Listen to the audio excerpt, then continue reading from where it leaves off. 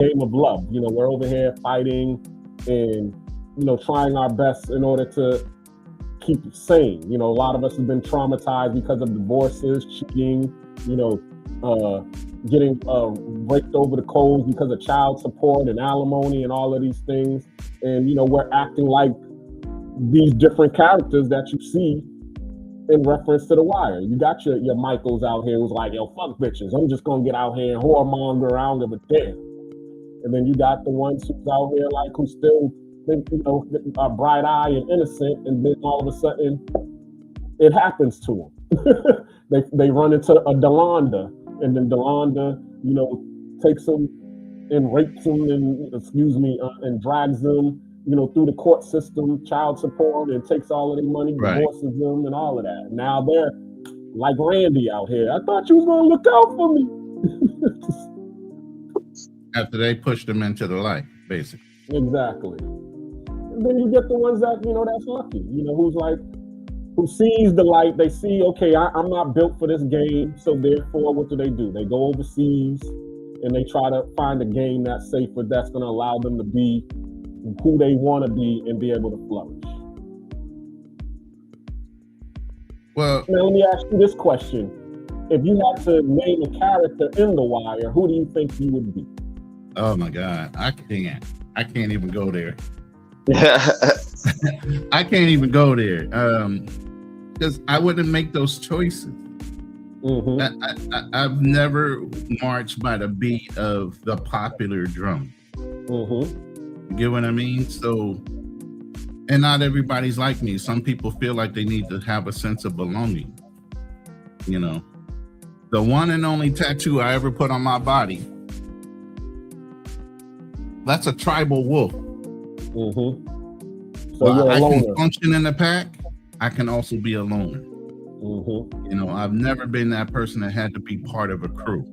You know, and if your shit was fucked up, I knew how to burn bridges. I don't even want to fucking deal with you ever in life again. And I'm good with that. You know, not everybody can do that though. Some people need a crowd. And I say a lot of the weaker people are the ones who need the crowd because they're the ones that are selling the wolf cookies while the other minions are doing the work. Mm-hmm. The real work. Yeah. You know?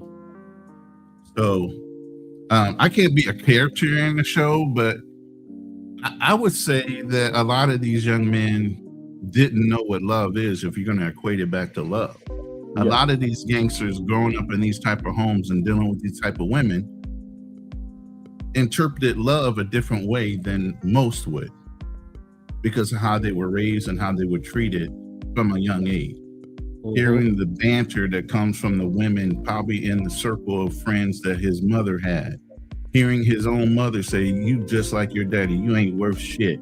You ain't gonna be shit. All these things that women do out of anger, out of emotion, well, they don't mean it, but after a while you get numb to that mentality and that makes you numb to life. Because if your own mother doesn't love you, because what does a lot of comedians say in life? I mean, what was it, Dave Chappelle, Chris Rock? The only person that really loves a son is the mother. Mm-hmm. So if you don't even have your mother's love, god damn, how are you starting off life? Ooh. You get what I mean? Yeah. And then you don't have the reinforcement of a more analytical mindset, but an emotional mindset coming from just a female point of view as a man. That's just a problem being built from the ground up. You know? And that's what I see with a lot of these cultures and a lot of the mentality from these movies is these young men are still little boys inside that have been damaged and traumatized since the time they were children. And they don't know how to fucking let that shit go. Damn, Sean, you talking about me right now, man. I don't mean to touch on any one person, but I mean, I just see that. I have learned a long time ago to see things in a certain way. And my mind is pretty clear about seeing and noticing things that aren't necessarily talked about. But at the same time, I can see the hurt from never really feeling love and always feeling obligated And even mothers to this day are like, I'm your mama. I gave birth to you, boy. But you know what? You are the seed bearer of the man's sperm. Your egg doesn't do shit without us, fertilizing. But the women have always made men feel like we should be subservient to them because of them giving us birth. No, you did your natural course of duty in life. The man is always supposed to be the head because guess what? When you marry another woman, whose name does she take? The man's name. The legacy is built upon the man, not the fucking woman. That's why a woman can only have one child every 9 months and a man can have as many seeds as he plants in 9 months. So you tell me who really has the power. But we've been brainwashed in our society, specifically the Black community, into thinking adversely. So, Ronan, Yeah. who was your first love? The person that loves me unconditionally will always be my mother. Even though my own mother left me to learn certain things on my own and never broke woman code. She taught me how to treat women. She taught me how to clean, cook, and do things for myself. So I didn't need a woman to do that so I can pick a better woman. But she never taught me how vindictive, how sneaky, how conniving certain women could be. She said, I left that for you to figure out instead of warning me. You taught me all these great things to do, but you didn't tell me all these things that I needed to look out for. And this is an 82-year-old woman at the time. And at the time when I said it to her, I was in my late 30s. I already gone through one divorce. And I was like, yo, you taught me all these great things and I treat women so well that they all come back. I have never had an ex-girlfriend, an ex, lover or whatever, have not tried to circle the block on me. And I don't do that shit. But I'm like, if I'm so great, why did they even feel like they needed to leave? Why didn't you tell me this, that? She never give me a straight answer besides, I wanted you to learn that on your own. That's not an answer. Well, she actually can't teach you that. Those are things you actually learn off life experience, interaction. No. She can set the basis for me to build on, to look out for certain things and mentalities. I learned from older men all my life. I had mentorship. Whether I had a father in the house, my stepfathers or whatever, I had men in the church that taught me everything about being a man. Hey, this is things I went through. Look out for these things. Look out for the type of men that you're dealing with. This is the circle that you can trust. You need to test some of your friends sometimes. Say something in private to somebody and see if it gets around the fucking room and gets back to you that they know about it. Before you realize whether that person's your friend or somebody hanging around trying to steal your swag or waiting to fucking stab you in the back. As men, we have to have discernment. And if you don't learn that from another man, a woman ain't going to teach you how to do that. True. So no, she could have set the basis for me to learn from. We're analytical, right? So if we know the rules of the game, what are we going to do? Research and dig even more into those rules. Analyze what we're looking at as we're dating a woman from a younger age. But if she don't teach you, what are you stumbling and fumbling trying to reinvent a wheel that she's an expert in? I go to an expert to be a man from another man, an uncle, a father figure or whatever.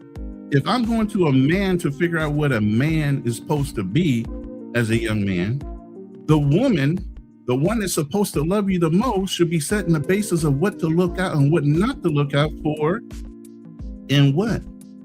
The woman you choose. But she doesn't. She coddles you. She loves you to death. She tries to protect you from every dangerous thing, but that's also weakening you as a man. How many women you know don't want their kids to play football or some kind of dangerous sport because they don't want their kid to get hurt, but yet still they're coddling them from taking that pain and learning how to deal with it. Men have to learn how to deal with pain more than anything else. Because after we leave that home, we have no motherfucking support. And if you don't know how to get up, dust yourself off, and keep walking, you're already failing. Facts. And the only person who can teach that is another man. Yeah, because as they say, I mean, Well, we don't want to learn how to attract women by women, because that's like going to the fish and asking the fish which bait should we use in order to snag you. You got to go to the fisherman, and the fisherman will teach you how to catch fish. But as you said, in order to keep the fish, or how to make the fish taste good, now you got to go to the woman, because the woman knows how to, turn that fish into a good meal. A meal, yeah. But we can't fault our parents, because no, you absolutely can fault your parents. They brought you in here, and I'm a father. Now, I'm a father of 4 sons. Okay, I'm not going to shirk my responsibility and say if they failed, it was on something else. No, if I didn't teach you the root or the basis of consequences in life, I failed as a father. I'm not shirking that responsibility. So it is a parent's fault if their kids don't understand possibilities of cause and effect, results of choices in their younger formidable years. That's our responsibility. If you're going to have the responsibility of sticking it in a woman and producing a child that didn't ask to be here, you are responsible for the end result of what that child is doing in life up to a certain point when they can make their own choices, 18, 19, 20, whenever they move out your house, they have free will. Now you pray and hope that the root of what you taught them will always kick back in. But you also have people that are rambunctious, rebellious, and will go against all their teachings. Agreed. But what I was saying to you is there are a lot of people who didn't know. So who didn't know? What do you mean? What do you mean? Who didn't know? Who doesn't know right from wrong? That's probably the only thing that they do know. Well, in terms of education, because, okay, you got the ones, and I always break it down like this. You have academic education, you got professional education, and you have financial literacy or financial education.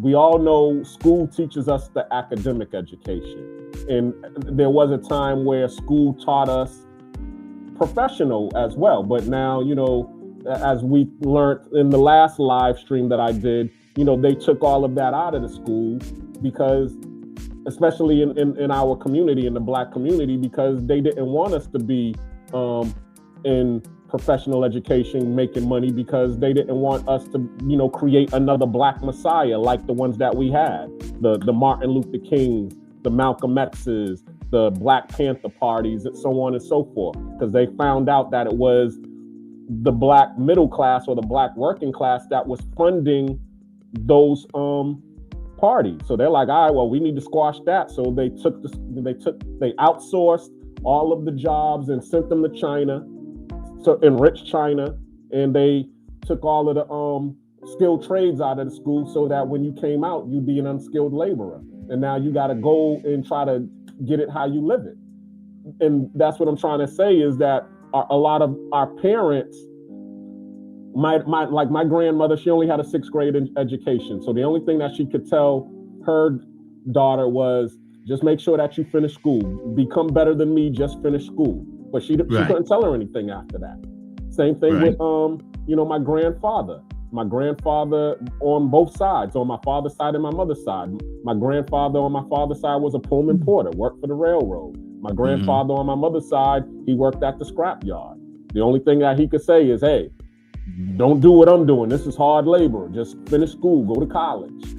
But then, so once you do that, that's as far as you can go. That's as far as the education that they can give you. And then when you start to go on your own, you're like, darn, I wish.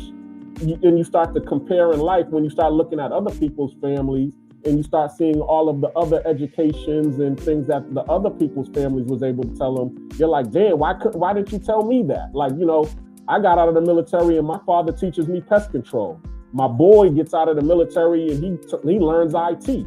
We both are on the same trajectory, but I'm only going off of what my father knows, and he's going off of what his family is teaching him.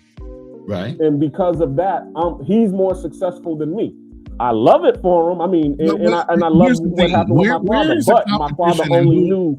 But listen to how you said that. Listen to how you said that. He's more successful than me. Is he living in a whole nother country too? Nope. Okay, so stop.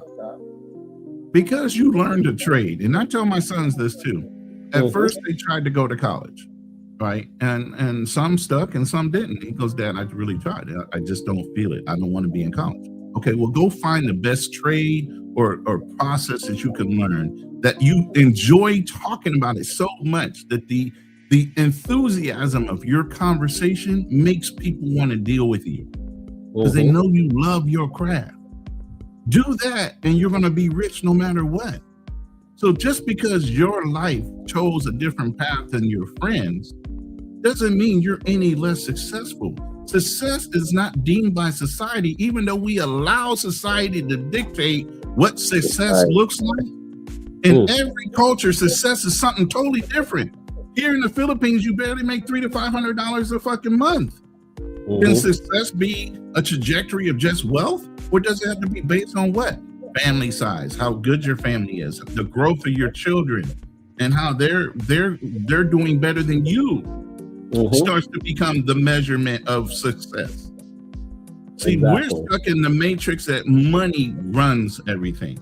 Other societies are stuck in the matrix of family and other things, honor, classism, whatever it is the measure of their success.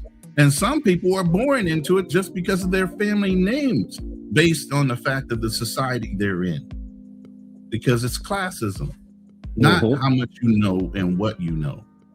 We know about that because even in America, there was the good old boy network in the white world, right?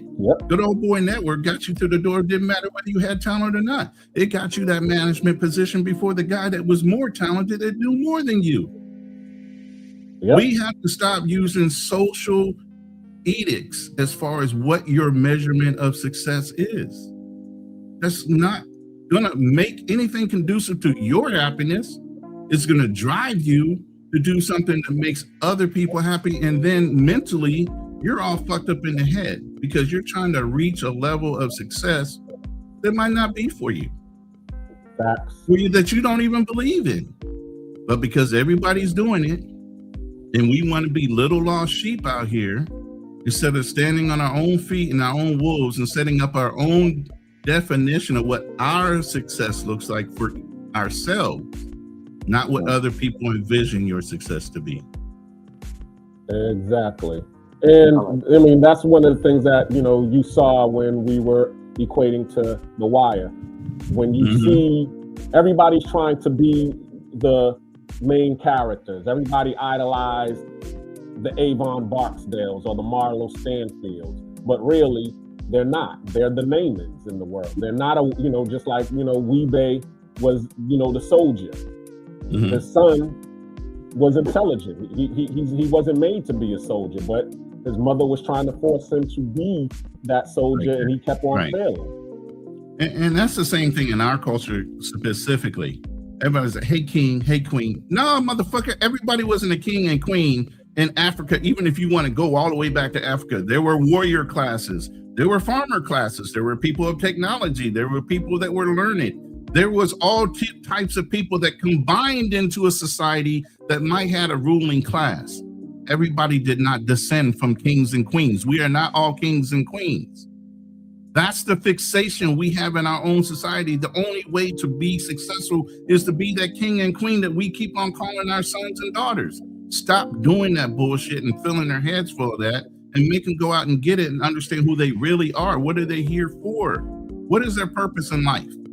And you saying they're always kings and queens sets them up for a false sense of security, like they're supposed to be rulers. Not everybody's built to be a ruler.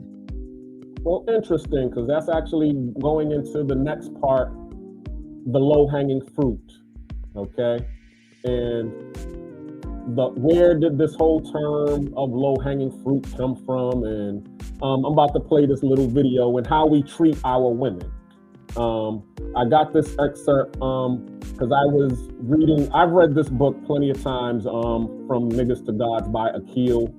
And there was a part that I really wanted to bring to light, but this one they was reading, I believe it was chapter 6, and it talked about how we are always denigrating our women and women are emasculating us and all of that. But where did we get all of this stuff from? And let me play that and let me see what you all think about it. It's fair use and it's a little bit graphic, so I'm gonna have to try to blurt some of it out. But let me see if we get a censor button here. Yeah, well, I mean, if it does, I'll edit it because this is becoming very informative. Let me know that y'all can see the screen. Yes, sir. All right, hold on. All right, I'm about to let it rip. That was given to you all by hell in the person of this wicked oppressor. That mentality is not yours. We have been divided and conquered. Divided from the black woman and conquered by the white man. Look at the conditions of physical slavery. You have to slave all day from sun up to sundown. After that, you may get a chance to go to your slave shack to get some grits or some pork leftovers. You may even be fortunate enough to eat food with your wife or your family. This is the only peaceful time of your day. But wait, all of a sudden, the slave masters bust into the slave shack. Here comes Billy Bob, Lil Joy, and Jim Jack breaking down the door, if there was a door. They knock the pork and the grits off the table, push you aside, and grab your wife. Sweaty beast, throw your wife on and begin up your face. These your wife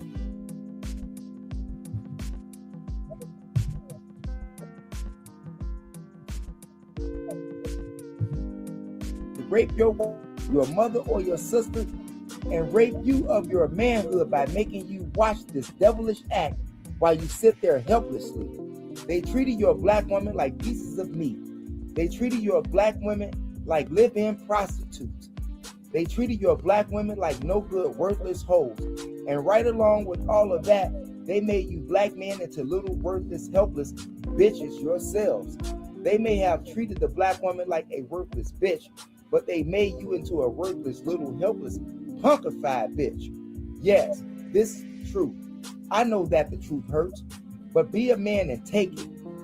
I'm taking it too. This is us. We have to be men enough to correct our faults. So who's the bitch now? It looks like you are the bitch now. That is right. You are the bitch. And how does it feel to be a bitch? You sat there night after night watching these animals savagely the wife molest your sister and daughters while you did nothing to help them. You are a bitch. You are the real bitch. You have been bitched by the white slave master. Yes, this is us, brother. You got bitched so much that you just went crazy and started trying to bitch the black woman yourself. You started treating the black woman the same way that your evil slave masters treated your wives, daughters, and sisters during slavery. You went crazy, brother. You allowed us to be divided and conquered. You allowed us to be divided, conquered, and bitched too. You now disrespect black women in the same way that your slave masters taught you to be bitched, so much that you learned the art of bitching. Now here you are still trying to bitch the black woman the way that are you serious? Was bitch. That's in the book. He's just reading the book. Like prostitutes and hookers. Who wrote this book? A female or a male? A man. His name is Akil. Nasty, disgraceful, wicked, savage, disgusting, perverted, lower. Sounds like he's a feminist. Where in the hell did you get that from? Who taught you that evil? What is the origin of that mentality that you now have? You learned this thought pattern from your evil slave master that bitched you. You now try. Can you pause that real quick? Yeah, because he said a lot already. I want to address. Punkified bitch ass. How dare you open your mouth to disrespect the black woman after all that we have been through? Where would you be without? Should be a little play button at the bottom there, in that little window, to get us through the hellified, double damn situation. She could not depend on your bitch ass when she was impregnated by you. Your bitch ass could not handle it, so you left. So go ahead. Hold on. Put y'all on. If this was written by a male, this is written by a feminist male, because he does everything to emasculate a black man and his certain situation. Not all black men are disrespectful to black women, but the way he wrote this book is all black men were taught to be disrespectful towards black women. We know as black men, our preference is black women. It's not until black women continue to tell you no in America that you wind up looking somewhere else, if that is the case. A lot of us just opted out of the drama that black women bring. Not that we wouldn't prefer dealing with black women or have not already dealt with black women. Okay, but the way he's saying it, calling bitch made this and bitch made that, and yet and still he's talking about back in the slave days, white men walked into the quarters of their slaves and raped them while their little boys watched and were emasculated by the act. What is a little boy supposed to do to a man? Is that silence, discipline, and not to fight somebody that's attacking your mother as a small, weak child to grow up to eventually he wasn't saying the little boy. He was saying but he's husband. Saying because wait a minute, and even if it was a husband, he said the husband came home from the plantation to get some dinner because this is the only quiet time that he has, and then the slave master came in there and started. So here's the thing. Let me talk to that. Yeah, but see, that's still an excuse. One man cannot he said 3 white men sitting in the room raping this woman, right? One black man sitting there that has no rights, even if he was to beat all 3 and ran away. You're still a black spot in the middle of all these white people. You don't think you're going to stick out? Eventually you're going to get caught. So one revolting against 3 is not a point of saying I'm a fucking warrior. That's just a stupid move to die, not to be able to be around your family. And it's also an ego thing when you know there's something that you can't do right now that you might be able to do to act in kind out of anger. That's not stoicism. That's not planning. That's not anything besides acting out emotionally. To play off of that and make you feel like you're less than that is a feminine shaming fucking tactic. No, okay, I understand where you're getting at. His point is saying, okay, but instead of, as you said, being, strategic in how to deal with this situation, what you do is now instead of you become hopeless yourself. You become a part of the problem where now you starting to look at your wife in disgust, and now you're starting to do the same thing that the slave masters is doing. But here's the thing. What's going on in our society? What do you hear? Men saying. What do you hear men are doing? They're calling their women B's and H's and 304s and all of this, and saying you can't trust them. And but here's the thing. And again, I have to call that a fucking cap. Because the majority of black men and black women get along. It's a small portion that is amplifying the negative of our culture. But we're letting it be the main point of things that are going on in our culture. Still by majority, more black men and women are getting married than any other culture that is being introduced to us, whether it be a white lady, Asian lady, or whatever. Still, black men and black women are finding each other and getting married and having families. To this day. But if you believe social media and everything they propagate out of social media and what they're saying and rap songs and everything else, we're at war with each other. That's some bullshit. Okay. Second thing is, Western mentality has changed our women to wanting to be boss bees. And that has been since the 1950s when White Zaddy gave them an option to have the black man live outside the home. And then in the 60s, and then in the 60s, it got reinforced when they closed all the factories and black men had to move away from home in order to send money back home. It also gave the woman the opportunity to get into the system and take advantage of the black man wasn't there. But do you think that black man wasn't sending money home to his family while he was gone? He absolutely was. So when the black man in the 70s and the economy started to change itself around, wanted to come back in the home, black women had 20 years of comfort without a black man trying to tell them what to do and being united again. So the black nuclear family was utterly and totally destroyed. I agree. I'm not disagreeing on that. So you can't ignore history and other outside and contributing factors to listening to this guy's rhetoric and bullshit and saying it's all based on fact. It's based on cause and effect. And I just talked about that. Understood. But right. You still got to address about that. The thing about that is we as men see it. Our black women are not seeing it. We as black men see it. Our black women are not seeing that yet. Why would they want to, though, Keem? I'm just saying. Why? Exactly. Like I said, after 20, 30, now 50 plus years, from 70, now it's 70. Now 70 years of them being so independent and propped up by the government and being rewarded for their behavior. Why would they want to see it any other way? 70 years, bro.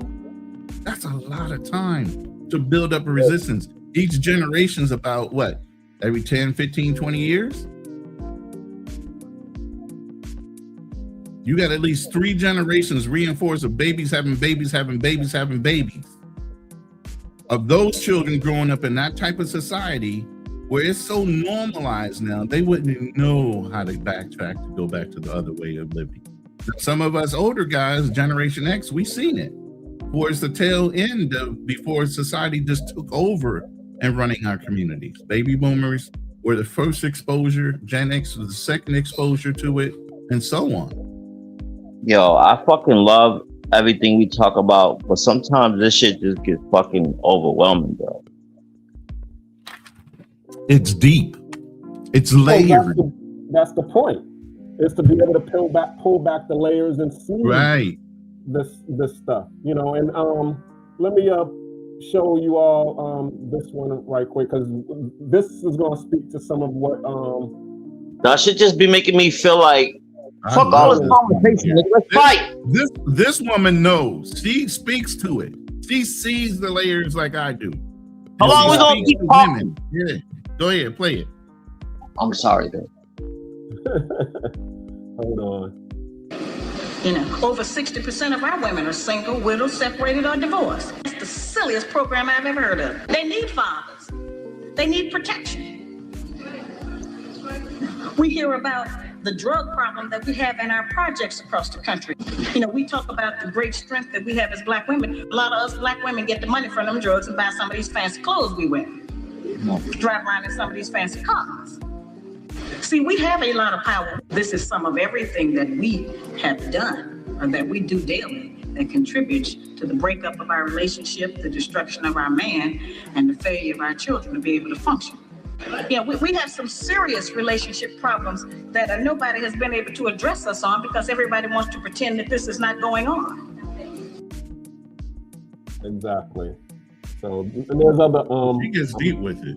Yeah, exactly. Shout out to Dr. Shahrazad Ali. I have a couple of other clips I'm going to show, but basically, yeah, it's a pandemic that's going on that we need to address, but we need to understand all of this that's going on, and that's why I was showing. It's like, okay, a lot of that disrespect of the black woman comes from slavery, where we was seeing what's going on and we was helpless to do something about it. Even now, you fast forward to today, and she talks about it as well, where, all right, we want to be in our families' lives, but they got this social safety net going on where they're getting, you know, their housing from the government. They're getting their cash assistance from the government. They're getting their food from the government. So now they rely more on the government than they do their own men. And now they're like telling their man, well, if you can't do any of this stuff for me or facilitate, or I'm relying on this guy to do it. So if you can't do better than him, then I don't need you. And she talks about that a lot, and that's what I see that goes on in our society too. You know, where we're over here and we are wanting to be a part of the society, and we're wanting to be, but we have to compete against the machine that, and of course, just like what you said, we're powerless to be able to compete against this machine. So what do? We go find, something better instead of, coming together as a collective and trying to find a way in order to beat the machine.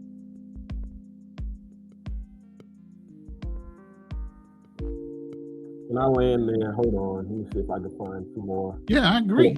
Absolutely. Everything she's saying, what you're saying, and at this point, it takes sisters like Shahzad Ali and others to keep saying it. She was saying it at a time where it was so unpopular.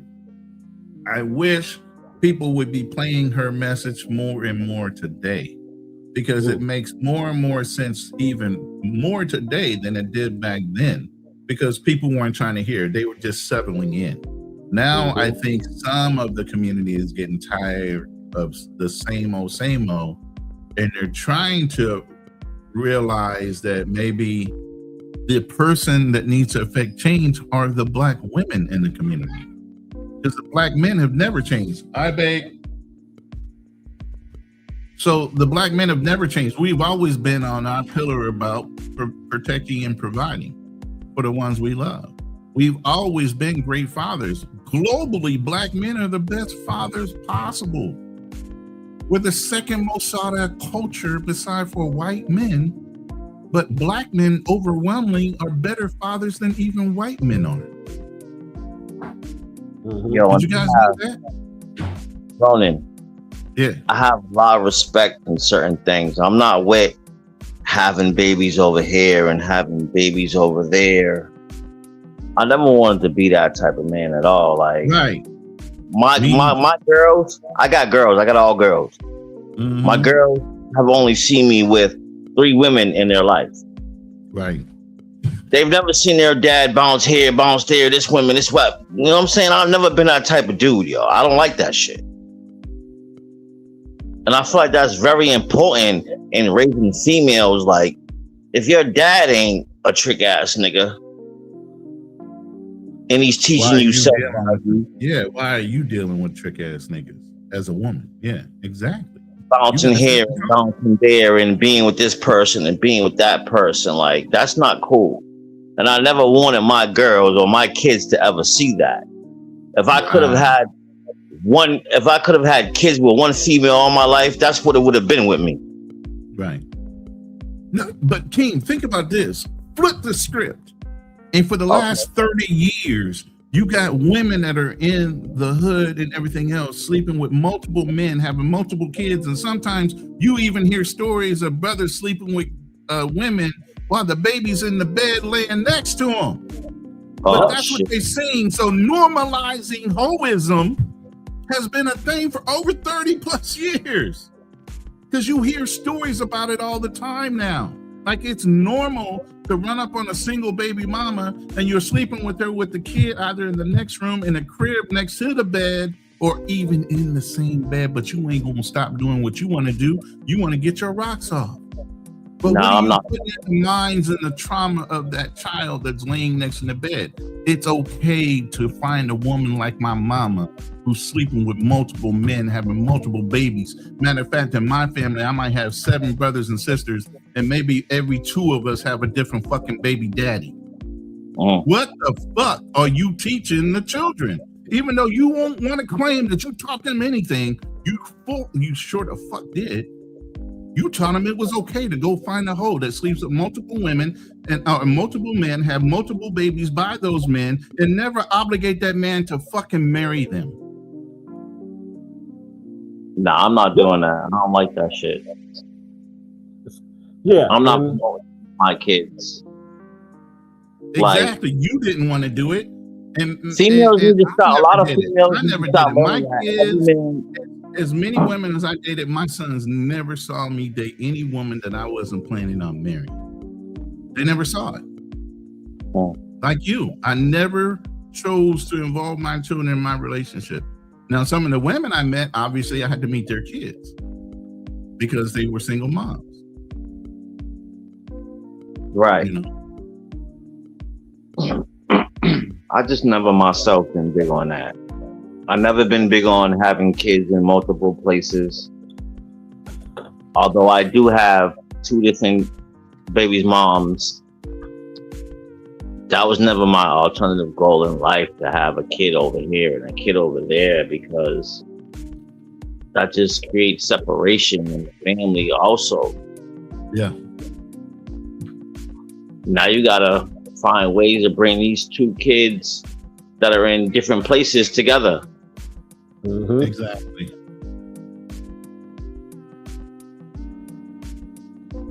I landed. Yeah. Shout out to True Prodigy. I know if you want to come back on, if you're still around, feel free to come back on. I was just going through the comments. I saw that he says I agree. Here too.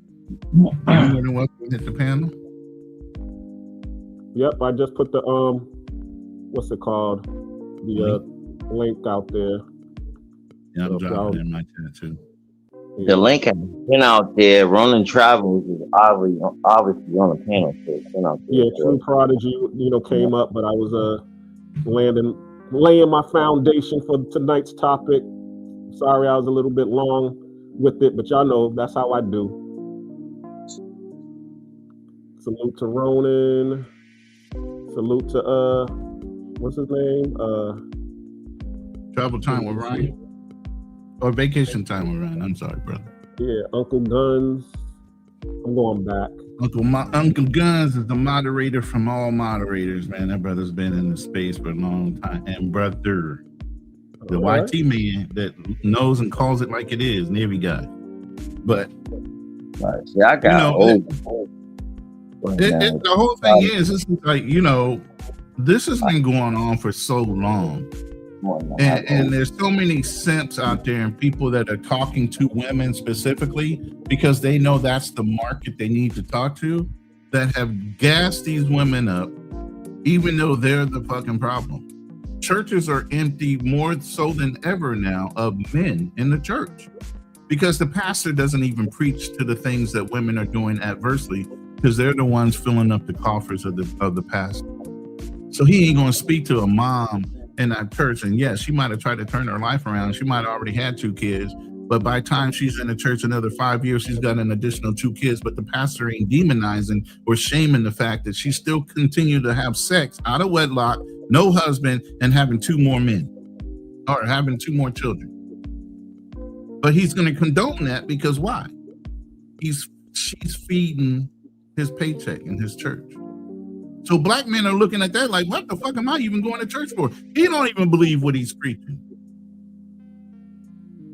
Mm-hmm. Because it's filling his pocket. A whole nother. Yeah. That gets deep too. But to answer the question, can you turn a 304, shout out to Mr. Peppers as well, into a housewife? You can't force a woman to do anything she ain't already ready to prepare to do herself. So can you, as a man, change a woman from a 304 to being a housewife? No, she has to do it within herself. Facts. There you go. That's the best answer. That's the answer, as they say on Family Feud. Good answer. Good answer. There you go. Yeah, you just can't do it. I mean, you can strategize all you want. Their major deflection is you ain't my daddy, you ain't running my house, you ain't paying my bills. Everything in the world against you even giving her positive reinforcement. Hell, Kevin Samuels was an advocate for bringing black men and women back together, and look at how they treated him because of the tone he used to teach the lesson. And this is what I say a lot of times. Sometimes you got to be verbally abusive a little bit to wake people up. You know why? Because in their own homes, they got roguish ass baby mama mothers that are loud as fuck. And that's the only way to get their attention when she was raising them. So sometimes you got to use that kind of verbiage and that kind of tone with somebody in order to verbally slap somebody awake that you're not physically in front of. Right, you just got to be direct.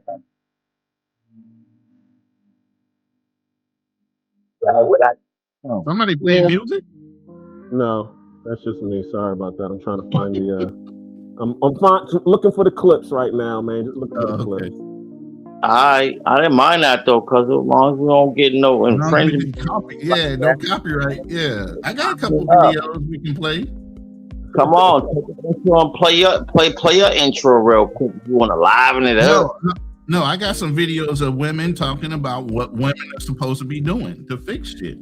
Because Black Cleaner knows we just went over some of this shit with dating in America. You now. have a lot of men in the West.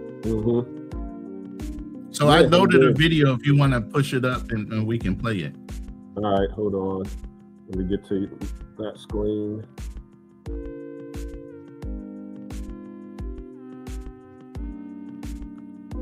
Yeah. Where y'all at?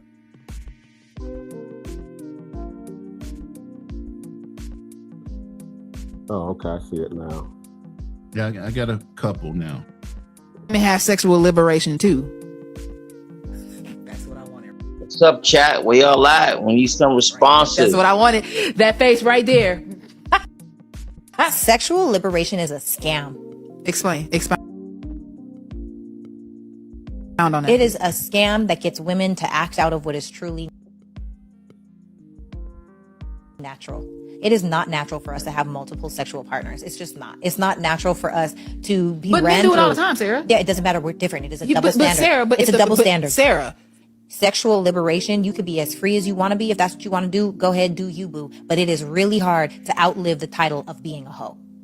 You cannot be a hoe and think for 1 second, especially if that man is connected in the city, that any man that's also connected to that man that is also high value, high earning and masculine would want to choose you. Because ultimately, deep down, I believe, and y'all let me know in these comments, but most men want to think that their girl she's a good girl until they're with him. Men don't want you to be able to imagine, oh, my friend Joe over there, my friend Jay over there, my friend Mark, and my friend Daquan, they all smashed my lady. I actually was having a conversation with somebody and he was saying he's been very private about who he's dating. And somebody was asking him, well, who is it? Are you ever just going to say? And he was like, nah, man, you'll find out when you find out. And the guy responded, man, it's so funny to me when dudes try to be all private with who they dating and then they come out after they have feelings for her and find out everybody's ran through her. Like, nobody wants that embarrassment. It is embarrassing. And so I'm saying for ladies, if you want a high value, high earning, masculine man, sexually liberate yourself. You better learn your bodies in new ways you never knew your body before. I don't know what it is that you got to do. Pray about it. Talk to God. Take up a hobby. Get some girlfriends. Go out. Drink some tea. Have more water. Less so. Woman. Becoming the best version of yourself. Focus on that so you can attract what it is that you really want. Because there is no way. I don't care what anybody says. And I hate when people say it. They be like, well, I would choose a woman. You can turn a hoe into a housewife. No, if you are outside of the entertainment industry and you are outside of sports, if you're outside of that, business owners, entrepreneurs, baby, it's not happening. You know, it's just, I can't see it. It is a scam. Don't fall for the scam. Sexual liberation is a way for you to disqualify yourself from a lot of things that you actually want. Facts.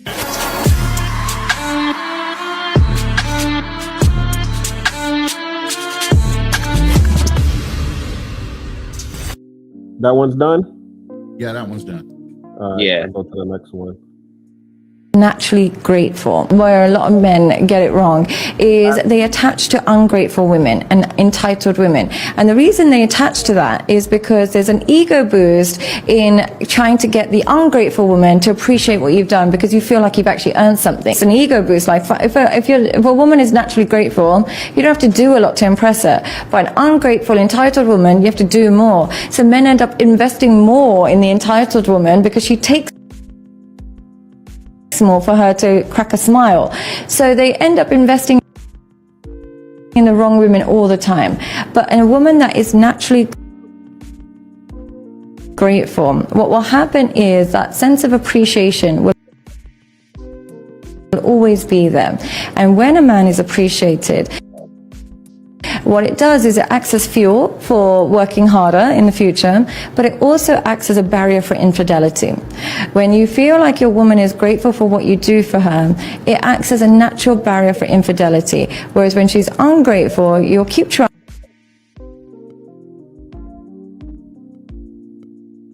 I think that was the end. You'll keep trying to make her grateful. Right. Hold on. But those are two really good points of what we were just talking about. Yeah, definitely. What I noticed in this regard is like what she was saying. You know, nobody wants the girl that everybody's been ran through. Okay, and I've been, you know, like I always tell this story. Like I was hanging with my brother, and I went to his homecoming at his college, and we was at the football game, and we're walking through the audience through the stadium, and we passed by this girl, and she's holding hands with this dude, and she, you know, and her and my brother, they meet eyes, and he smiles, but he doesn't say nothing, and then he keeps we're on going. the white screen right now. I know. Hold on one second. All right. So long story short, my brother, you know, he whispers to me, he's like, yo, you see that girl right there that just passed by us? And I'm like, yeah, what's good? And then he starts telling me all of the stories about how him and his boys done had that girl or whatever, and now she's over there, you know, trying to walk around, you know, campus with her new boo. And everybody that he's passing by, and, you know, they're looking at her and they're like, yo, this was the college, you know, floozy. Everybody done had her every which way. But this dude is so, you know, oblivious to that he's actually with the college, you know, nympho. He's the one that wifed her, and now he's the clown. So nobody ever wants to be that guy. Right.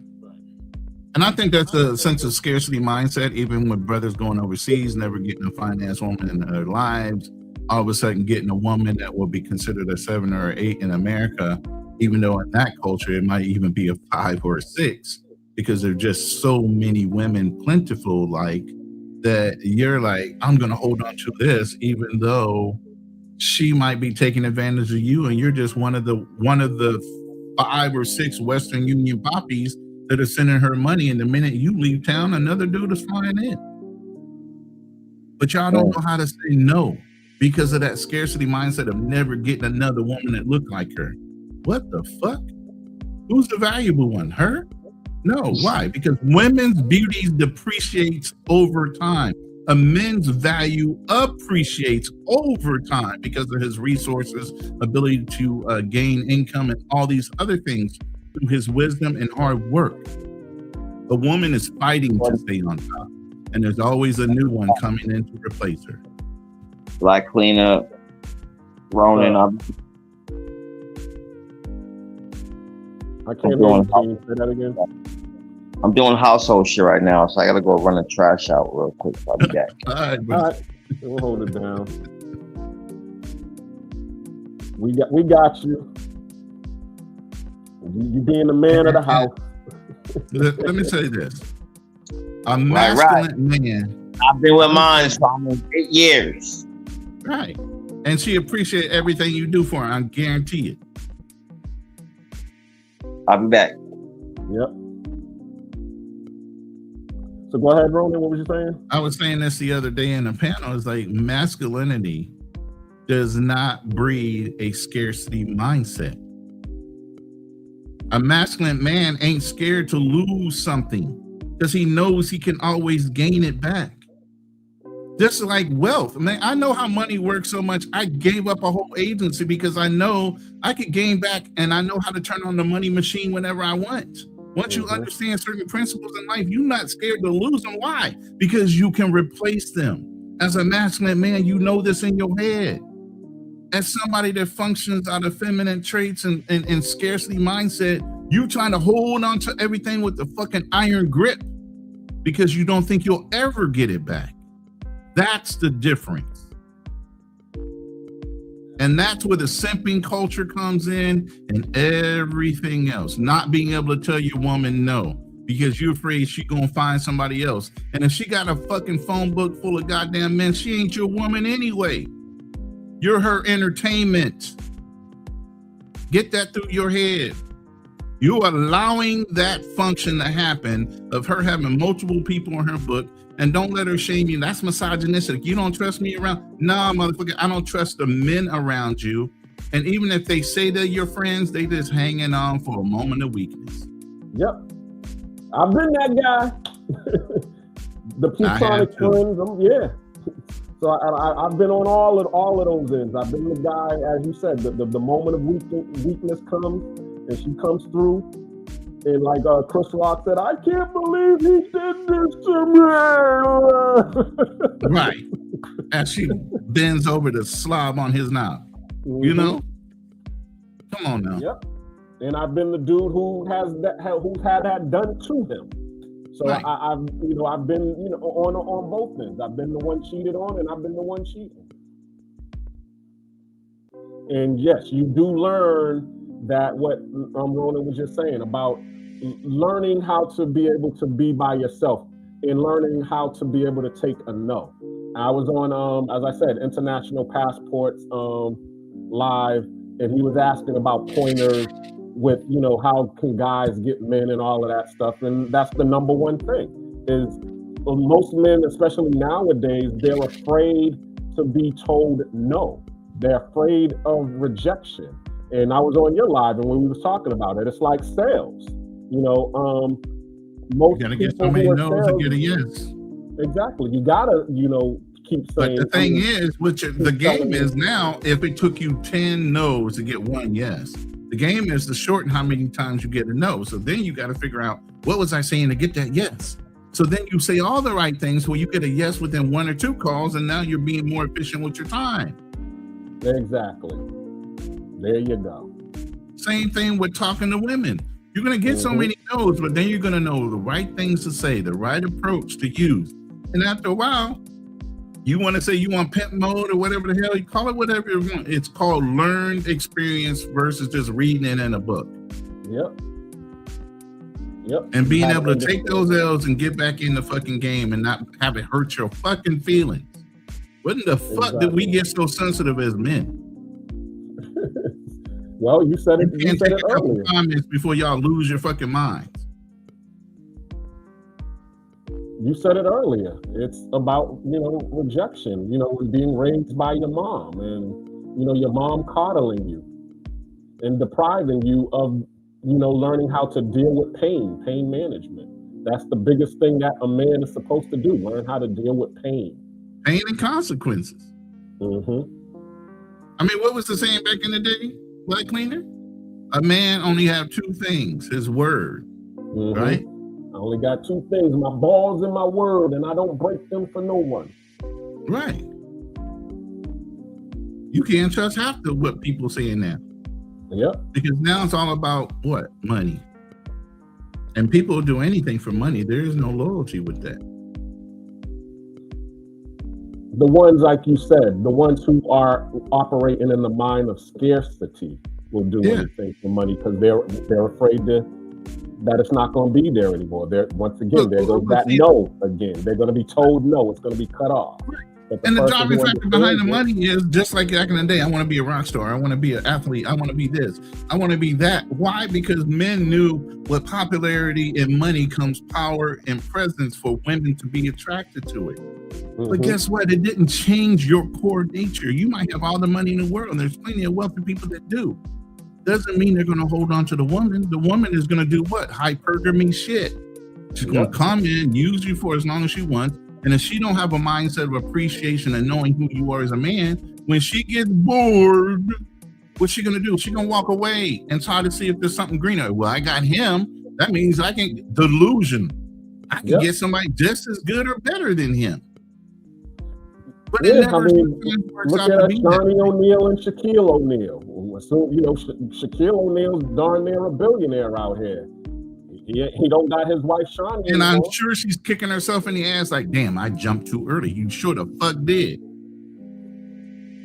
You knew he was popular. You knew that was part of the game. He was going to get a lot of females to a point where he couldn't say no.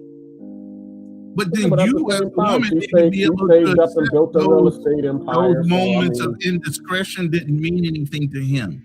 When a man cheats, it might be a moment of indiscretion or a flattering moment. But at the end of the day, when a woman cheats, it's more emotional. She done bonded with that person, a whole bunch of other shit. Unless she's a straight 3L4 and she just wants to fuck anything that moves because she's getting paid. Who else? There's what's her name? Nicole Murphy, Eddie Murphy's wife. There's plenty of millionaires out there. You can hit the link if you want. Who's asking? No, player with a passport. Okay. Yeah. He's a lot of good knowledge. He's a good brother. If you got time, I know you might be working. I got another video loaded too. It's of Kevin Samuels if you want to play it. All right, hold on.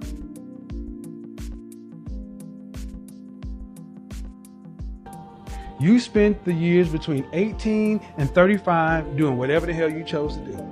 No heat, no judgment. But you blew your youth. When your counterparts who were looking to marry up and marry well were getting married their junior and senior year in college, the first and second year after college, they were married at 22 and 23, and you were laughing at those white girls and those Asian girls getting married at 22, 23. You get married after college, that's too young. We need to go on girl trips and having our best life and hot girl summer and all this other bullshit. Now, they're 10 years into their marriage, 3 kids deep, and their husband's a VP of marketing somewhere. And while you still got you and your cats are living in a loft downtown, driving your BMW in a middling career. You ain't on no career track. You blew your youth. You blew your youth. You can't get that back. You don't have time to play any more games. You don't have another 10 years to try to figure this shit out. You'll be 50. You don't have time to keep playing games. Drinking that goddamn Red Bull, the thing that took his ass out. God damn it. Yeah, R.I.P. That's a darn shame. He didn't even know. Yeah. But the point of it is they know they're blowing their youth right now. Hot girl summers and all this shit. That shit stacks up.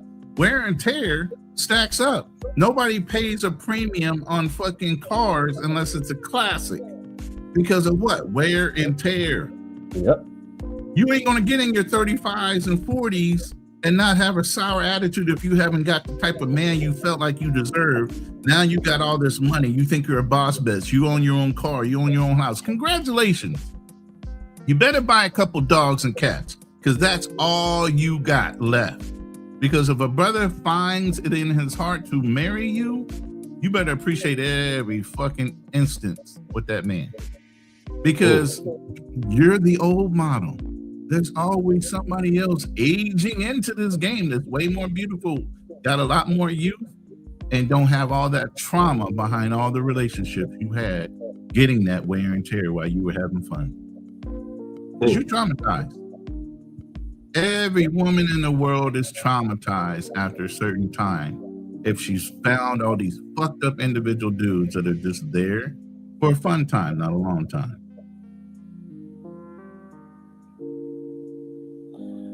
Yep. Now, let me ask you this question. We all said that a woman, it would be, the woman has to want to change and want to get out of the game. Yeah. Can a player be a good husband? Yeah, I mean, a man can be a good husband. Yeah, absolutely. But can a player I'm going to relate it to Kevin Samuels. A man can be the best provider in the world. He can be the richest, wealthiest man in the world. He still has an option. Black men or men in general have an option to go outside the relationship. As a woman, she should understand that and know her role and play her position. Now, does it mean that he has to exercise that option? No. But there's always that option there. All right. Let me introduce to the stage. We got player with a passport, and we also got who's this? That's Financial Frontier, O2O, yeah. What's up, player? What's going down, man? What's up with you? Shit, I felt like they have you in the oil fields working twice as hard, man, with everything that's going on right now. You making all kind of dollars, just stacking. Oh man, that's shit. I'm doing my thing. I'm in Chicago right now, man, but my other 2 trucks are running out there. Mm-hmm. Yeah, I've been down here in the Shire for about a week. Okay, how you liking it? It's a vibe. Chicago's a vibe, man. Yeah, you know? It can be.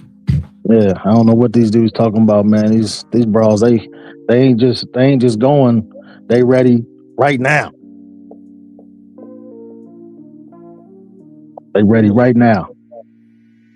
Yeah. Ready for what? Say again?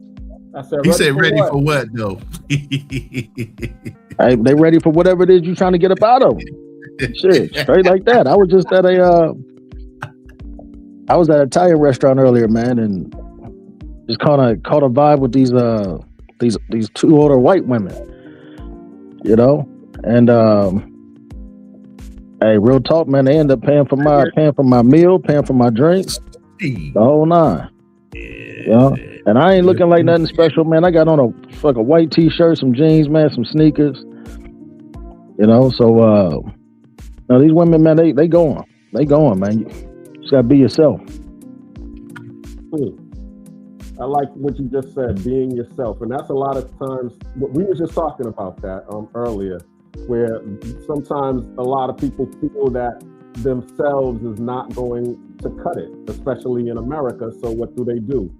They either one, they start to change, or number two, they leave to, you know, more greener pastures, or what they think is more greener pastures. What do you say to that? I think a lot of it's got to do with the information that some men are ingesting, right? Because a lot of information that they're ingesting is telling them that they ain't good enough. It's telling them that they got to change, right? So what you end up having is a bunch of men running around trying to be everything other than themselves, because they believe that they have to be something other than themselves, you know, because everybody listening to us telling them, hey, you got to be this, you got to be that, you know, even to the point where guys are telling them, you know, women don't like nice guys. You got to be an asshole. Well, now you got a nice guy who's just a natural nice guy trying to be something that he's not. You know what I mean? And that ain't going to work for him because it ain't going to last, you know? And it ain't even about being an asshole. The girl can see through it. She faking. She can see the crack in your armor. yeah. If you a jerk, man, you just a jerk by nature. You know, I'm just a douchebag by nature. I ain't got to try to be. You know what I mean? But you know, that goes into the simping, right? Because now you're getting guys who are just naturally nice guys, good guys, but they're being told they got to try to be this asshole. Right, so now they're going out their way to try to be something that they not. And that's where I have a problem with, you know, the guys in the dating coach. You know, me and True Prodigy, we always have this debate because, you know, he talks about game and why game is necessary.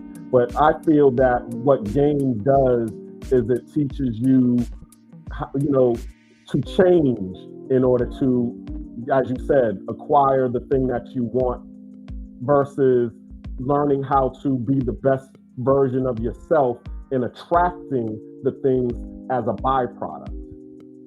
Well, I mean, to that, I would say that's not game, right? If anybody's teaching you to be anything other than yourself, they're not giving you that ain't no game, right? Because game is just straight truth, right? Game is almost, it's almost uncomfortable truth. That's how truthful it is. Say that again. It's uncomfortable truth. Yeah, it's uncomfortable truth. You know, it's not finessing, because finessing is finessing. Manipulating is manipulating. You still, like you said, Black Cleaner, pretending to be somebody you're not. Right. And that's going to come out sooner or later. You've never been that guy. You've been lying. Now she got an excuse. You lied to me. This ain't who you are. Right. You giving her out. Right. The game is just putting everything on the table. That's game. Putting everything on the table. You know, boom. This is what it is. This is what I'm about. This is what I'm on. This is the speed that I'm going. This is the route that I'm going. Right? Giving her the choice. Yeah, you can rock with it or you cannot rock with it. Right? But the moment you start trying to manipulate, you are no longer operating out of game. You know, you're manipulating now. And that's completely different than what I would say some real game is. Game don't lie. You got anything to add to that, 020? Hey, y'all looking like y'all coordinated your avatar of the real life financial frontier. Y'all got the same style sitting here. I'm looking at right now. What's up? That's me. What you mean? That's me. That's a picture of me. What's going on financially? I know you've been listening in the background, bro. Where we at with you? Yeah, nah. Brothers just building. I get it. Nah, I mean, I think a lot of people said it, good perspectives. And for me, I just always tell people, like, I think a lot of people, I don't know what good guy is. I don't know what that means. And I think a lot of times people use that. And once you dig into finding details of what somebody means by good guy, it's really not a good guy.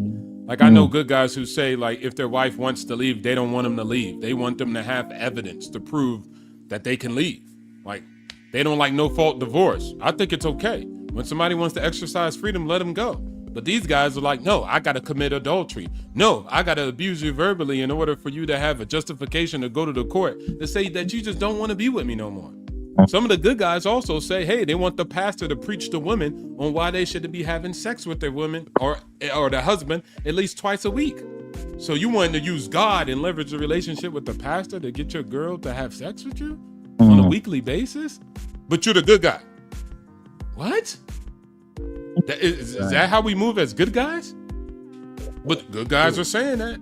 So I don't know. I have to dig to the details to figure out what this good guy is. But what I would say game is mostly like self-improvement. I hear a lot of that more before the tactics, because they don't even tell you this tactic and this tactic while being a bum, overweight, out of shape, and don't shave your face. They don't tell you that. They usually tell you that you need to do this prior to running game. So at the end of the day, I think people want to justify their position and where they're at. Like, well, me just being a lame and not socially calibrated, that's just who I am. No, you can have skills. I'm not changing my identity because I'm financially literate. It's just a skill. That's it, right? I don't change the fabric of who I am because I got a degree. Like, so these things are just skill sets. Your core is still your core. Yeah, your core is still your core. So I think that gets confused a lot. But then you just got people who want cope strategy. It's mixed with hope and cope. So they want cope strategy. And they want to say, well, I just want to stay me, and why don't a girl like me for who I am? And then, like I said, just deals don't work like that. Business deals, romantic deals, everything is a deal. I see everything as a marketplace. And so you have to improve yourself. And shout out to a Passport Player when he was just saying, like, that is true. Manipulation and all these techniques, I say they're not wise, but I use them. It just depends, because I don't never like to make myself a holier than thou person, because somebody will exploit you. If they don't have a problem with manipulation, but you say I'm above manipulation, so they'll just go low every time. But I want a girl to know, bro, if you want to go there, I go to the lowest of the low. You don't want to bang with me on that. And that usually deters people from just even doing it. They'll say, all right, I know if I go low, he'll go lower, so let me just not even play that game. And so at the end of the day, I think it's complex than that. Yeah. But, man. No. Would turn a hoe into a housewife. They all are. Let me say this. As 58 years old, when I was younger, I used to have a lot of girlfriends and female friends say, you know what, Alex? You're really book smart. You know a lot of shit, but you real dumb to life. What you think she was saying? She knows that I'm not a parent of what games are being played by them. You get what I'm saying? Because I went straight forward. My mother taught me how to treat women. I was doing all those things. I'm good book smart wise, but actual physical lived life, I was plumb dumb to it. It took me a while. Book application versus real life lived experience is different. Yeah. There are nuances to everything. There are layers to everything. Yeah. And if you're not taught them, you have to learn them. Right. And if you're not learning your life lessons, you keep repeating the same action over and over again. What is the definition of that? Insanity. You have to change as men. Stop doing the regular shit you were doing. Get some confidence in yourself. Know your own worth and your value. And if she don't measure up to your standards, then she don't stay. Right. Stop holding on to that chick just because you think she's a 9 or an 8. There are more problems than most. Because she got too many niggas in her ear talking about this, that, and the other with her. I can do it better. I can do this better. Blah, blah, blah. Who gives a fuck? If she's not loyal to you, you don't need her anyway. That's because she's just going to be draining. And that's lived experience. I actually wrote a book about that. that was one of the things that I definitely did learn from trying to deal with a girl who I thought was, a baddie, we'll just say. You know what I'm saying? And I'm over here trying to hold on to her and build with her, and she's in that situation where, like you just said, there's guys in her ear saying, leave that dude alone. You could do better than that. But also there was family in her ear, telling her the same thing. So there's always going to be somebody in the other person's ear telling them what they want to hear, and putting a battery in their back to give them to do what they want to do. And if when you have that, and you have that conflict going on, you definitely got to separate, because all that's going to happen is destruction. Well, you also got to have the ability. I mean, I agree with what you're saying, but you also got to have made an impression on this woman, and you have had to have had a positive impact on her. Because I believe once you have positive impact, that impact transfers into you having influence. And when you have influence over a woman, the outside interference goes away. It goes away. It plays no part. Back to what Ronan was saying about, lived experiences. That's what I was talking about in the chat earlier. As when I hear these guys boasting about their body counts, I see that completely different, right? If a guy's got a 200 body count, to me, I see it as that's 200 different personalities that you've dealt with, 200 different qualities and characteristics, 200 different people seeing things 200 different ways, 200 different interactions, 200 different introductions, 200 different routes that you had to take in order to get whatever it is that you were trying to get. And unfortunately, a lot of guys, they go through these experiences, but they don't learn anything from them. So they can't even formulate their version of a yellow brick road that works every time, so that they can get whatever they want out of whatever broad anytime that they want, right? Because they've had all those experiences, but still haven't learned anything from them. So similar to what Obstacles was speaking about, man. I think he was speaking about, just the nuances to different things, and you got to be able to see in the details. You got to be able to see past what's on the surface, and that's something that brothers need to also. Well, not just brothers, but just men in general, right? Because they can't get past the surface, right? They see this broad, man, she's so beautiful, but they stay stuck in that mindset when they're dealing with her, when they're talking to her, when they interacting with her. Man, it's just bad broad, right? When all they really need to do is connect with her on a human level. Because when you connect with her on a human level, man, that's personable, that's intimate, it's relatable. And we all know what happens when you're talking to someone who's personable and relatable. You get comfortable, right? And when you get comfortable, you're comfortable being yourself. You let your guard down, right? You let your guard down being your whole self with that person. And that's where the magic happens when a man is interacting with a woman. But they have to get past what they're seeing on the surface in their mind first, so that they can get to a place where they can talk to her on a human level. Right. And play it. I would say, like, yeah, they don't want to be themselves. Yeah. That's the real thing. And this is facts. I can't even count how many times I told a dude, like, if I have an opinion about something, right? Like, I don't know. Let's go to the extreme. I vote for Megan, right?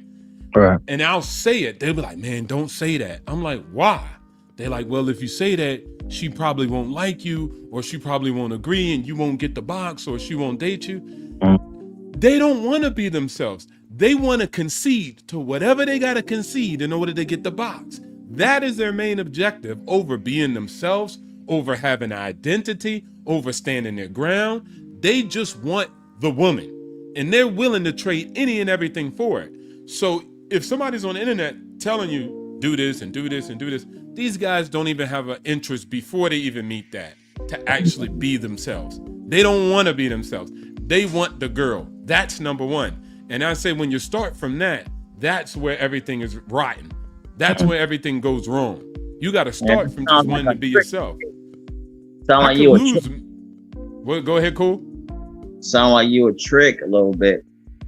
Yeah, like the trick for your beliefs, principles, values. You'll trick anything in order to get the box. It ain't even got to be money. You'll give away anything just for the box. And that's most guys. And we just got to know that that's the reality. When they want a girl that they want, they can give a dang about their character, their boys, their homies. They don't care.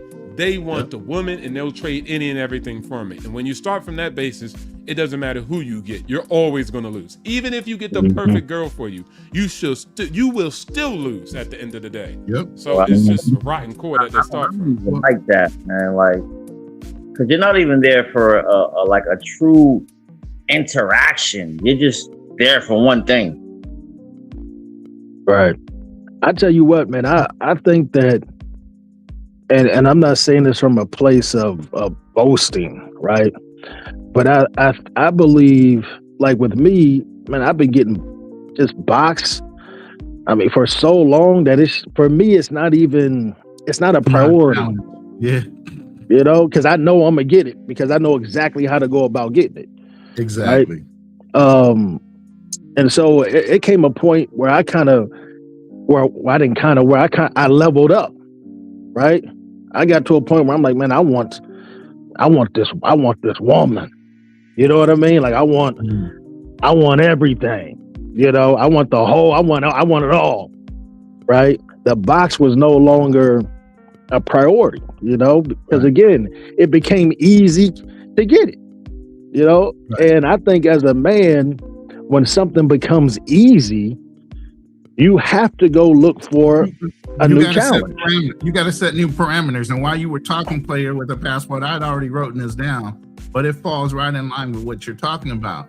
After a while of what you said, you come up with standard, you come up with the deal breakers, and you come up with expectations when it comes to what you're going to deal with and tolerate. So standard is the type of woman you're looking for, what level, the class of her, and all that. That's the standard. So the deal breakers, what you will or won't deal with.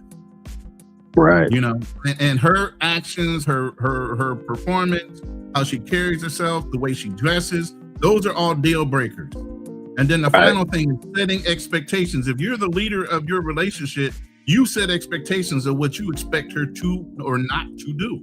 Right. And if any one of those categories can't be followed along with, she ain't the one. Right. And that falls in line with, you know, teaching her how to date you. Yes. You know, a lot of guys, they don't even teach these women how to deal with them. You know, they expect her to come through already ready-made. She should already know how to deal with you. No, man. But that goes into what we speak on a lot, Ronan, the responsibility. Right. You know, dating, there's a responsibility when a man is dating a woman, you know? Yeah. And not to bracket or raunchy real quick, but I've said this a few times in my life to a few different females, where if you had a sexual moment with a man and you're like, oh, he didn't do this right, or he was whack. He was whack because you didn't let him know exactly what you wanted. If you wanted your box in a certain way, then you should have been talking them through it, so it would have been done right. I'm landing right there. Y'all elaborate on what I just said. That's you. No, facts. Yeah, they always be talking crazy, like it's just a one-way street. So I always tell my shorties, you know, communicate, but you also got to provide that open line of communication, just as a leader, knowing it's what is it called, a door that rotates and is revolving, and then could come in, because at a certain time, you know, dudes do have insecurities. So if somebody came and said, hey, I was fantasizing about this, who taught you that? Why you want to do that? Like, they got that. So you got to be very careful in that and just have a, you know, open door policy and no judgment zone. And that allows and facilitates a type of fertile ground where people can have that open-end conversation. And as a leader, you're going to have to create it, because the follower ain't just going to create it itself. You know, they've been in probably many different structures where they couldn't express themselves like that.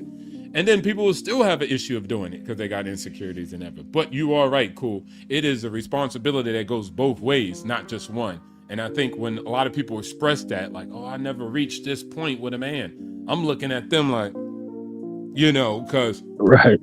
there's some reason for that. You know, she's just not speaking on it, or maybe she's not even aware, but most likely she's just not speaking on it. Right. Hey, Obstacles, man, I'm glad that you up here.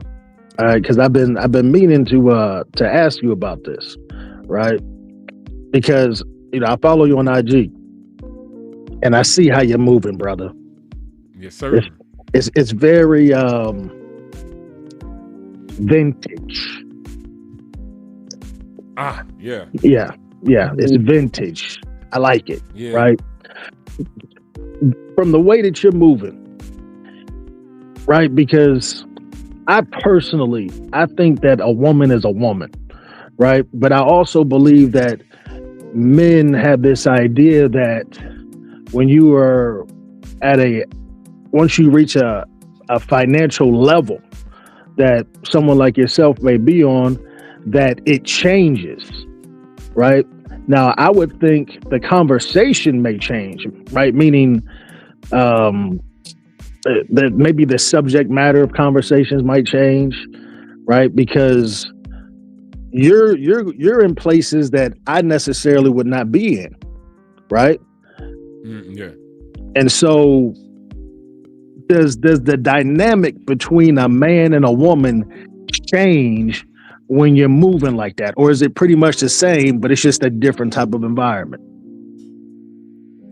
The same. I often say, shout outs to, I don't say that. Let me not jack. Kevin Samuels said, you're a high value man, you're just a high value target. So the price just went up. That's it. On the same product, the price done went up. So they see me, they're like, oh, Ferrari, Lamborghini, rent it. All right, I'm not. Now, Ferrari, Lamborghini, 911. They're just going to be like, hey, I want to, I'm feminine, I'm feminine, right? And for me to unlock my femininity, can you send me $1,000 every time we meet, before we meet? Right. Like you just gonna pay for the dinner at freaking Cheesecake Factory and give, and then she might just not want to be with you and take advantage of the dinner. She wants $1,000 up front from me before we even get to the dinner. And my dinner's gonna be more expensive than yours. So the price just goes up, but it's the same human. They're just going to treat me different. Just like, a buyer. You come to Thailand, you go anywhere in the country, in the world, right? A local comes up, boom, they get the price. You come up, foreigner coming, the price just went up on a product. Same human, same business, but just the product goes. They might smile at you though, like, hey, how you doing? How you doing, foreigner? But they still going to take that extra money off you. And so it's the same thing in those relationships.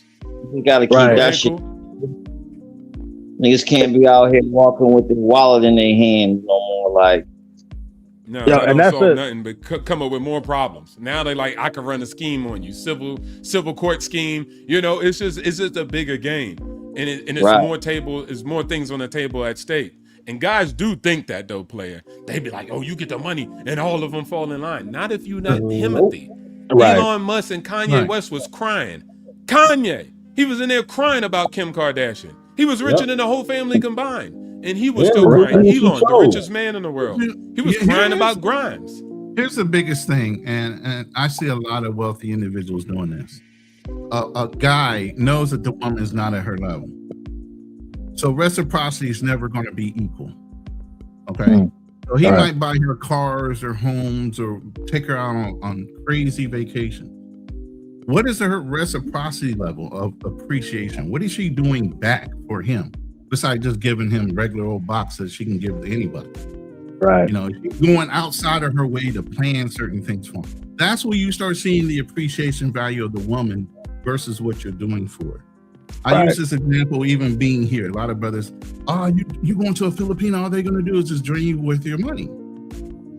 So when I got here, I brought a truck maybe 5 months after I got here. For a while, we were just using a little vehicle that she had already. So I went ahead and brought a truck. But this is after I'm observing her for a while. And I tell people, like you were saying, player, you got to bring people into things. You got to kind of teach them how to love you, how to appreciate or see certain things in a certain way. But if you expose them to it, they're expecting it as a standard and they don't need to learn shit. So after I bought the truck, making her earn it by waiting and seeing how she acted because we didn't have our own vehicle, right? Right. In turn, she puts money up and does things with her money, right? Well, after I bought the truck, within a month, she brought all brand new tires, rims. She refixed the lift kit on the truck, put a fucking CB radio on the fuck. She did that with her fucking money. Right. So inversely, everybody is saying, "Oh, Filipinos only going to use you for your money." Guess what? Because of all the things I had already done in that time frame, she already saw reinvestment in our relationship and the things we own had value. Right. Exactly. But that didn't take away your masculinity because she bought something for the truck. Oh, Right. No, that means we had commonality in things. We had similar likes. But the alphas told me it take away from your masculinity. That's fine. Right. You ain't a real man. A real man wouldn't let him pay for that. They can brag on. That's the one that I heard. I want to brag on my man to let the people know, yeah, my man did this and my man did that. And I didn't have to see the brag is the man did all that and she didn't have to do shit to get it. Right. That's really what it is when they do that. Right. Right. He flaunted all this wealth on me and I really ain't did shit but common shit like give him box. I don't even clean the house. I don't even cook. He got a private fucking chef and fucking 5 maids. Right. So really, what are you doing? Besides fucking and looking good on your arm. Right. Right. Hey, you want to know what? That's another question that I have. Right. Because, and by the way, Ronan, I seen when you did your live stream with Andre, I seen the photo. That was I seen, the truck, the crib, the fam. Yeah. Man, hey, salute that. I like how that. You remember I like it. They used to make fun of me. Hey, what's your Oh, AI yeah. girlfriend doing right now? All while I was in the United States, it's an AI girlfriend. That ain't really you. She ain't real. Yeah. Okay. Yeah. I can show you better than I can fucking tell you. You know what I'm You saying? don't need to do that because them same guys still talking to an AI girlfriend themselves while you over there living your life. Yep. Hey, what I was gonna ask you, and you want to know what, man? Just a quick side note, man. And I think everybody would probably agree, at least on some level. When you start hearing me personally, I'm drawn to mindsets, right? So when I listen to different people, right, on these panels, I hear the mindset first, right? And that's how I judge the people, right? And I'm not really judging them in a bad way, but it gives me an idea of who I'm dealing with and who I'm talking to, right? And where they're coming from, because I'm hearing their mindset. I'm like, okay, this person is there, this person ain't there, So that's just a little side note, right? But my other part of my question was, when you're interacting, right? Because I'm sure at some point and I'm speaking to obstacles. Sorry about that. At some point, right? And I'm asking these questions, man, because these are questions. These are things that guys are concerned about, right? But again, when I hear their mindsets, I see where they're coming from, and I know that the mindset isn't developed, right? But at some point when you're dealing with a woman obstacles, I don't know if she finds out immediately, but at some point she realizes, damn, this nigga balling. Yeah. Right? Does that change the dynamic? No. Or you still doing what you're doing?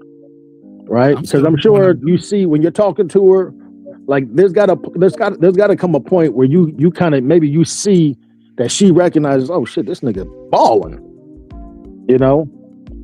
Does that change anything as far as the way that you're moving on the ball?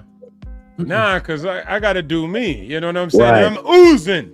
I'm dripping this from Sierra Leone. I'm dripping diamonds. So when I come in contact, it's already that off back. But people are just so arrogant now. They'll still be in the same that they are, especially women. They're still going to make the statements. They're still going to say, most people don't even see my money, all that in a bag of chips. They're like, oh, there's guys with money. I could go to a goddamn strippy joints over here in Thailand and they'd be talking about guys with money. They'd be like, oh, I don't care. Like, I don't want to date them. Like, that's the marketplace now. Right. I mean, the old 60 and 70-year-old, they be mad at a young buck like me. They be like, God dang, you done messed up the market. Because it doesn't matter if they're ready to give the pension over to the girls. They be like, I don't like them. You know, like, and they just Right. So they'll tell you everything. You just gotta let them talk. Right. You just gotta let them know that you're a friend. Let them hang themselves. Right. You know what I'm saying? I don't come in there and be like, well, I'm a traditional man and I don't like women. Now you're teaching somebody to lie to you at that point. Right. Right. Right. So I'm more so like, whoa, word. That's how you see it. She's like, yeah, and I'm really the baddest bee, and I see a guy that should pay, and I'm like, oh, that's cool, that's dope. I love that for you, and I just don't rock with it. I don't need to confront. Right. I don't need to say nothing. It's just nothing develops. I keep it pushing, and it is what it is. Right. Because I Right. just don't rock with it. Right. Okay. And But they're so in my arrogant, they'll tell you. situation, even in my situation where I actually have a steady woman and I'm bringing her into it, Right. I'm being very responsible about how I expose her to things. And I do plan on bringing her back to the United States, but I'm Right. trying to teach her what a Western mentality is versus what she's used to here. She's in a Right. fucking bubble. Even though she has the internet, it's her level of interpretation of what the internet is trying to tell her. We're sitting Right. here watching old movies together. She's looking at the American society and what things are really going on versus what she's watching on TV. And we'll have discussions. Right. I have to be very responsible about what I'm exposing her to because I'm taking her out of her own environment and putting her into a brand new one. Setting expectations, setting what she should be anticipating happening to her, setting the Right. hate level that she might be getting back. One, because of maybe our age differences, and two, because a lot of black women be hating on women that are with black men that are successful. Right. So then she could walk into the bathroom and get jumped by fucking three sisters that don't necessarily like her because she got curly hair that's all natural. It's her real hair and down her fucking back. Yeah. You get what I'm saying? They just pick little shit to nitpick at, and you gotta set expectations of what. Hey, yes, it's America, but don't think you're necessarily 100% safe being in America, especially in our culture specifically. Right. Right. It's Now always, that's real shit. there's always going to be hate. There's always going to be somebody looking at you from afar, wishing they were in your place. Yeah, it's funny that you said that, Ronan, because it made me think of a story of my brother. I have an older brother, and he's married to a Japanese woman. I was the one who lived in Japan, so naturally, I'm the one who actually introduced him. But anyway, he married her. She's living in the States now. He goes to a barbecue, and he brings her with him to the this barbecue, which is in the hood. So of course they seeing him with his Japanese girl, and the women are hating. So she goes over to fix him a plate. And while she's over there, the trouble begins. Yeah. Say it again. And the trouble begins. They circle her like a pack of hyenas ready to pounce. One of the women squirted some ketchup on her blouse. Wow. And trying to play it off like it was an accident or whatever, and then they go up, they walk away, and they're like snickering and high-fiving and stuff like that, and it's like, really, women, what are you doing that for? So I mean, when my brother, he kind of got upset about it, so he just ended up taking the plate or whatever, excusing himself and bringing his girl home, and of course he tells me about it. I'm like, well, just leave. You shouldn't have been there with her anyway, because you already know the nature of that situation. That was the highlight of their day. You know what I'm saying? To be able to cause some problems with you. But guess what? That's all that they're going to be doing. You know what I'm saying? That there's nothing else that they're going to be doing other than creating drama, because that's where they're existing at in life. And life is actually trying to show you you're above that. So you need not to be in those circles anymore. Because if you continue to try to exist in those circles, it's going to continue to happen. There's going to be somebody in there who's going to create that drama. So yeah, it's only a matter of time. Yeah. So setting the expectation and letting her know what to anticipate and what to see is preparing her. It's not all fantasy and bubbles, because you might be going to America eventually. You know what I mean? There's trauma and stuff that you need to expect. Trauma and other things coming at you for being there. Speaking of, well, not even speaking of, but Ronan, I seen a music video, Ronan. Yeah. I seen a music video. Yeah. And yeah. I see a woman singing. Yeah. Yeah, you like that? I like it. I said, yo. I said, I got to step my. That's my girlfriend's avatar. That's my girlfriend's avatar. I literally formed that. I said, man, I gotta step my game up, man. I need a woman. I need my woman singing to me. But you know, the travel POV made an intro song for me, and it seemed like it was a song of a woman singing to, watching her man change and grow and do these things. So I was like, hey, let me do a treatment for a video based off of this song with her in it singing to me. Yeah, that was lit, oh boy. Yeah. Thank you. I appreciate that. Yeah, I like that. I feel like I'm still working on my edits and storytelling, but I'm getting better. It was a good look, man. Improvement.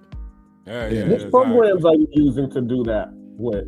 I'm using Claude, C-Dance through Higgsfield, and then I always do my final edits in CapCut. Okay. So I use CapCut, and I've been also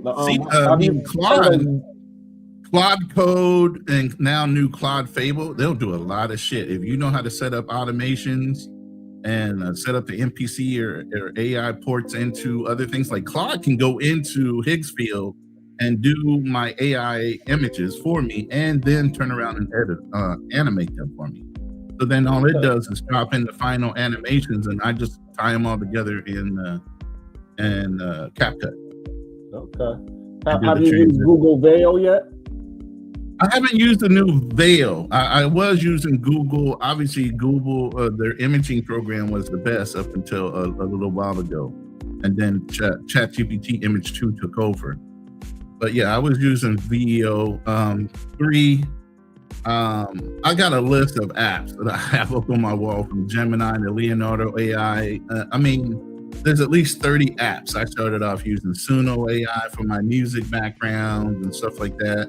I use 11 Labs for my voiceovers and different things. So yeah, I'm using it. I'm just, like I said, my AI work doesn't even pay what I'm getting off of YouTube, not even paying for everything I'm doing right now. So I'm operating in a deficit. If I'm looking at YouTube as a business, it ain't. I'm doing this because I love doing it, and obviously it's a talent and something I love to do. And like I was telling you, even with my sons, find something you love to do, and eventually it's going to turn out to rock as far as a business. You know, I'm writing a book right now, the AI Filmmakers Playbook. What that's going to do is teach people starting from scratch how to circumvent all my mistakes and jump ahead of the game if they want to get into doing something like as a form of relaxation and therapy. To me, this is therapy. All right. You know, doing that and being creative in that way. Well, you know, I was trying to be therapeutic earlier today, man, over in this little park smoking a cigar. And you know, the woman on the bench next to me, do you think you can move? I want to say, bitch, you messing up my therapy. I'm trying to enjoy a cigar. Right. Brother can't even go outside and smoke. All of a sudden, your smoke is bothering me outside. What the hell? This is why it's called outside, you know? Right. Yeah, she messed up my whole vibe. Yeah, you had to move just because she was fucking up your peace. Yeah, man. Jesus. But again, that's America. The entitlement of Americans to be able to tell you even outside you can't smoke. Right. Talk about America, 020's gonna get on you. What do you mean? I'm an American. I'm proud American. I can talk about how our American people act to each other. Yeah, you know, I'll say that shit all day long. Oh, you talking about your boy the other day? That's the only reason why I don't live there.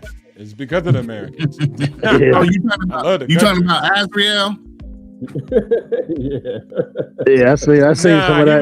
I seen some of that yesterday, man. That's homeboy was. Oh, the chat was taking care of him. We didn't have to say shit. The chat was picking up all kind of vibes and going off on that brother. We were just like, God damn, Azriel. The chat even knows about you. Yeah. Well, you know, it's the thing is that, again, when these guys are traveling outside the country, you know, especially when they're, they say they're trying to find this type of woman or whatever. It's always the surface level stuff. It's never about compatibility. It's never about is she good for me? It's always she cooks. They are they're submissive. It's like, no, bro, like you should be able to get submission from any woman you're dealing with, right? That's the cultural that when they go to the gym but it's never about, hey, I want to go meet some women that I believe are good for me, and man, I'm gonna take my selection process seriously, and I'm gonna blah blah blah blah blah. It's never those things, man. It's always the surface. Yeah, like I said, what is your standard? What are your deal breakers? And how are you going to set expectations where she respects you enough to follow what you are as a leader? Right. And it's cool. Like if you're just trying to go knock down, I think Obstacles has said it in some way. Like, hey man, if you just want to go out to whatever he was going to and just, kind of go date and do your thing, man, just say that. But you can't come up here like, well, it's because of da da da da da da. Like, hey, man, just say, hey, I'm going to go to Brazil. I'm going to do some dating over there and just leave it there, right? Mm-hmm. But it's when they try to do the unpacking and they want to try to dive into they want to go down the rabbit hole, right? That's where they start losing people, Now, if it's somebody who was actually successfully dating here in America and he wants to go down the hole of, hey, man, these people, it would be different, right? But you're a monk mode in America. You're trying to talk up Brazil. You're learning Portuguese and all. Get your ass down there. Stop trying to prep for it. There ain't no perfect time to leave. Go down there, immerse yourself in the culture. You're going to pick up Portuguese a hell of a lot faster. Right. But then I was living in Brazil for about 3 years. Obstacles killed it. Working at the highest levels. They sold it like it's nobody's business. That should have got clipped. And my thing is, bro, I'm cool for it all. I don't care where a man goes and does or what he does. I don't care if he wants to pay for it. I don't care if he want to get married. That's none of my business. Right. The only part that I say is crazy, and all expats do this nonsense, is, bro, whatever country y'all going, y'all automatically a high net worth individual. And guess what? Money still matters. So you talking like, oh, I'm above it now, I'm beyond it, it's only money. Bro, when you go to Brazil, that matters too. Go to Brazil broke and then try to date. Then tell me about how the people are beyond materialism and beyond economics. Like, this is nonsense. Now we're talking stupidity at this point. Philippines is a flex culture and they broke as shit, but they still flex. Still flexing, Louis Vuitton, Versace, Gucci, it's all there. And not only that, people take money very seriously there. And now you're rich when you come there. And now, again, that's why I said, people don't really care about people. Once they get rich, by moving to another country, they don't care. They'll see poverty, favelas, all types of shanty towns, and they'll be like, it's perfect here, no violence, and nobody cares about money. And it's like, what? You see that goddamn shanty town behind you? Right. Well, they're happy at least. Like, what? Kids are getting deleted from curable diseases. It's not a game. It's hard. That lady's 80 years old, and she's still selling pad thai. When does she get to retire? Never. There is no retirement. But they're like, it's perfect here. Everybody's, living a great life, and no one cares about economics anymore. It's like, come on, bro. Just go and have fun. Live your, go get your wife. Whatever you want to do. I don't care. Right. That's not my business. But the whole ragging on America and like, it got no culture. It's toxic. It's declining. Like, that's the part where I'm going to say something. Because I can't say that about Jamaica. I can't say that about Haiti. I don't hear y'all having that same type of aggression towards those countries and putting them on blast, but you want to put America on blast all day. I'm an equal opportunist. I'll clown on Americans. I'll clown on Thailand. I'll clown on anybody if they rate it. Right. But at the end of the day, just go live your life, man. That's it. That's all. Plus, you don't like when girls say it, so don't say it yourself. Plus, your culture and your family said strictly you're only coming to America to pilfer the wealth and send it back to your country. Okay, well, damn, keep that same energy. And I ain't even say nothing about that. I'll leave that alone. Like, all right, cool. You signed the contract. They asked you to do something. You did it. You got your money. So I'm not about to say, well, now you need to reinvest it in America. Look, go to Jamaica. Go wherever you want. Brazil. I'm cool with it. But just ragging on people on the way out. Like, I just was taught don't burn bridges. So, yeah, I got my FU money with my prior employers. but I didn't talk trash about them before I left. Like, you I'm a Libra punks, man. I and will you burn it all down. I don't give a fuck. I ain't going Nah, back. I never did it. Like, bro, there's no point. I got my money. Plus, I signed the I contract. burn bridges. Like, you know, what? There's a phrase that says, if you don't want a plan B or C, burn your bridges, and all you can do is push forward and take care of plan A. You know what I'm saying? Don't have a way out. Burn all. Bro, that don't shit tell down. them that. You can read. They can't. You financially literate. They not.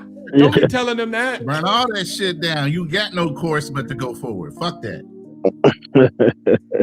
You using AI and stuff to create programs and music videos. They using AI for cat videos. Like, come on, man, you different. Don't bring it up.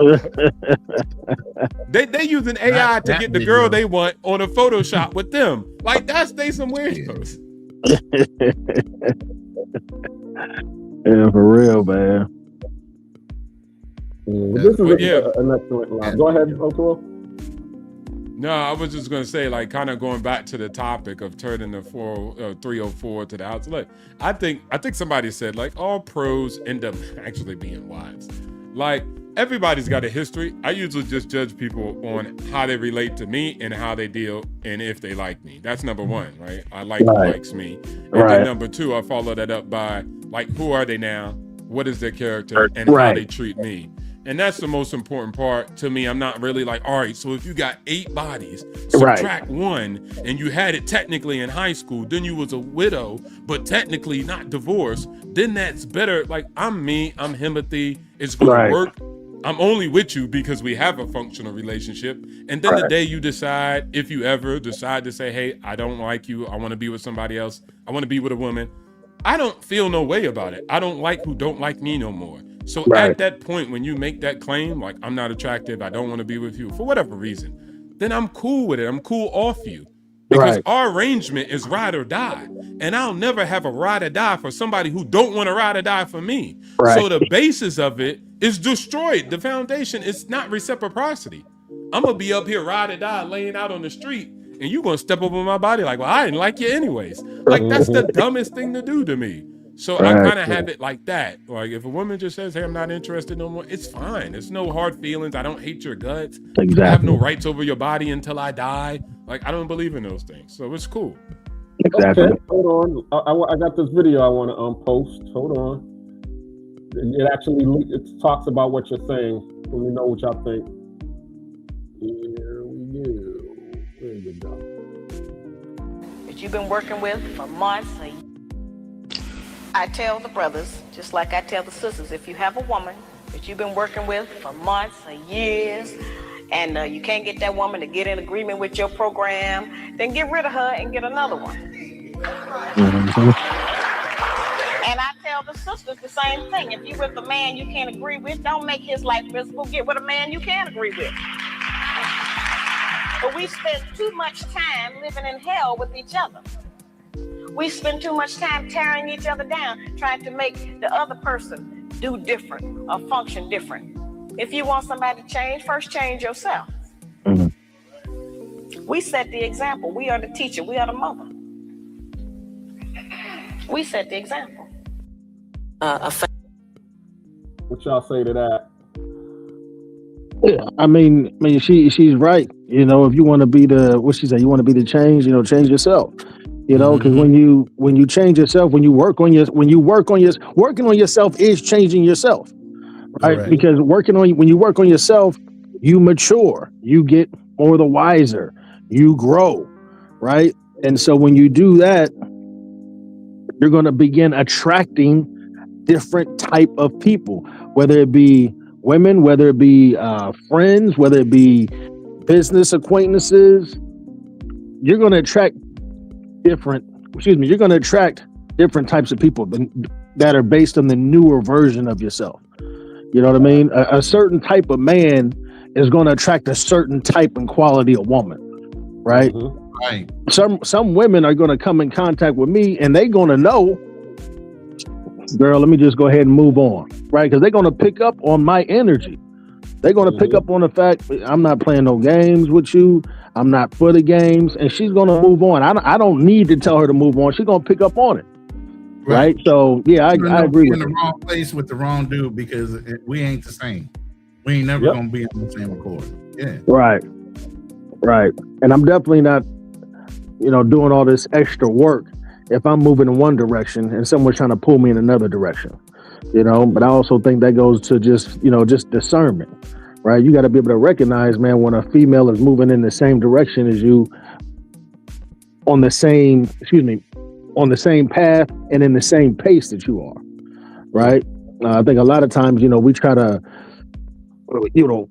people try to bring them along with them, right? But hey, they don't want to come on the same route with you, right? It's like a teacher trying to teach the students in the class that's acting a fool. They showing up late, they coming in class high, but they putting all their time and energy in that student. And then they in the teacher's lounge, smoking cigarettes, drinking coffee, talking about, man, that Leon, he just don't want to listen, right? Well, man, you got a student that you're trying to teach that don't want to be taught. Go deal with the students that want to learn. Exactly. As they say, when the student is ready to learn, the teacher will appear. And I've been through that personally. You know what I'm saying? As we said, this is lived experience. I met my daughter's mother. She was just 19 years old. I was 24 years old, just got out of the military. I just got me an apartment, trying to get on my feet. She was looking for some direction. I was like, all right, we're at 1 and 0. We can work together to get, to a new destination. I brought her to Atlanta with me, got a house, got cars, started a business. She was working along in the business, doing, house cleaning. I started doing restoration. Things was doing well, but I'm saying, I need a partner if we're going to go further. But that was as far as she could go. And when I was trying to pour into her to try to push her to go further, she was getting frustrated, yelling, telling me, all of these things that were pulling, were stopping me from progress. And in the end, I had to throw my hands up and say, hey, as they say, all those who came with you cannot go with you. And it wasn't that I didn't want the situation to go further. I did, but I tried, and you wasn't trying to move. You didn't want to learn what we needed to, the process to go on to the next steps. So therefore, I had to let you go. If as they say, if it doesn't fit, you must quit. Or don't force it if it's not fitting. Don't try to force it. And a lot of people will say, because this happens in relationships all the time, and then they try to blame it on the man to say, the man is weak. Oh, so what are we supposed to do? Give you an open hand smack in the mouth to force you to come along with us? No, we're not going to do that. We see that you don't want to do it, so we just move on. And if you want to do it, then you come along. If not, sorry, I got to move on until the next one comes along who's ready to come get along and get down with your program. I'm going to say this. Women fight against change because of uncomfortability. Mm-hmm. Men learn to be uncomfortable because we know with uncomfortability comes what? Growth. Right. Growth, exactly. And we want to grow. We don't want to sit still. We know we need to progress in life and move forward. So sometimes we put ourselves in uncomfortable situations, masculinity-wise, because we know it's going to make us stronger. It's going to allow us to gain and grow and be more prosperous in the long run for being uncomfortable. What woman wants to be uncomfortable? They fight against that. They want that ready-made product. So it goes against their nature to be in that zone of uncomfortability. Even if you were trying to grow and you met a woman that was already successful or semi-successful, she would want you to ingrain in her and back her, but she doesn't want to be in the middle of your uncomfortable growth. Right. It's not reciprocating the same levels. Right. But I got a video I loaded if you want to play it real quick. Yep. But I think women have a problem with they're going against change and being uncomfortable because they don't realize that the uncomfortability will lead them to growth. They don't want to do that. No, they want you to do it for them. I think they do understand. You're a high value man if your partner or your woman is accessible and available to other men, because your entire respect comes from the woman you choose to mother your children. If you choose loosely and you choose a woman that you would be upset if your daughter grew up to be like, how can you be a high value man if you can't make high value choices? If you can't select women properly, how can you claim to be a high value man simply because you made 6 figures last year? You made 6 figures and you invested it into a home. High value men have high value standards. Your values have to be high in order to be high value, not your bank balance. Because if you're authentically proud of her, you can't wait to have a daughter that acts exactly like her. But if you are just proud of her when you walk into a room and people stare, and people are like, wow, but then privately she treats you badly, or privately you don't know if you can trust her or not, but publicly you feel really proud, that's a fake ego boost. Boom. I like that. So what do y'all say to that, panel? Yeah. You gotta take... Shut up, man. She's a woman. Shut the hell up. We talking about affairs of men. Why are we listening to her? I ain't listening to anything she says. She trying to reprogram us. Shut up. I think she's absolutely right. And it takes here's the thing. It takes a woman to have to teach other women how they should think. Like I said, we can't make that change. We can't influence them to make the change. They got to make the change within themselves. They gotta identify the issues that are wrong with them and make effective change. Men are no longer in the equation when it comes to especially fixing the black women in the community. Roland, I agree with that because I totally agree with that because females will listen to their girls before they actually listen to their man. Yeah. I just think that, men, we should take our woman selection process seriously, right? Especially when you moving a certain way. I'm no longer impressed by when I was younger, I was knocking down all kind of different broads, man.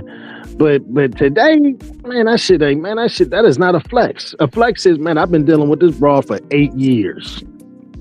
I've been dealing with this other broad for 7 years. I've been dealing with this broad for 10 years. That's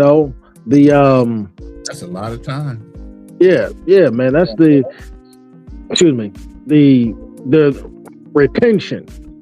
The high turnover, man, that shit don't impress me. Dude, man, I got 200 females, 500 females, man. How long can you keep them? Yeah. Right? How long can you keep them, man? Because I could keep a roster. I could keep a 5 or 6 for years. Hey, so to me, that's impressive. Quick, Black Cleaner. I don't think we're on the screen. It's just hold on. background. Hold on 1 second. I'm trying to do something right now. Okay, yeah, no worries. My bad. But yeah, the turnover thing, man, that ain't no flex. To me, the flex is, man, I got these 3-4 females, man. I've been dealing with them for 5 years, 7 years, 8 years, 10 years. To me, that's a flex. What I would say, shout out to Shazara Ali, first of all, because she was just a titan, just like Kevin Samuels, but he was more modern. But in her time, in her heyday, shout outs to her and everything that she did and what she was trying to help with. As far as what the other lady said, I'm still telling her to shut up because at the end of the day, it's men. I'll never take away. Let's say like Burn and Travel picks a bad woman, right? But at the same time, he cured cancer. I'm not going to say he's not a high value man. I'm not going to say that if he employs thousands upon thousands of people and because he picked his woman wrong, he's not a high value man. He made a stupid choice. And we could correct that, right? We could figure that out together as we rise. But I'm not going to dethrone him from his position, throw the baby out with the bathwater because he chose a quote unquote hoe. She a hoe. Now I'm just kidding, allegedly. But at the end of the day, I will never take that away, especially when he has done something fundamentally important that is high value-ish. And so I get what she's trying to say, but this is where we, get problems. Because what she's trying to do is place the quality of women that you select and whether you're a valuable, high value man or not. I don't want that to correlate to your high valueness because people make mistakes. Every pimp mess up. You know what I'm saying? Right. I get caught slipping too. I'm not perfect. Right. Go ahead, Cool. I was talking to my cousin. Oh, okay. So Go that's ahead, what I Taylor. try to be curious of. And shout outs to Cesar Ali, but ain't no goddamn women the first teachers. We are. We need to take back that control at the end of the day, because that's why your kids running around and not growing up until they're 25. It's because you got the dang women teaching them to be the softies that they are today and not be held accountable. Everybody gets trophies, and when women are the teachers of children. And so at the end of the day, it's always imperative that the man does it. I mean, that's what we do for everything else in society, don't we? Who's the majority of mentors in the world? Who's the majority of tradesmen? The kids need to learn the people who got skills in life in a real way. Right. You get what I'm saying? These guys got all the skills in love languages, zero skills in financial literacy. They know everything about love language and emotions and how to cry, zero applicable skills to the real world.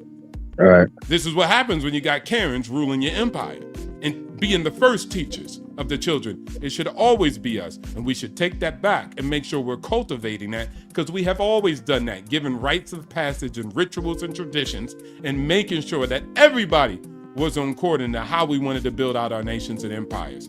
That's what we need to take back. So I reject that and take it back. All right. I got this video because it was speaking to what Player with a Passport was talking about big, flexing. So let me see what you all think about this video. Okay. Hey, what's your biggest financial flex? My last name. What's your last name? Churchill. My family owns this place. That's my Bentley Continental GT. My great-grandfather started $1 billion company. It affects over 50% of the human population. We're closing in on a $4 billion transaction. My dad actually owns one of the largest peanut butter companies in the world. Also have 3 horses in the Kentucky Derby. I bought 1,400 shares of Tesla when it IPO'd, and I'll leave it at that. Diamond studded. The match chain and bracelet, 180. I won't have to work until ever. I'm set for life. My dad put $1 million into Tesla when I was young. How much is it worth now? About $50 million. Great-grandfather started Delaware Telephone Company and eventually became Verizon. I still have the stock in Verizon. I grew up in Brazil. Neymar was actually my neighbor. I have multiple $1 million mansions in Alaska. Why Alaska? It's the last frontier. I own one of the most prestigious golf courses in the United States. It's $1 million initiation fee. It's Blue Cut National. Dad has a Gulfstream 700. It's like 70 mil. My grandparents are from the Sons of India. Now I go to the best engineering college in the country. My dad, he built money out of nothing. I wouldn't be shit without my dad. They made 30 plus family members reach financial freedom. This video exposed the biggest lies that modern culture tells people. If you notice, every flex came from a father, grandfather, or family structure. And it's because there is no wealth without family structure. Modern culture really wants you to believe that you could do everything on your own, that you don't need a family, that you could delay children. You just need to focus on yourself and somehow you'll be able to build wealth. And that's one of the biggest lies most people ever been told. But the reason this lie is so prevalent because the powers that be, they understand that the less families that are being created, the less competition that they have for power. The less family structures being built, the more individual consumers they'll have in the market. The internet keeps selling this hyper-individualistic fantasy where everyone is supposed to move solo and think alone, stand alone, build alone. But no one has ever built wealth that way. If you understand and you research the history of wealth, you will understand that it's always been about controlling resources, controlling land, and having family structures so you could be self-governed. It was never about these materialistic ideals that we see today where it's all about having the cars, the house, the designer clothes, the jewelry. Now those things can be a byproduct of wealth,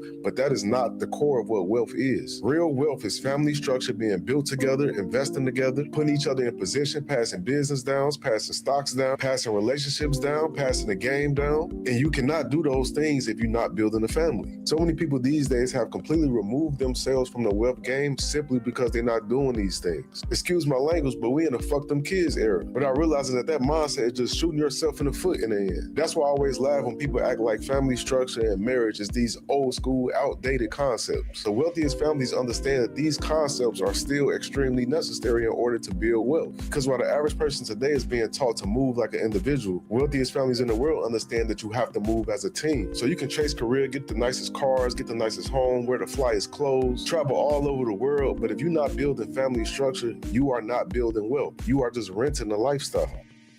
So I was reading a study about. All right. What do y'all think about that? Shut that guy up. Shut up, man. Dang, too many ignorant on the internet. Dang. Do we want to talk about numbers, or do we want to talk about what is it called? Illuminati and the Rothschild and all this other nonsense? Bro, what are you talking about? It's 2026. I don't know what he's talking about, but I'm going to lay y'all down with some numbers. Generational wealth. Second generation fails by 70%. Third generation fails by 90%. The majority of people who are ultra high net worth and high net worth individuals or richer, they actually 70%. Now, let me give it a little more conservative number, all right? 60% is all new money. It's all new people. Their family was broke or middle class. They didn't have nothing handed down or passed it to them. 0. Now, the next percentage is of someone getting money, like 20%. 20% of people get some form of money handed down to them, but it only goes up to $28,000, nothing more. So it wasn't like $1 million, 500, none of that. All right?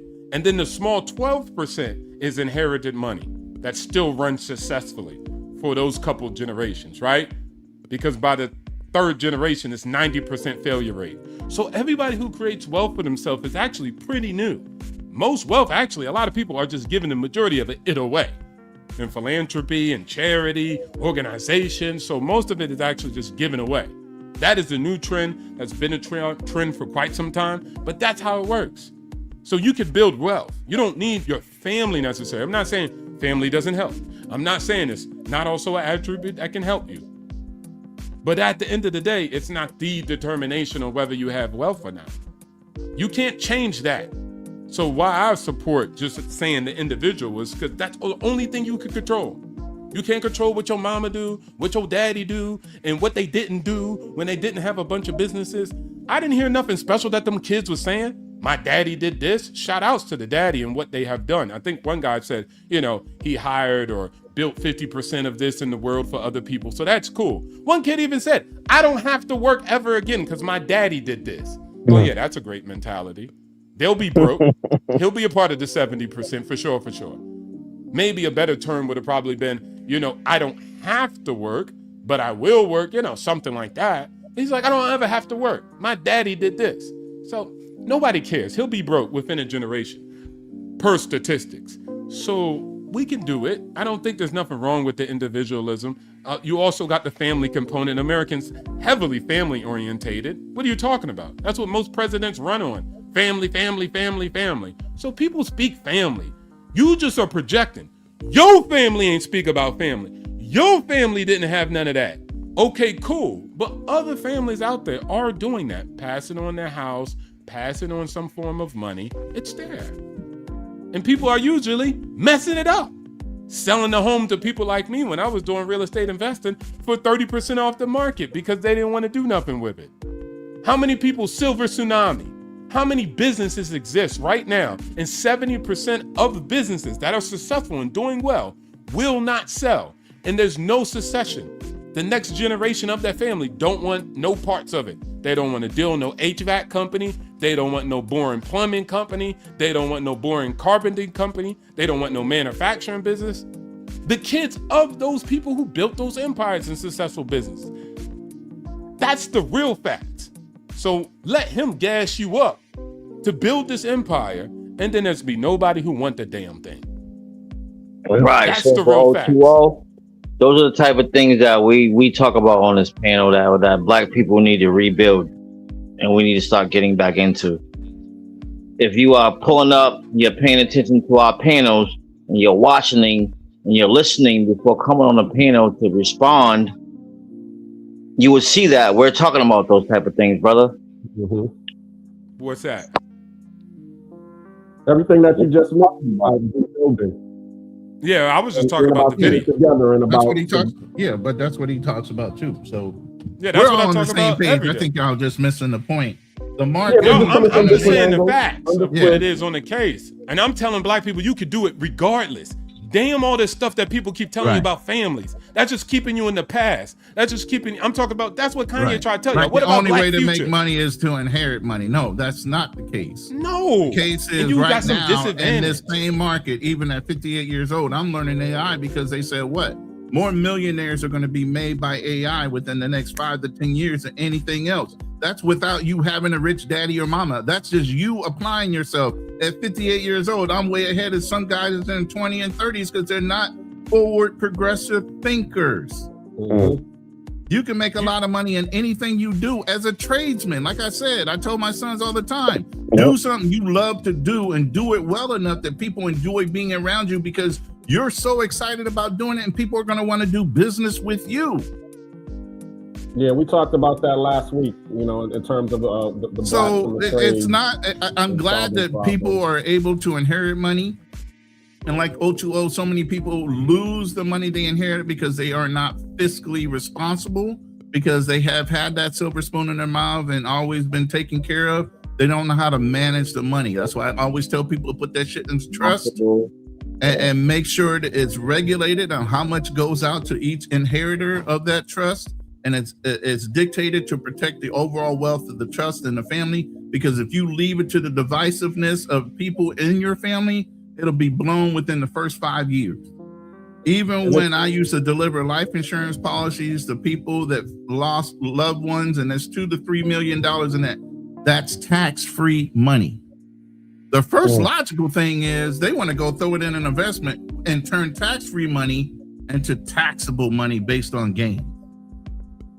That's dumb as shit, but they do it anyway.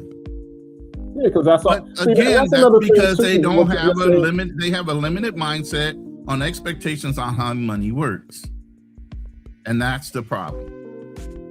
Yeah, and that's what I was about to say, Ronan.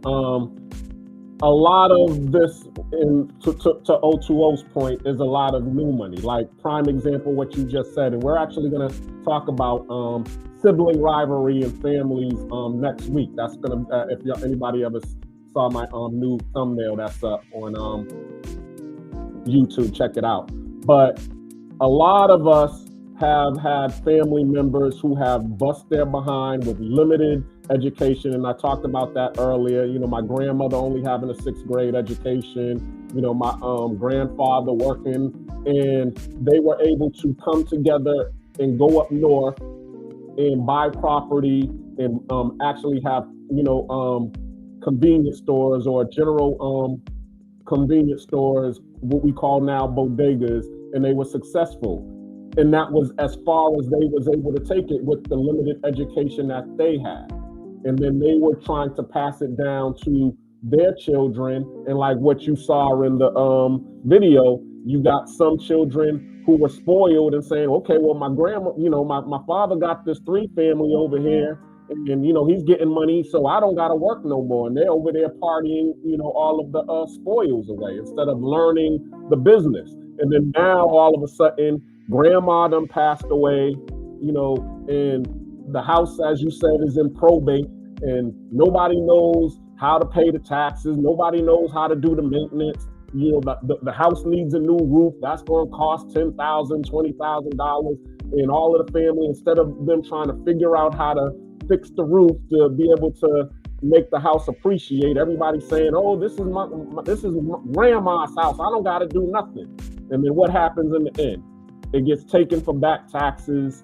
It gets auctioned off, as O2O said, to somebody like O2O who's going to buy it for pennies on the dollar, refurbish it, let it appreciate in value, and now he, you know, became a millionaire because you didn't have the knowledge to be able to take it to the next step. So it is important that we start to learn these things that we're not learning now. You know, learning the processes, because if we don't, destruction is just going to happen. You know, that's all. The reason I became so activated about it is because I always tell people, man, look, the thing that's keeping oh, go ahead, cool, my bad. No, okay. I was saying the most things that keep, you know, poor or middle class people back is other poor and middle class people. Yes, I even could concede that there's some rich people who do this and want to stop you from winning. Okay, cool. But you cannot ignore all the people in School of Hard Knocks, people like me. We're always out here championing how to get it, how to win, just giving away game for free. It's not like the old world. All right, we talking about 2004 for the last 26 years plus. Lacing people with game. I try to lace average people with game. I'm not telling most people that you got to quit your job and go start a business. I'm telling most people like, hey, just get a budget and be able to invest. And then you got people who work at good companies, corporate America, but they don't know nothing about equity. So what do they do with their equity, Ronan? That's given away for them to free. They usually liquidate it and buy a car. And they can't end up like Tesla employees or SpaceX. And you got people who were just welders who ended up becoming multi-millionaires just because they kept the free stock, the free ownership that the company gave to them. It was 20% of employees that actually just kept it. The 80% sold it. So now they like, you know what I'm saying? They working next to multi-millionaires and they like, dang, I should have kept my equity. So this is the landscape now. You guys can chart something for yourself.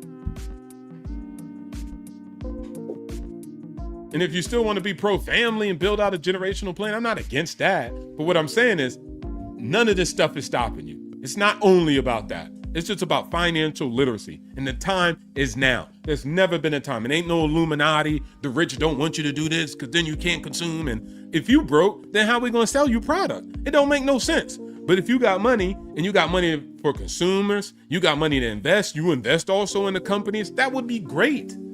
The more money y'all got, the more money y'all could invest. That's a positive. That's not a net negative. Everybody's broke. Then we Africa.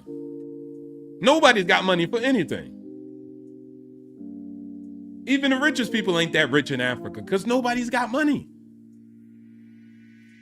Like, come on. It doesn't make any sense when you do the math. But when you're telling stories and selling doom and gloom, it sounds smart.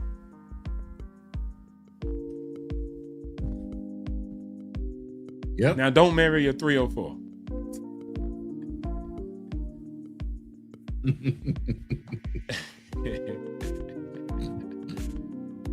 You shut it down with that one, bro.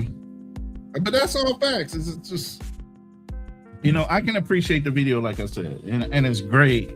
There's a lot of old money out there and smart money. And these young men and women have been able to inherit it. It's not the hate.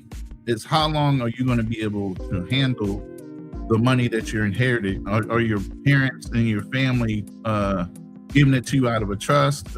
Are you a welfare baby, a trust baby or whatever? The biggest thing is no longer are you limited to being birthed into a wealthy family. You can go out there and get it on your own. There's so many potential possibilities right now. From earning from YouTube to TikTok to Facebook now, even like I said, AI, different things like that are going on right now to where you can establish your own apps because AIs are writing the apps for you. All you have to do is find a need for a certain type of app and have it written, and somebody's going to start using it. There's so many different potential ways of making money out here. Fuck all the old money. Become real money and new money off of shit that's going on right now. That's the marker, but now you can set the whole new mark. And you have an opportunity right now to get in on the ground floor before it's too late. And there's some kind of closed door that limits you on the ability of doing it. Okay. Salute to LJ, the Southern Vegan, commenting. Thanks for everybody who's commenting. Somebody asked what the topic was. The topic is low-hanging fruit and, turning 304s into housewives.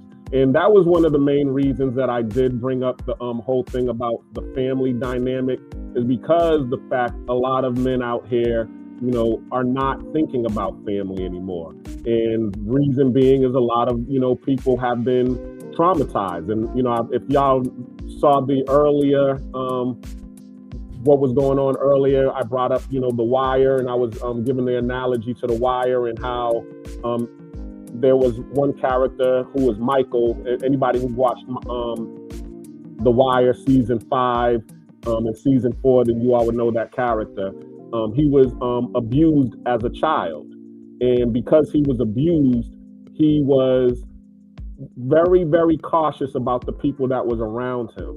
He was threat assessing everybody because even he noticed that even the people who were supposed to be nice or being guardians and teachers and fathers, those people weren't safe. They were abusing, little kids and stuff like that. So, and I associated that with what goes on nowadays in the travel space or the Black travel space, where you have a lot of these guys that are out here who have been traumatized through heartbreak because they done been, raked over the coals. They done been, taken advantage of by some of these women that are, hitting them in the head for child support and alimony and all of these things and telling them they can't see their kids now. They treating all of the women, that same way, because number one, as we was talking about earlier, they had bad discernment and they chose the wrong, woman to, to make a family with. And now they just giving up on family altogether. Okay. But I'm also showing that there are good women out here. It's just, you need to learn how to improve yourself and also to show the importance of family. Because if you do have a woman that is down for you and being able to hold you down and add to, the things that you're doing, it is going to create, a good wealth. And I actually showed a video of when you go through a lot of these neighborhoods that you see in subdivisions that are successful, you do see that most of the people have the blueprint. They have a family, they're involved in their children's lives, their children are going to college, and they're able to have a nice family office. And I'm about to show this other video that actually shows something else. And I wanted you all to see this video and y'all tell me what you all think about this one, to stay on topic.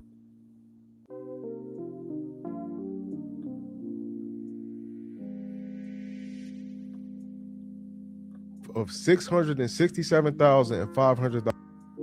So I was reading a study about Pew Research, and they define wealth as a net worth of $667,500. And they came up with this number because they said the median net worth was $167,000. So they basically 4x the median average, and they said upper tier wealth, it would be considered $667,000. And when they came up with this number, they discovered that 36% of Asian households have a net worth of at least $667,000, while 28% of white households meet that criteria, and less than 10% of Black households meet that number. And when I see that number, right, it makes me think, like, is it a cultural problem, a systemic problem, or both? I'm interested to know what y'all think about it. But it also made me think, right, years ago, I interviewed the son of a billionaire Black real estate developer, and he was sharing to me how they family have a 300-year legacy plan. His father had him underwriting real estate deals when he was in the 4th grade. And this is why I always say that there is no true wealth without a family structure to grow, protect, multiply, and pass it on. And anything else is really just renting a status. And when you understand this concept, right, you realize that spouses and children, they aren't optional in this equation. And getting back to the original stat that I brought up, I think too many times, and this is just my opinion, we waste too much time entertaining and discussing stupid shit. Hey, who's over there yesterday? Bro, what? All right. Hold on. Are y'all still there? Y'all still with me? Yeah, we're here. All right, excellent. Let me get you all on the screen. I'm already waiting for 020's response. Trash! Get that nigga off. Anybody got any comments? I forgot what he said. It seemed so. All he was saying was, the median income is $667,000 for a successful family. And when he did the research, the Asian was at like 60% or 30%, and then the white families was like at 20%, and then of course the Black families is at less than 10% of six. So and I kind of find that to be true, because what he was saying, a lot of us is going for self, a lot of us is going for dolo. So we're just, and I talked about that earlier, where out of many, one.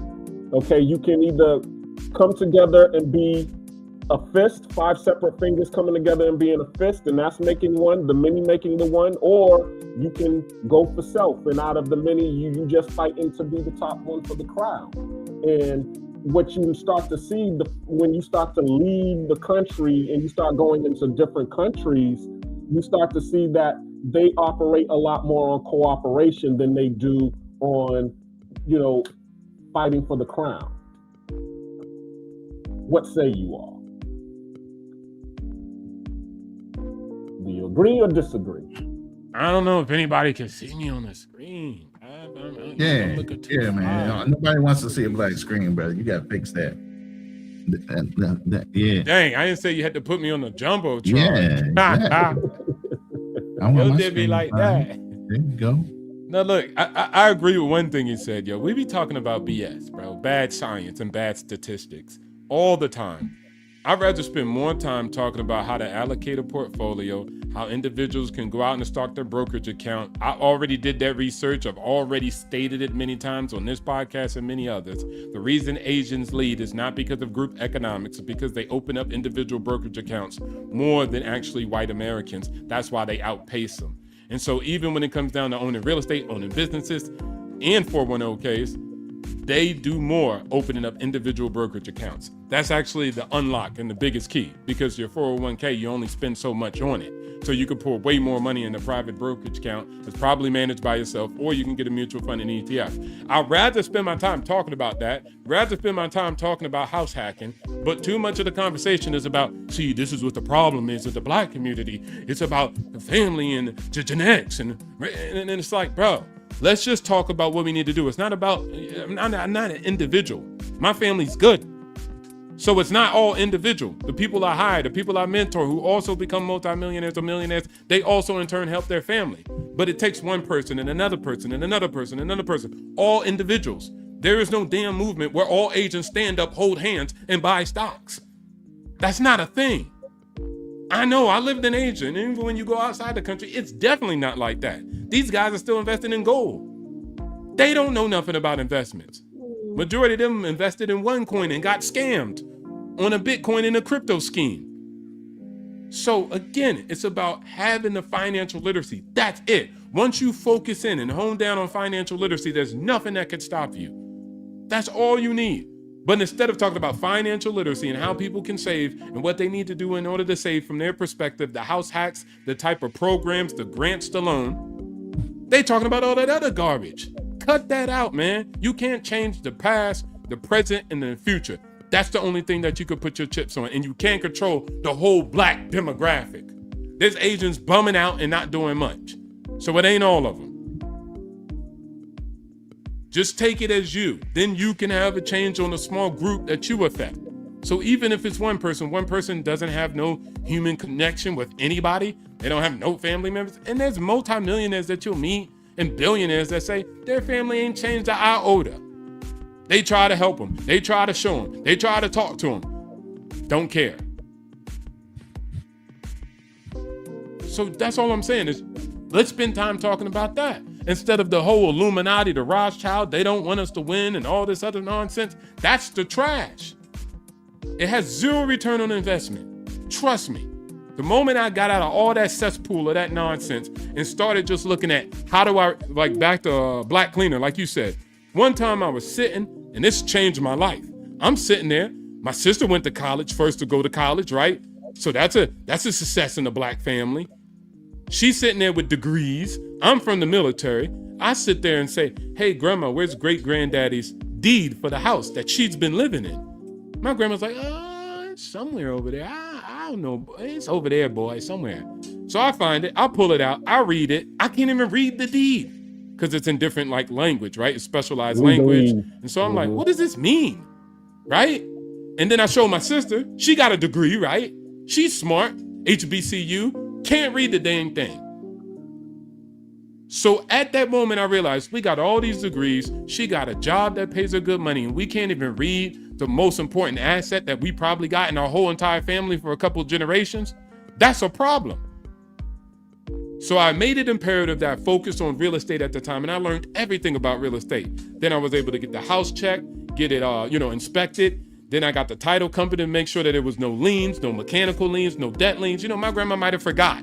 So these things could have been totaling up in the background, and she's completely oblivious.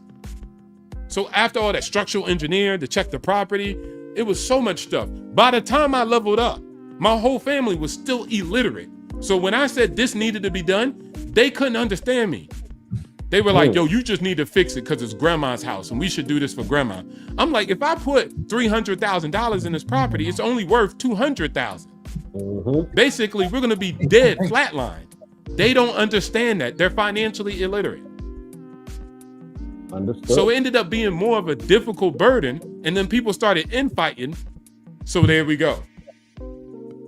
So, of course, I was already successful, so I said, you know what? Sign the paper for $0, gave it to my brother and sister. It's theirs. I don't need it because I was able to build my own. But it took me that moment to sit there and realize all this bickering, all this nonsense that we were talking about. Once I decided to focus on real estate, I became financially literate and changed my life. Been trying to help the family. Hey, sister, you should do this. She's like, yeah, I'm going to do that investing one day. I got you. 11 years later, nothing. It's her free will, right? But I still got to do what I do. But there's been other people like my cousin or friends that was like, bro, I see what you're doing. You're making moves. What is it that you do? And then they listen and they make some plays. They don't copy everything I say, but they listen and make some moves for themselves. And so they have success. So now I don't have a family, but my brother / cousin, he's got a family and his daughters are straight. His wife is straight. They have wealth. They have assets. They have resources. So it's not just me now. It's 2 black families. That's how that works. The other black family said, I don't care. I'm going to go to the Lauryn Hill concert. I don't know what you're talking about. Cool. If anything, they call me Scrooge McDuck. They call me a negative thing. They be like, oh, here come the Scrooge McDuck of the family. He don't be trying to give people money for no reason. He ain't Oprah. So it's not all that, dreamland that you guys think. It could be up, it could be bad. But you making a change yourself, that's possible. You got 100% control of that. And as one successful black person comes, he can provide more opportunities to other black successful people or want to be successful and aspire to be, can tap in and see somebody in their likeness that's winning and start following the path or listen to some of the gems that they drop in. That's what we need to talk about, the assets and the financial literacy. Let me get off the totem pole. I'm done. No, first of all, I need you to, hey, I give you all your flowers all the time. How old are you? Tell them how old you are. 100. No, I'm just kidding. 39. Thank you. And I retired at 32. So shout out to Azrael because he was trying to make fun of me. And the environment you came from was an East Coast environment. Not a lot of wealth, single mom, and all the other fucking stereotypes you can think of. And by 39, way earlier than that, this brother is independently wealthy. And I started groups. So you can't say it can't be done. And he's giving away the information for free. He ain't trying to charge you a consultation fee or nothing. Nothing. But y'all go out and listen to these popular motherfuckers that are only making the money on YouTube, bag chasers and all that, because I'm sorry, Anton Daniels made his money on YouTube. He didn't make it from doing real estate investments until YouTube was paying him money. He didn't start making money until his daddy died due to some unseemly fucking accident and they sued the fucking city of Detroit. 7 years later, he got his fucking money. So you catch what I'm saying? You can listen to these guys that got money and then pretend to actually be rich, or you can get with these guys that have come from the dirt, from every circumstance in the world that was negative, and turned it into a fucking positive. And that's the energy you hear when it comes from that type of person versus somebody that kind of get it and they casually act like they've always had it. That's some bullshit. And most of what I try to do, Ronan, is just tell people, bro, I'm not special. They always want to call me the exception to the rule. I'm not super ninja. I can't spell worth a lick. I'm telling you. I'm almost Floyd Mayweather. No, I'm just kidding. I could read. Shit, I hope not. Not Floyd. God damn, you about to go through bankruptcy. But I definitely can't spell. I've got weaknesses too. And I'm not some juggernaut who has a better IQ than everybody who exists. Right? Charlie, hit that I'm mic, just man. not arrogant Charlie, enough to think that it's not possible, or somebody that's doing better than me don't know no better. Look, I want to point something out yesterday. See, this is what we doing now. Somebody's winning, and they'll say, I'm winning, I'm retired, I'm financially literate, and I'm trying to save y'all. And we're making fun of that person. Like, oh, okay, you big, you retired, okay, yeah, whatever, we know you rich. That's what we do now? So if Einstein was in front of you, you'd be like, yeah, whatever, we know you smart, we don't care. If Jesus was in front of you, you'd be like, yeah, we know you holier than thou, we don't care. Arrogance. But again, that's a deflection and it's a female trait. And this is where I go back to saying, you've been around that environment so long, growing up in a single motherhood environment, you haven't had the right proper mentorship when it comes to men being in your environment, so you don't sound like you're doing those things. So this is what you hear in the space. You hear a lot of grown men that are still little boys that still have trauma they never dealt with, they never identified who they are as real men, and they're talking for the space. And they're talking to you as if they know they got their shit together, and they don't. You can hear it. And it's fucking annoying sometimes. Yeah, but see, this is the thing. This is what I say. You can learn, and I don't only say it, Jim said this before. You can learn from both. You can learn from good things and bad things. And good things, you learn what to do. And from bad things, you learn what not to do. Shout outs to my mom. Not because I'm going to say she was a crack fiend instead of black queen. I'm going to say her financial illiterate experiences taught me what I needed not to do. You get what I'm saying? So when she was bad with money, it taught me what happens when you're bad with money. You will live on welfare. You can't feed yourself or your children. That was the lesson I took away from it. You get what I'm saying? She gave me a first-class experience. Stomach was hurting. Always had to go over to my friend's house and try to eat. I'd be that annoying little kid down the street with the snotty nose trying to stay for dinner and play video games. And they like, oh man, he trying to stay for dinner. Like, God dang, bro. Yeah, Roscoe. Or like, what is it called? Crooklyn. The kids always try to stay over to eat and stuff like that. That was me. All my life, I was trying to stay over at my friend's house so I could eat. There was nothing in the house. And so that experience taught me what not to do. It wasn't an excuse to be like, well, this is all I know and this is how life's got to be. No, I saw my friends eat. I saw what a chicken dinner looked like, right? Because I was over there trying to get some. So because of that, I learned from those lessons. And then I had that drive. I said, there's only one place to go. It's up from here. So I'll do any and everything. I wasn't no soldier who was like, I love the military in my country. No, I was trying to get out the position which I was in, and that was my Hail Mary, join the military. If I had to catch a bullet and be out of here, then hey, I had to roll the dice. That's what I said, because I wasn't ready, I wasn't disciplined, I wasn't prepared to school, I wasn't focused, right? I didn't get a scholarship. I didn't want my mom to go in debt. She was already in debt. So I was like, it's my fault. I didn't get the scholarship. You get what I'm saying? It's not my mom's burden to pay for me to go to school. I didn't have that entitlement. She was broke herself. What's she gonna do? You know what I'm saying? But go into debt more? So I was like, look, I could have got a scholarship. What about that, Black Cleaner? I could have got 100% ride if I was on my thing, but I wasn't. I was effing off. I was lame. I was doing all this other nonsense. So I hold myself accountable for it. Join the military, yes, sir, getting spit at, getting yelled at. It is what it is. I'm trying to go somewhere. So again, my story, I'm not fantastic. I'm not Superman. I'm not from Krypton and none of that.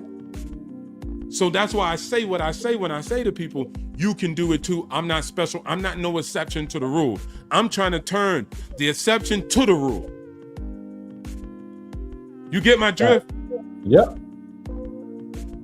Facts. And that's why, I always respect your perspective, especially you being 39 years old and, as you said, retiring at 32. So you was able to learn all of that in such a short amount of time. As you said, you from 16 years, you went into the military at 18. When did you get out of the military? Yeah, I went in at 18, then I got out 7 years later. Then I did a contracting for a bit, and then I was just on a rotation, right? Going on vacation, going back to work. Then I'll be on vacation for 3 months and my money be like, do-do-do-do-do-do. And I'm like, dang, I got to figure out something to stop that from happening because now I got to go back to work. And so that was another level that was like, all right, what do I need to do? But prior to that, my mom was bad with credit cards. So I didn't have a credit card for a longest time. My credit was slow because, you know, if you don't get credit cards, it's hard to build on, and we ain't got all those apps that y'all have today now. So I was just like, man, dang, my credit kind of low, but it was good. It saved me too, because I was too ignorant. If I had a credit card, I was going to probably be out there, you know what I'm saying? I don't know why you don't see the link in my room, but hey, if you don't have the link pin, can you drop the link again? Yeah, hold on. Charlie. Oh, Charlie's coming on. Go ahead. Oh, I'm sorry. Nah, so I was only saying that to say it's possible for you guys. It's completely possible. I do this just to say that. I don't know how y'all gonna take it. I don't know what y'all gonna do. It's y'all free will. But everything in this world is possible. Coming from somebody with a background just like anybody else, especially living and seeing my cousins in Baltimore, experiencing all that nonsense. I get it 150%. But I'm telling you, that the fight in you, if you survive that type of environment, compared to these, my daddy gave me $1 million, bro, by the time you catch up to them, you're going to be doing a 250. They're going to be on cruise control. The guys who inherited money ain't the same. We can get in the same room and talk. We not the same. You get what I'm saying? I got a colorful life. We not the same. That's why you see all these YouTubers, right, trying to go boxing. Jake Paul, they used to be clowns, but now they toughen up, right? They go boxing. They're trying to get some, you know what I'm saying? They're trying to get some sweat equity on them. Mm-hmm. They're trying to get some manhood, some experience, some battle scars on them. You guys already got it. So if you lace yourself with the right tools, don't hate the player, learn the game. You're unstoppable. You know how to get by on nothing. Imagine getting by and thriving on something. Like, come on, man. Y'all take music and just going la, la, la, la, la, and turn it into $1 billion empire. 020, bro. I love you to death. But you're gonna have to stop speaking in separation for me. You always like y'all people. I don't like that, man. Because you're not speaking like you're part of us, dog. You're speaking like you're better than, and you're separating yourself, bro. Now you taking it that way. I'm gonna say it this way. But that's how it's being said, and how what's being said to you. How else am I supposed to take what's being said to you, bro? If that's how it's being said, let me give you a different perspective. You can't right now, Ronan. You can't. I'm sorry. Let me try. I'm about to mic down, but I'm feeling some type of way about that, bro.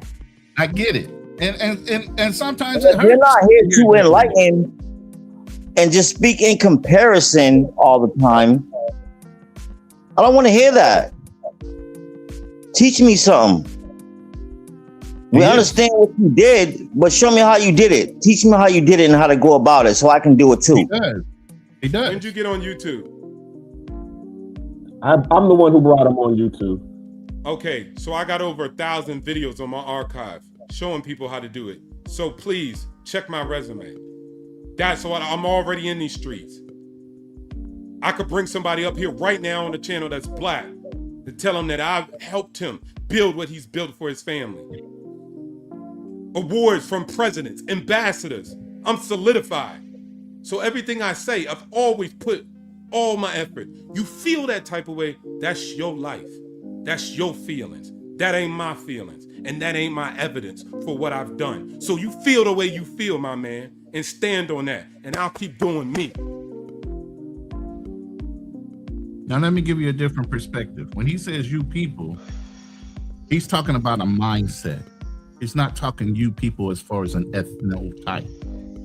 Okay? When we talk about you people, we're talking in generalities that anybody listening to us on this channel and our channels as a whole. You people with this different mindset than us. We know we black. Right, so pause, Ronan, because I'm not going to allow you to just justify that shit. If it was a white person speaking in the sense of you people, how would you feel about that? But he's not white. Come on, bro. I didn't ask you that. It would come off different if it was a white man. Absolutely. And I'm out. But you got to look at the messenger too, cool. And it's a mindset, not an ethnotype. And the mindset was propagated over 50 years of growth, like I talked about earlier. The mindset of a single mom, a mindset of a child raising a child, because it's propagated over 70 years now of a children's mindset just looking to get pregnant so that they can have money coming in from the government. And that's the way they were taught. There was a video shot back in the 80s, TV news interview with black children, young black mothers saying, would you rather have a man in the house or just have the baby in the state? And the girls literally said, I don't need to be bothered with no man when I can get help from the government. This is the mindset has been in our community for over 70 years, reinforced and solidified. So the only way you can talk about it is to break that mindset, not the ethnotype. Because there's plenty of white people, there's plenty of white people on the system too. They don't have that mindset. More than black. But go ahead. With that being said, I'm gonna let you all see what my mindset is, or what people consider my mindset to be in this travel space. Let me know what y'all think. I think I'm in love. What? With who? Her name is Josera, but it's spelled with a Y. I think there might be a W in there somewhere too, but I don't know. It's beautiful. Oh my God, this can't be happening. She said she really liked me. She said I'm different from all the other tourists that be here, bro. Bro, you fell for that? I guarantee you she's saying that to every American that come through here, bro. I promise. Nah, bro, this is real. I can feel it. She keep calling me Papicito, and she wouldn't do that to just anybody, bro. Are you fucking kidding me? Not every girl that calls you Poppy's the one, dog. She probably just trying to get money out of you. Nah, bro, it's not even like that. She got her own job. What's her job? She says she's a chapeadora. Oh my God, bro. That is like a gold digger, dude. Like, nah, bro, I don't think she works down in the mines. I don't get that type of vibe from her. No fucking way you're this stupid. There's no way. She even gave me a cute little nickname too. She called me Mama Gueva. What? I don't know what it means, but it sounds really nice. She also said I was muy feo, which I'm pretty sure means very handsome. This might be the one, bro. Oh my God, this can't be real. She's not in love with you, bro. Can we just go back to the hotel? Hold on, I just gotta stop at the ATM real quick. Why? For what? Dianellis needs some braces, bro. Her teeth are all fucked up. Who the fuck is Dianellis? It's her daughter. Well, I guess she's my daughter now too, since I'm part of the familia. Are you fucking kidding me? This is why I can't take you anywhere, bro. This is why. I'm just trying to be the best dad I could be. Dianellis needs me. You're not even a fucking dad. You just met her 5 minutes ago. You know what? I don't care. I don't give a shit.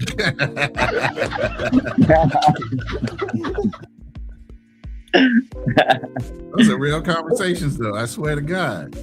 Coming to the stage, Charlie Chan. What's going on, family? How you doing, Charlie Chan? Oh man, just kicking it, man. Seeing y'all brothers is up here laying down some game, so I had to pull up and show some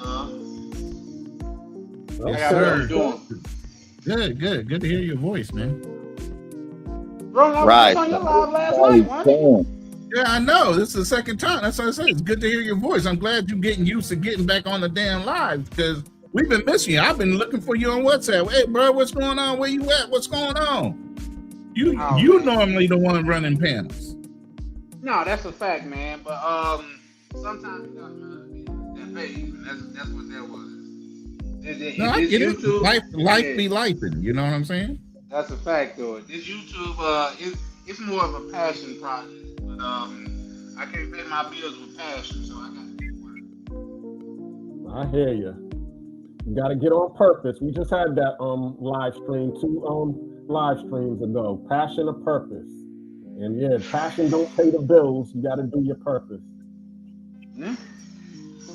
I ain't met a landlord yet that said, you following your dream? Oh, don't worry about the rent this time. It was real quick. Go ahead. Yes, sir. Real quick, the questions on the table for Molly. Let's go ahead and just answer the question. Question for Financial Frontier. Should people who are in debt, should they travel from time to time and they should just worry about getting rid of the bad debt? Come on, That's a rudimentary question, but go ahead, financial. Nah, Molly, look, I always say, like, when you pay off debt, you're a whole new person.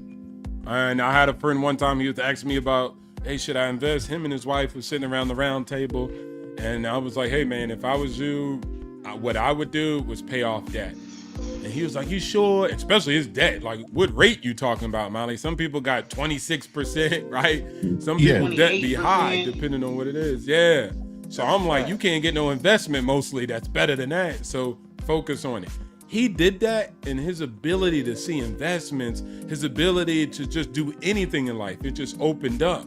So I would say once you pay off debt and get that kind of away, hey, then have a celebration.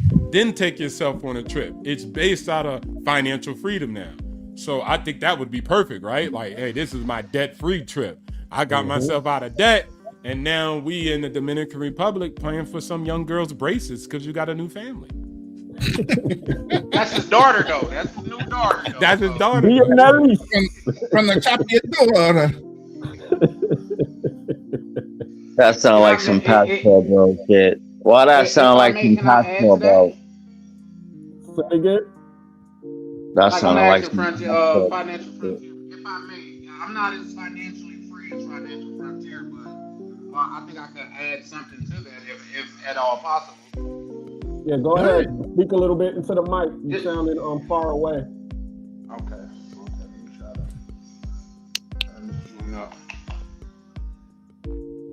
Is that better? Yep. Yeah. Excellent. My man. Just think about it like this. If you was getting the returns that credit cards was getting, you wouldn't need no other investments. So if you behind, like, if you got an investment that's 26% per year, you think about it in reverse. You're 20%, 26, 28% per year. Do you know what that adds to? That's a good rate of return.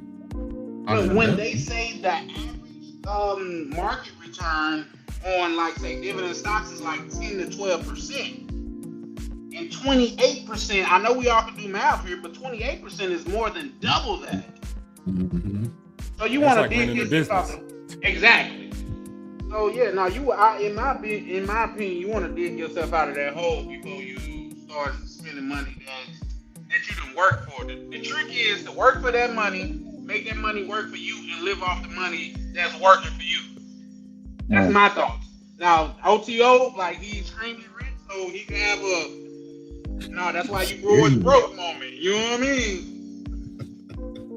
Mm-hmm. With that, I land. That's just my thought. Yeah, that credit card debt will definitely, as they say, if you find yourself in a hole, the first thing you need to do is stop digging. Mm-hmm. It will swallow you up. Yep. Look at some of these spreadsheets of these credit card companies. See how much they're making in a year off of your interest. Mm-hmm. It'll make you sick to your stomach, man. You're no interest. You just setting your money on fire. But that's just my thoughts. No, you're absolutely correct. Cleaning up your debt is the same thing as cleaning up your mind and identifying who you are. You can't have a messy house and then go tell somebody else how to clean theirs. Yeah.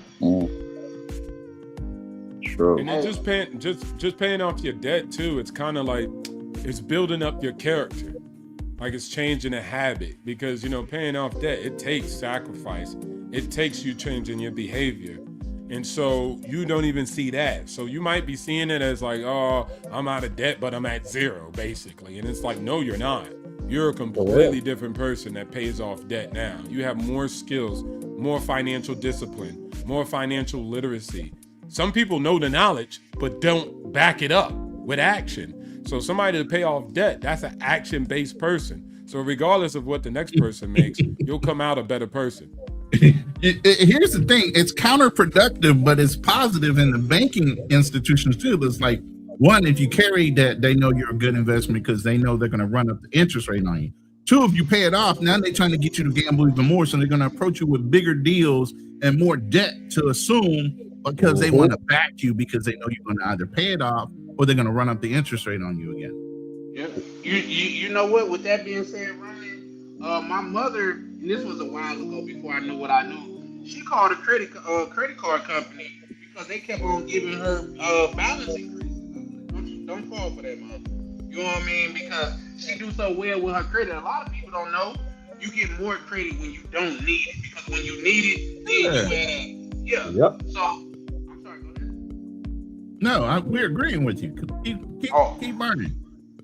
Yeah, no, and that's the thing. Like, say she started at I think it was like 3,500. Then they brung her up to like 25,000, and she was like, "Yeah, no, that's more than I need. Don't increase my card anymore."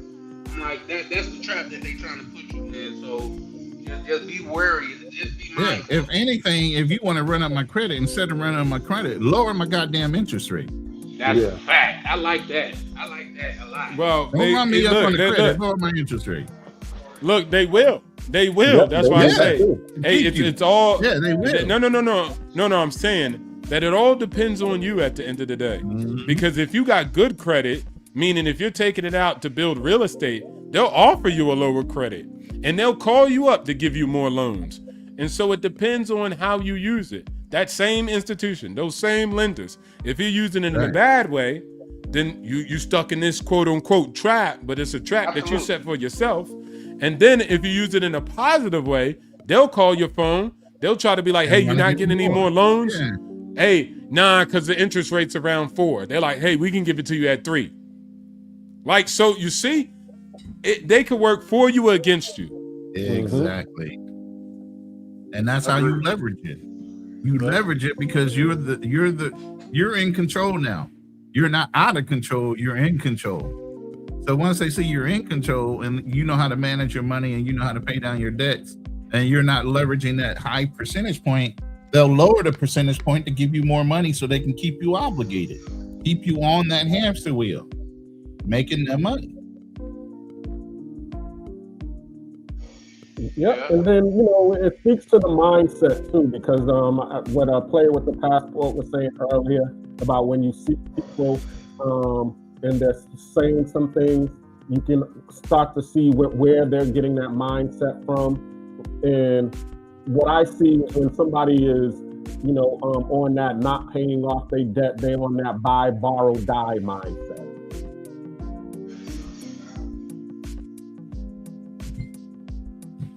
Yeah, I know people like that. They I don't have to pay it back if I die. Exactly. Well, Okay. I mean, that's what I'm on.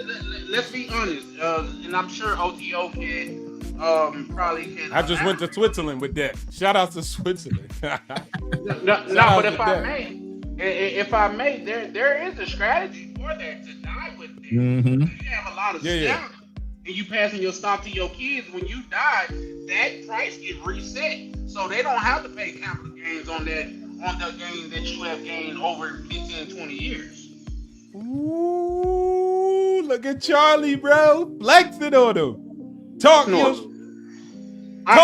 Charlie. I listen to OTO, man. I listen to OTO. Don DeMarco. Nah, you explained that well, bro. Don DeMarco. Now that's a rap battle lyric for you, then. That's a verse right there.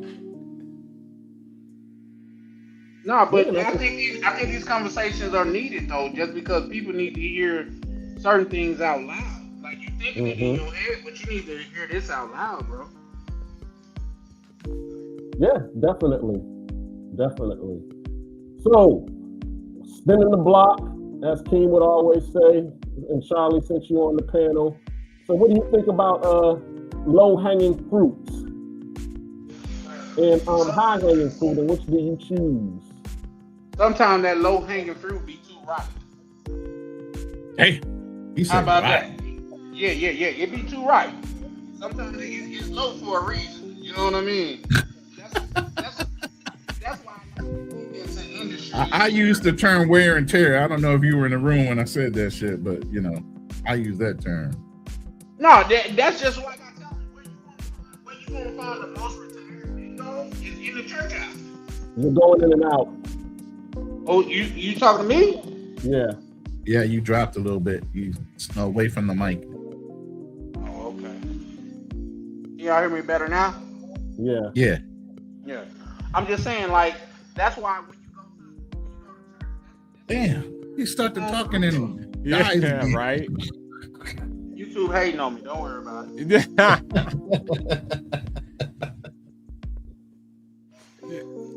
Yo, Charlie, you remind me of a close friend I got. We be talking, chopping it up a lot. And I really like talking to him because we have like high frequency conversations, right? And I'll say something for about 5 minutes straight. And he'll just simplify it in just one sentence. And it'd be funny and exactly what I said. You remind me of that, bro, because that's why it's low hanging. Like, that's hilarious. Like, it's like, yeah.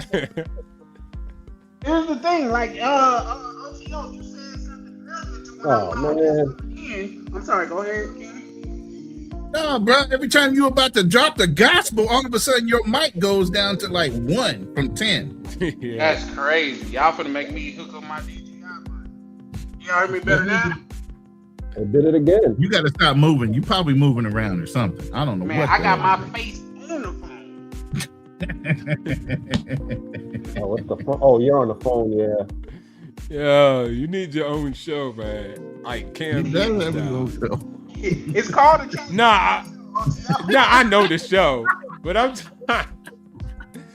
talking like, Cam Newton and stuff, like Stephen A. Smith. Like, that joint would be funny, man. No, we build it. Yeah, you getting there. You gonna get there. With brothers like y'all,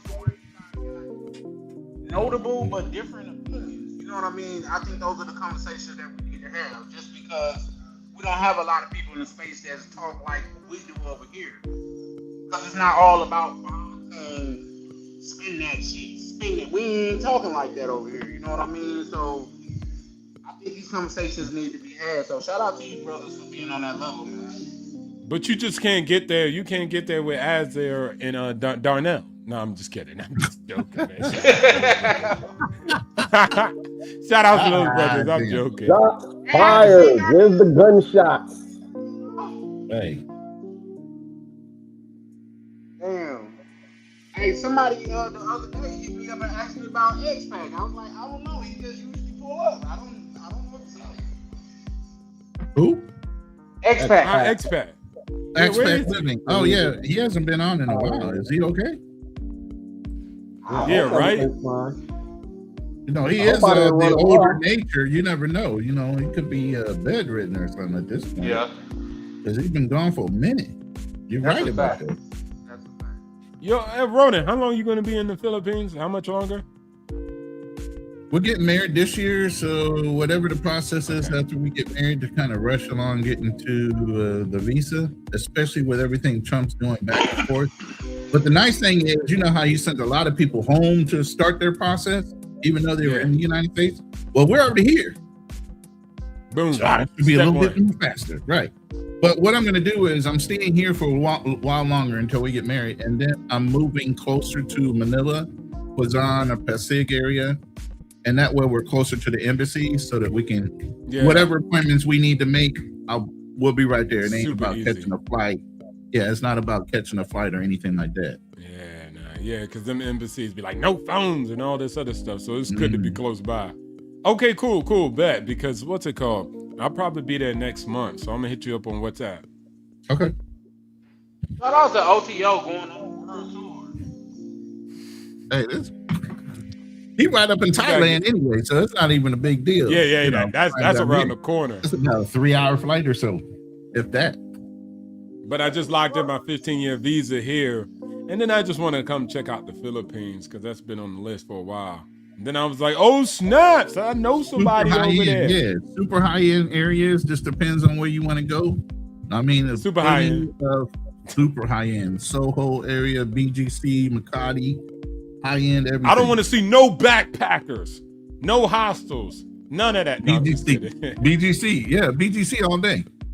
Yeah, BGC, I heard of that. And their malls are fucking huge, man. I'm talking 7-story tall malls, huge square footages. So, I mean, indoor activities is a big thing for them. You know what I mean? Okay. And so you mean I could go over there and get a starter family? You could. You could, real talk. I mean, there's so many single mamas out here, so if you really want to start a family, shit, this is the place to be. You're talking about a Catholic-based religion where they don't encourage abortions. Of course, there's a lot of single mamas here. I just want to be the man that stepped up, not the stepdad. But the man who Okay. stepped up. But no, man, it was interesting because when I first got here and I was going through my acclimation, and I stayed around BGC the whole time, the first 30 days, catching grabs instead of Ubers. They call them grabs here, like in Thailand. So catching some grabs, I'm driving by these places. They got a Lamborghini place, a Bentley place, and this. I'm like, but one car in a storefront. I'm like, what the fuck? They don't have car? Nah, because you got to pay an import tax. So the only thing you get to see in any brand name fucking place is one vehicle. And it's a showroom. All the other things you need, whatever you want, you can order it. You're going to pay the import tax on it, and it'll show up eventually. But they don't stock like car lots. Now, used cars, yeah, sure, because they're already here. But a brand new car, nah, that shit's got to get imported, and they ain't stocking shit early. They know how to speak Spanish over there too, right? Spanish, English, some speak Chinese. Oh man, they about to call me Papacita. Oh, snap. 200, wait, there's even 270 dialects of their own language because of all the different tribes. And my lady's Spanish descent, Visayan, and her family's from the Igorot tribe, which were headhunters back in the day. So yeah, she got a mix like nobody's business. That's what that. Oh dang! So you got a headhunter. Yeah, generationally, yeah. Don't make me come out there and catch you out there doing ritual dances and joints like that, man. Yeah, I'm trying to get up in the mountains before here in the next couple months. But up in the mountains, they still have their tribal traditions up there and different things that they do that are wild. One of the oldest tattoo artists used to live here, but I think the family just moved her. I wanted to go out there and get her to give me a little tattoo just to commemorate meeting her. But my lady was saying that she had moved. So we'll see. But yeah, man, there's a lot of interesting things to do culturally here. Okay, 020. We ain't gonna I gotta back up on you because we ain't just gonna go past the whole 15-year visa lock-in. How was you able to unlock in your 15-year visa? Oh yeah, that was like there used to be a thing called the Thai Elite Visa. It's still there, but the price went up on the product. So back when I had bought it, it was $1 million baht for 20 years. Now it's 5 million baht for 20 years, which is around 250,000 US dollars. Yeah, right. But when I bought it, it was only like $25,000 or something. Yeah, so yeah, I know. I was still able to keep that same price. So I got to 20 years for that. But so you got the grandfather package, clause on there, yeah. Yeah, I got the grandfather clause. Hey, they didn't try to give it to us. If you called there and didn't know, they'll sell you the new package. But you had to know that because people were going to take them to court because they weren't trying to give it to us. But everybody on the program was like, hell no. So I got that. And so that should take me to retirement age. So I'm good, at least in Thailand. And so it's pretty dope. So that's what it's called, Thai Elite Visa. But price is a little bit pricey. But I think probably they might shift back, because I don't think a lot of people are going to be buying no dang 250,000. Yeah. So I heard that they have a new visa coming out. They're talking about it right now. It hasn't been approved, but if you buy a house or if you're buying a condo or something like that, I think it's inclusive of a visa that allows you to stay and allows you to come in and out without a problem. That would be smart. Yeah. I think they're working on that right now from what I just heard one a couple of days ago. They need the something. Is like one of the easiest. If you ran into a big problem, you can come to the Philippines and get one dirt cheap. SRRV, especially for service members. Yeah, I saw that there was a service member clause, right? Service member clause in the Philippines, you can get an SRRV for basically $1,500 a month. Yeah, and 15. Banking, it was something cheap. Banking. That's it. Attached to the military and have a Filipino bank with at least $1,500 in it, and that's it. And that's you get to keep it. Keep it. It forever. ain't handing it over. So that's why I was like, I need to come over there and check y'all out because they might change my taxes regiment. Plus, then you, like you said, you still. I know you probably got MRP or whatever. But medically, you know, there's the VA here. So and then y'all got a lot over there. You got outlets there, but the embassy actually holds the VA hospital right there in the embassy. Oh, dang, really? Yeah, it's a one-stop shop. Say You go in less. there, you can do your embassy work, or you can see the VA that's on the first floor. All right, say less, because I got still stuff I got. Oh, yeah, that sounds lit. Heck yeah. How much is the retirement visa in those in Thailand? Because I know my cousin, he actually has his retirement visa. It's cheap. It's cheap. It's just, especially if retirees got it, they ain't paying a lot. But it's just like administrative fees, yeah? So it depends. If you go through somebody, a little bit more. If you go straight yourself, less. Considerably less. But I don't think it's more than $1,000. I think it's like a year, and then you renew it, something like that. And then you just keep renewing it. Okay. Keep proving whatever the requirements are. And then like maybe health insurance and make sure that. But it's simple, low cost, nothing crazy. Especially considering the cost savings on cost of life, right? Cost of living. So, but I think that's like 50, 55, something like that. You got to be the age. So, I ain't that yet. Oh, wow. Because here in Panama, you don't got to be that. You just got to show that you got retirement income coming in. Doesn't matter what age you are. Yeah, I like that. Shout outs to that. Yeah. I think they're probably lagging on that, you know what I'm saying? Just not realizing that more people get to retire a little bit earlier than before, right? So they still ain't catch up on that. But Panama, that sounds nice. Yep. That's where you That's at why now, you have right? so many retirees here. That's where you at now, right? Yep, that's where I'm at. Clutch. So I'm working on my retirement visa. I've been here for 3 years and haven't gotten my retirement visa yet. That's only because the lawyers because you need a lawyer in order to do the process. Yeah. But to grease the palms for you and all of that stuff. But and the lawyers is charging like $1,200 to $1,800, depending on the lawyer that you get. And then you got to pay application fees and all of that stuff. So usually you're gonna run anywhere between $1,900 and $2,600 in order to do it. And I was renovating, the house in Atlanta. So now that it's finished, I'm like, all right, now I can start, focusing on getting that visa. But now I'm going to start focusing on getting more than one visa because it's great to have more than one residency. Yeah, for sure. And especially like long as you're probably under 180, most countries won't tax you. So establishing residency is not so much of a downfall. And things may shift in that given country. So you just always got to be prepared. So stay ready so you ain't got to get ready, basically. Yeah. What's it called? That's not bad, actually. You said it's like 18 to... Yeah, that's not bad. 1800 to 20? No, that's not at all. And how long is that? You got to renew it, or how does that work? It's good for 10 years. Woo! Lock, stocked, and barreled. A lot of guys talking about getting double passports, and right now I know there's a thing in the United States about carrying more than one passport. It's nothing to say that you can't get permanent residency without going for the citizenship. Exactly. At a cheaper rate. You want me to sign up for the military? Right. I would go for a permanent residency more than I would go for the actual citizenship where you have their visa and your visa. Yeah, I think a lot of people be trying to avoid the taxation, the worldwide income taxation.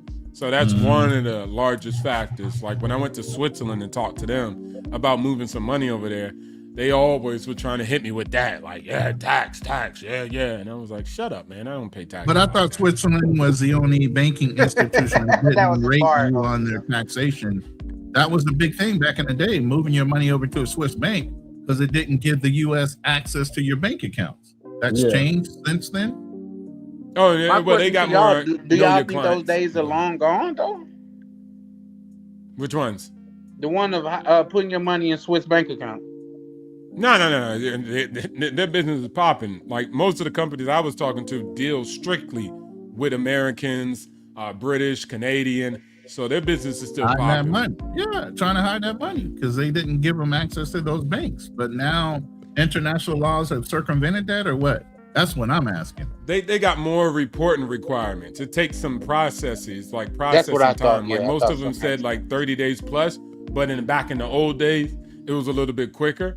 And so you had to get proved. They still got to connect with America. There's more laws on the book to protect from laundering money because it was known to do that or have some of that allegedly.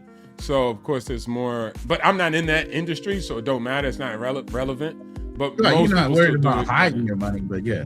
Exactly. And the Most whole people are point doing is, it for like Lehman Brothers, the banks I collapsing. know it might be an issue for you if you liquidate your money and how you make it, but the biggest thing for the United States is if you're reported living overseas for more than 10 months out of the year, you have a $120,000 window.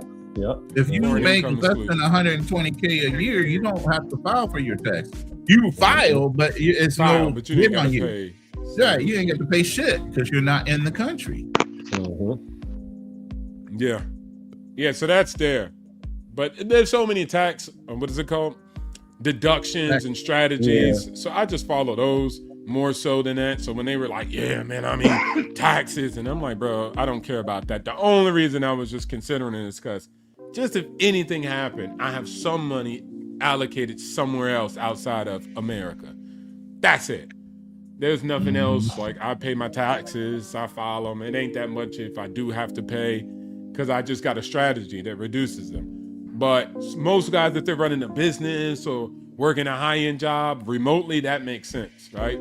Because if you're making $600,000, it's best just to, not have to worry about that because it ain't much exit strategies when it's earned income. Yep. There's only, tax deductions if you own businesses or real estate. But if it's better for those, yeah. So. It was cool, but they ain't know no money like that. I'm like, man, y'all sound dumb. But shout outs to them because they were studious in Switzerland, so they were able to get away with it.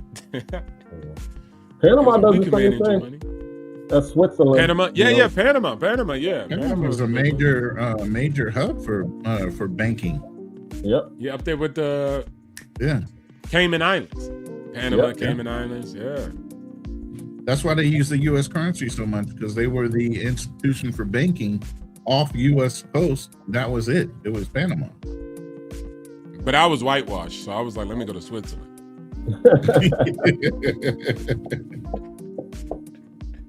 Yeah.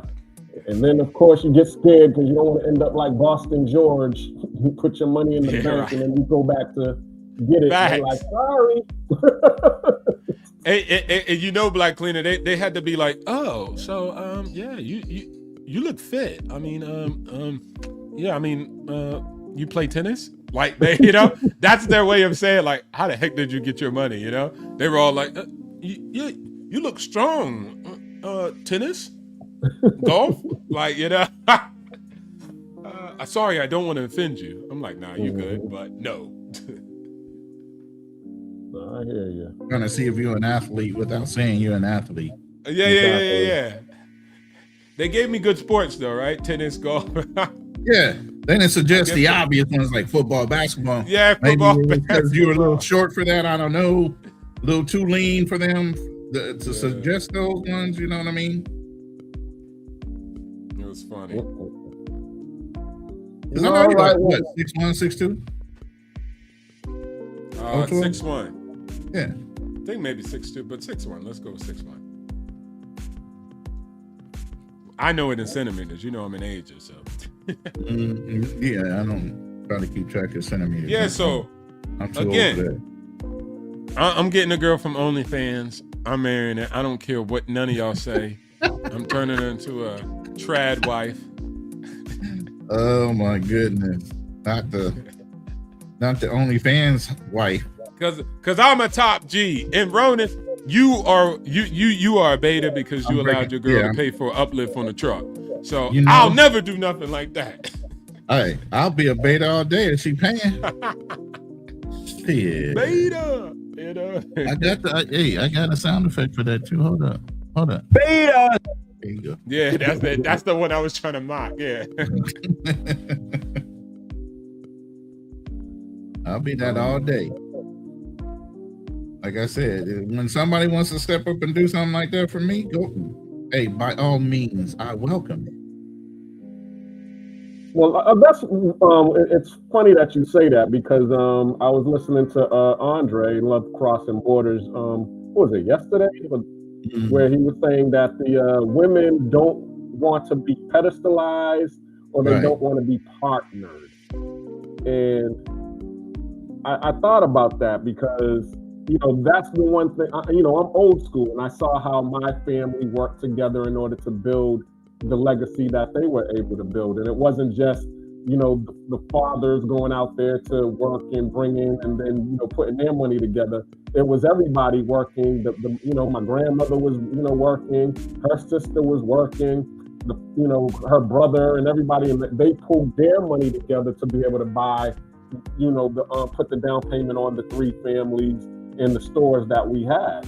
So when I see, them saying, "Oh, nah, they want the men to just be men," it rubs me the wrong way, because I'm looking for a woman who, as I said, I got this program that I got going on. I've seen other guys out here who have their wives working with them. So why is that a problem when you're trying to establish that? Why is that something that is taboo in our community? What do you say about that? Who raised them? That's why. That's what I'm saying. Who raised them? That mentality has been going on for damn near 70 years. That's what's kept us separated. If they can't do better than Zaddy,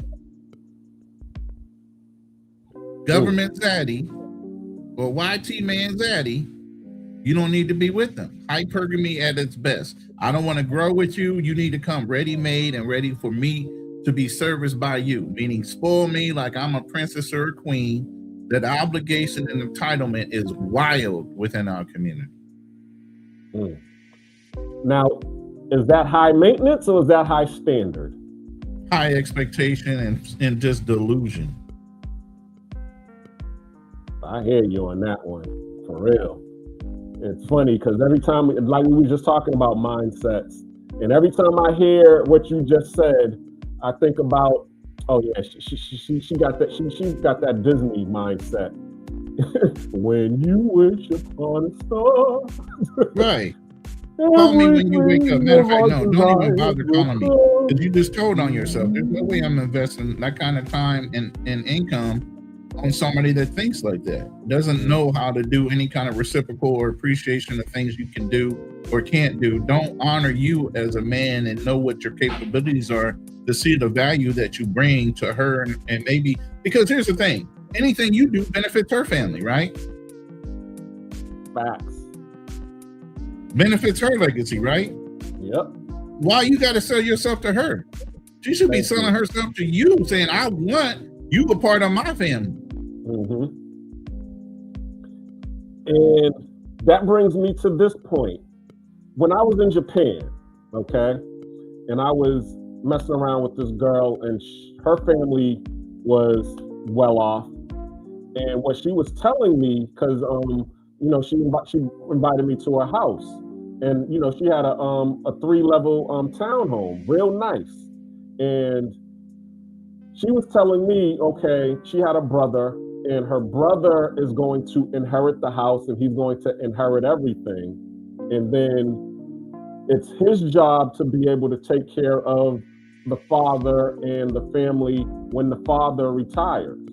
Right. And it's up to the brother's wife to be able to help him take care of the children and the grandparents while he handles the business and the family legacy. And I was asking her, I'm like, well, your father has 2 sisters.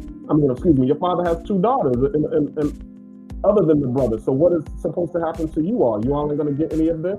And she said, no, it's our job to be able to go find husbands and we're supposed to do the same thing as our brother's wife, take care of the husband and the husband's children and the husband's family. That's what our job is in that. And it's the same thing when I was talking to, my ex-girlfriend who was in Africa. He was saying that the reason that the Africans have a dowry is because the father is the one, who is taking care of the family, but it's the daughters who also are the helpmeets of the father. So when he loses a daughter, okay, the dowry is supposed to be the thing to replace the daughter that you're taking from him, because you're actually taking his helping hand or his help. Yeah, you're taking earning potential out of the household. Yeah. Exactly. So even the Africans know that the wife is supposed to be there to be able to assist in helping the family household. Same thing with the Asians. So why is it so? And then when you look at we understand it because our dowry is the wedding ring. What do they say that the price of the wedding ring is supposed to be? 3 months salary. I think 3 months salary. 3 months salary. Yeah.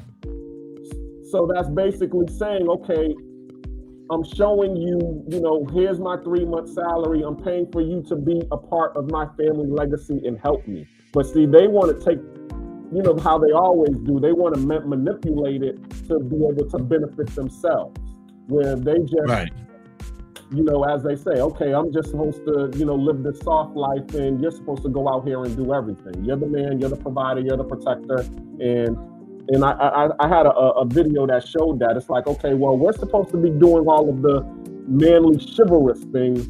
Okay, what are the women's chivalrous things that you're supposed to do? I'll say this. A lot of cultures don't believe the same way our Black culture believes. Our families want to kick you out by the time you're 18. Mm-hmm. Okay. There are cultures, Arab nations and everything else, that build an extra house onto the compound inside the property lines of the main house that becomes your home once you get married. They understand you need your privacy, so they give you a whole wing on a compound that's already owned by the wealth of the family. When you work, you're working for the family. The wealth stays within the family. You have access to it through credit cards and spending limits and different things like that. But the wealth is shared in and amongst the family member and in-laws of each side. So you might have a brother that has a wife, a sister that has a husband, and they decide to all move. They're in the same compound together, but on different wings of the main house.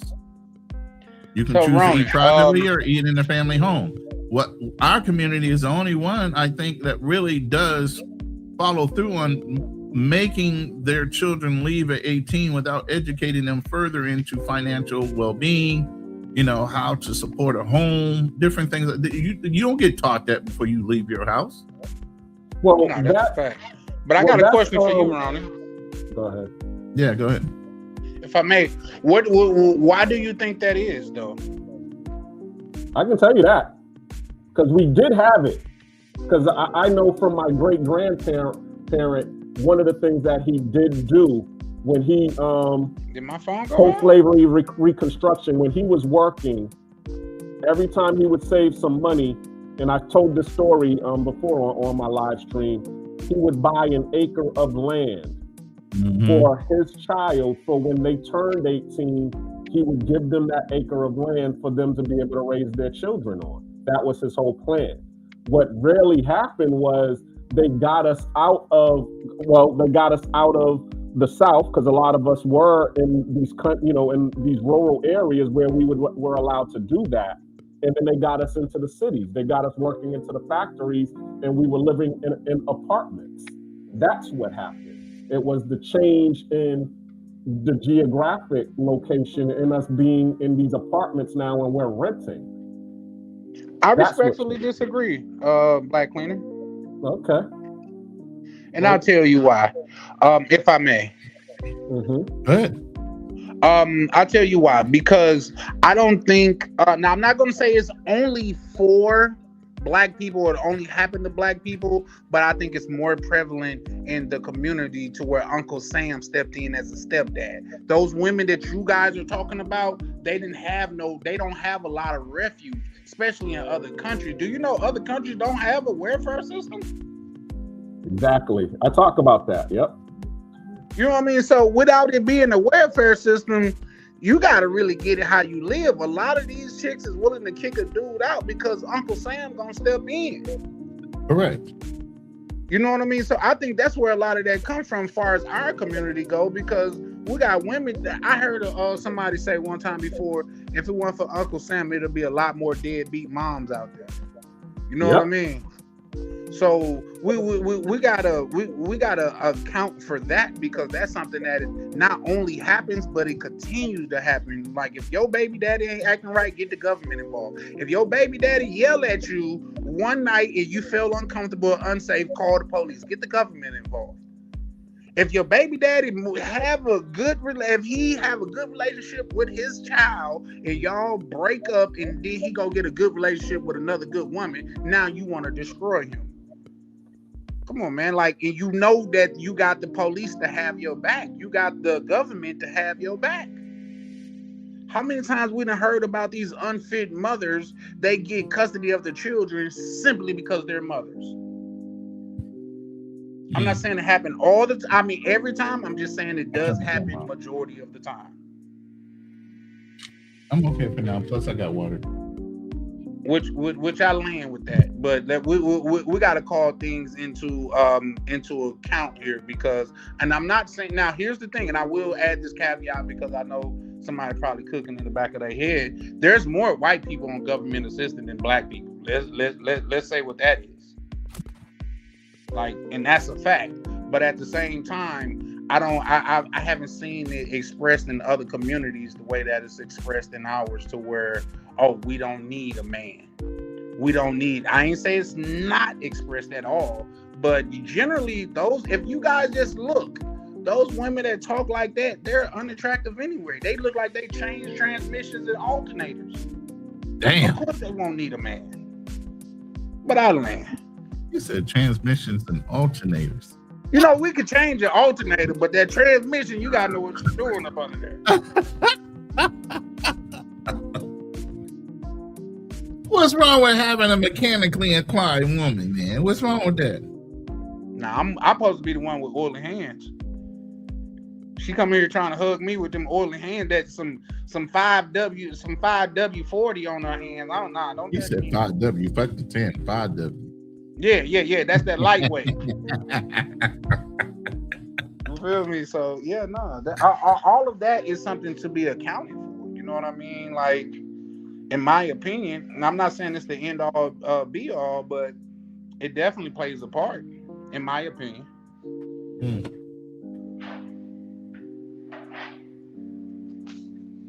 How many of these chicks will leave their dudes and know they could get on goddamn it welfare? How many marriages has ended because the female knows if she takes her husband to court, she's gonna get half? Do y'all know they say trained to know this? Go ahead, my bad. I said all of them. They've been trained to know this. Exactly. Do y'all know what they say? The quickest way for a woman to get rich is to marry a millionaire and divorce him. Mm-hmm. In America, that's a real thing. You can look it up. But with that out, man, I feel like I'm hogging the floor now. No, brother, you good. These are things that we got to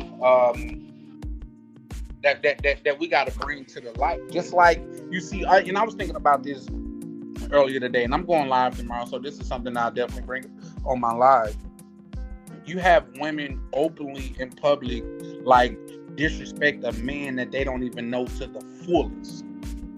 To the fullest. I'm talking about call him the B word, talk about his mama, everything that they could think of. Because I think a woman is her, especially if you're dealing with a woman from our community, their goddamn biggest weapon is their words. I done seen women, and I done been in cases the woman will damn near tell you something to make you goddamn want to crash out. You know what I mean? It's the life that, you know what I mean, that we have. But at the same time, like I say, these women are disrespect you so much to the fullest on the fact that they're women. Because guess what? When a man disrespects another man, they expect violence with it. Because it's come with violence. I use this saying all the time. If it's a woman, you at the bar and it's a woman sitting on the other side of the bar and she just staring you in your eyes and just looking at you, you may feel a little bit of teen. Oh, she's feeling me and stuff like that. But if a man sitting in that same spot and centering you in your face, your alarms and bells are gonna go off. Bro, you must know me. I must look like somebody you know or something. Do I owe you money or something? Because why you staring in my face? That's how men get down with men. And we gotta be careful how we speak to each other, because it could end in violence easily. But a woman could say, fuck your mama. A woman could say your mama's a bitch. A woman could swing on you. Woman can call you a bitch. Yeah. And here's the thing. Nobody's going to break it up when the woman swing on you. But as soon as you go to defend yourself, now you the bad dude. I tell people this. I don't believe in a situation where a man shouldn't hit a woman. I believe in a situation where should nobody put their hands on nobody. If you got to goddamn resort to physical violence to goddamn advancing your relationship, that's a relationship that you shouldn't be in. Here's a video. I wanted to show it real quick. It speaks to some of what Charlie Chan was just talking about. Hold on, here we go.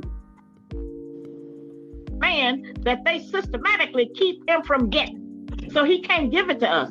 And so we married to the government. They take care of us like our man should. They give us food, clothes, shelter, health care, child care, education, an apartment, whatever it is we need. They step in as our man. And they only do that, as I said, for the two reasons: to make him look inadequate and to make us not want to be bothered with him, to destroy his little ego that he got left, and to make us think that we are better than him. And we'll tell him, I can make it. I don't know why you can't make it. Well, we're acting like that this just, we didn't study that because they didn't care about us enough to study that. If it had been their children, they'd have studied that. What is the connection 40 years later to what happened there? These the people that don't want us to deal with our history. But all they talk about is, remember the Alamo, remember Pearl Harbor, remember 9/11. I mean, they want to remember everything. Did not tell us that all of that, being my own person and I'm independent, would lead to separation, loneliness, celibacy, and lesbianism.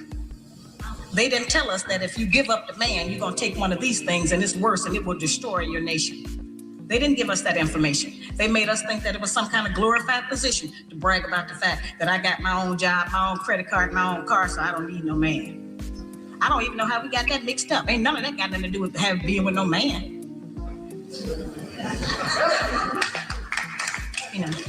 We have some serious relationship problems that nobody has been able to address us on because everybody wants to pretend that this is not going on. Over 60% of our women are single, widowed, separated, or divorced. They don't have a man. I just came out of Florida and they got a housing complex that the Urban League built, which is a Black organization that is for women and children only. They say they don't allow any men in there. There's a couple. Go ahead. No, I'm just saying, what you just said, those in Minnesota, where's women and children assistance only. Yeah, that's facts. Hold on. Get y'all on the screen. Can y'all see yourselves? Yes, sir. All right, excellent. Oh, you got a video you trying to show, or is that? Yeah, that was me. I loaded that one. Okay. You wanted to say something, Charlie? Yeah, because But when you said something about the what's it called, the benefits and all of that are, and that's what that video made me think about posting that video, because there is definitely some truth to that. But that came after the family, as we said, the decline of the family, because before, when we was into the silent generation and after slavery, Reconstruction, Jim Crow silent generation, we had that community survival, similar to what you see overseas, because they don't have the infrastructure. Because they had welfare and they had all of these government safety nets, but they wasn't giving it to Black folks. So we had to depend on each other. Then as soon as all of a sudden, we started fighting, civil rights and all of that, then they started, and also too, when they started seeing that we had the skills to be able to build our own cities and that we can thrive without them, it was like, oh shoot, especially after what's his name?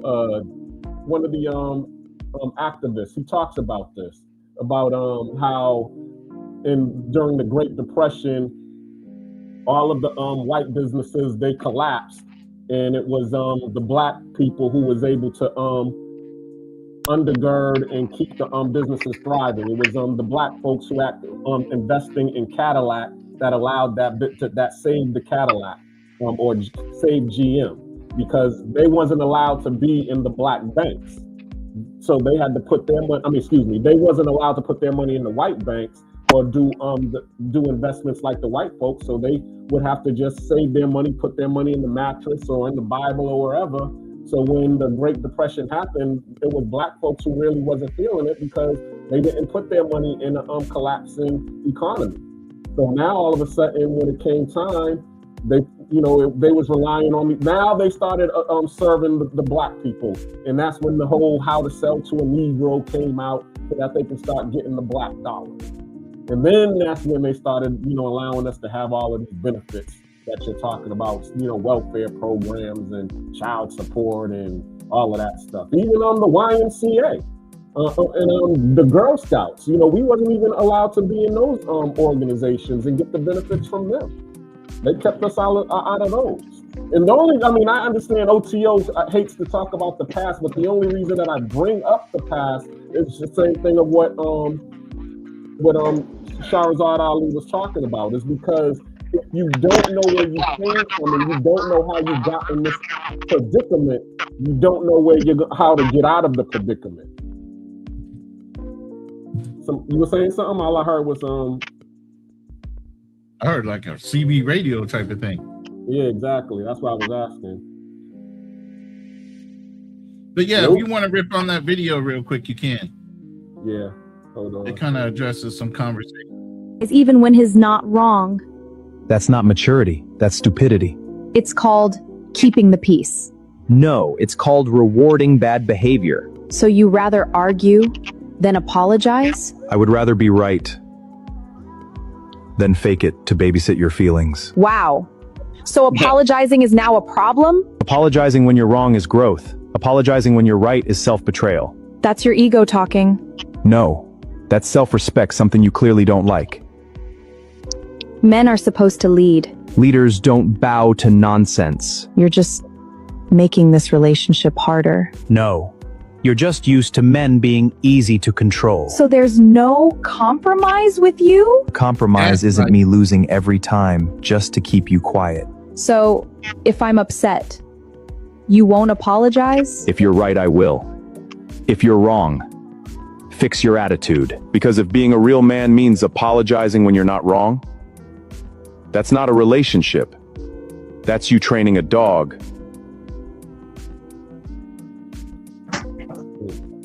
It's done? Yeah, that's it. That's as direct as you can get it. Shout out to Just Dot for the $5 super chat. I appreciate that, brother. But yeah, man, you set the standard, man. You don't, and all her answers were to gaslight him into feeling shameful for not wanting to give her some stability in the way she felt. Not that she was right or wrong. That's not even the question, whether she was right or wrong. It was like, you're supposed to be the bigger person as the man and as a leader and just go ahead and make me feel good. That doesn't serve you. That serves her. So she wants to be rewarded being right, and she wants to be doubly rewarded for being wrong. Yeah. And as I say, that's what goes on in the relationships. That was nice. That was cute. That's cat. Those guys, it was nice. It was cute. Little white boys get the little feel good over it. That's cat.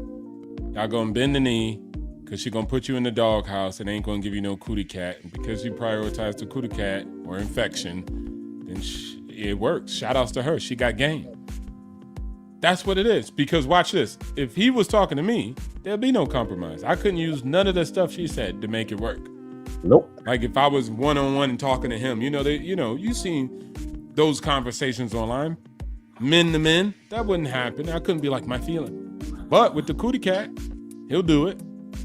So it is what it is. If you're going to sell out, you're going to sell out. And so I think sometimes we just got to allow people to be sellouts. That's what they are. You know what I'm saying?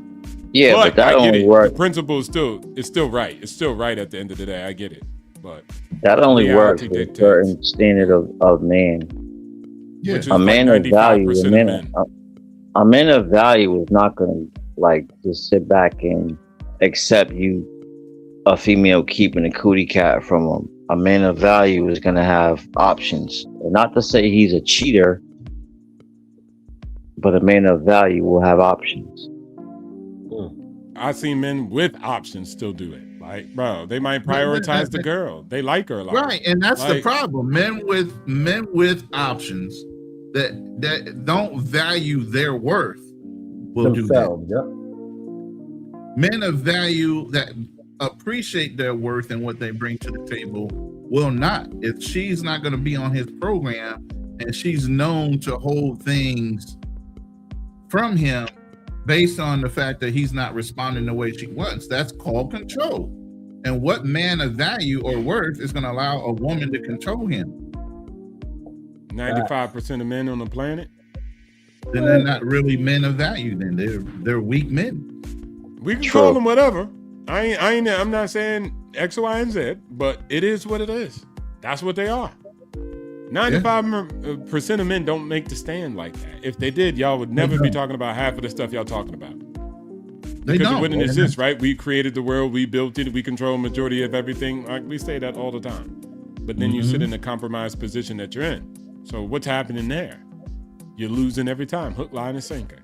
So as you might be that man, say that to majority of men, Ronan. They'll call you a womanizer. They'll call you all sorts of names. They'd be right there. I've been called a Neanderthal. You know, we had that Thursday night therapy session, right?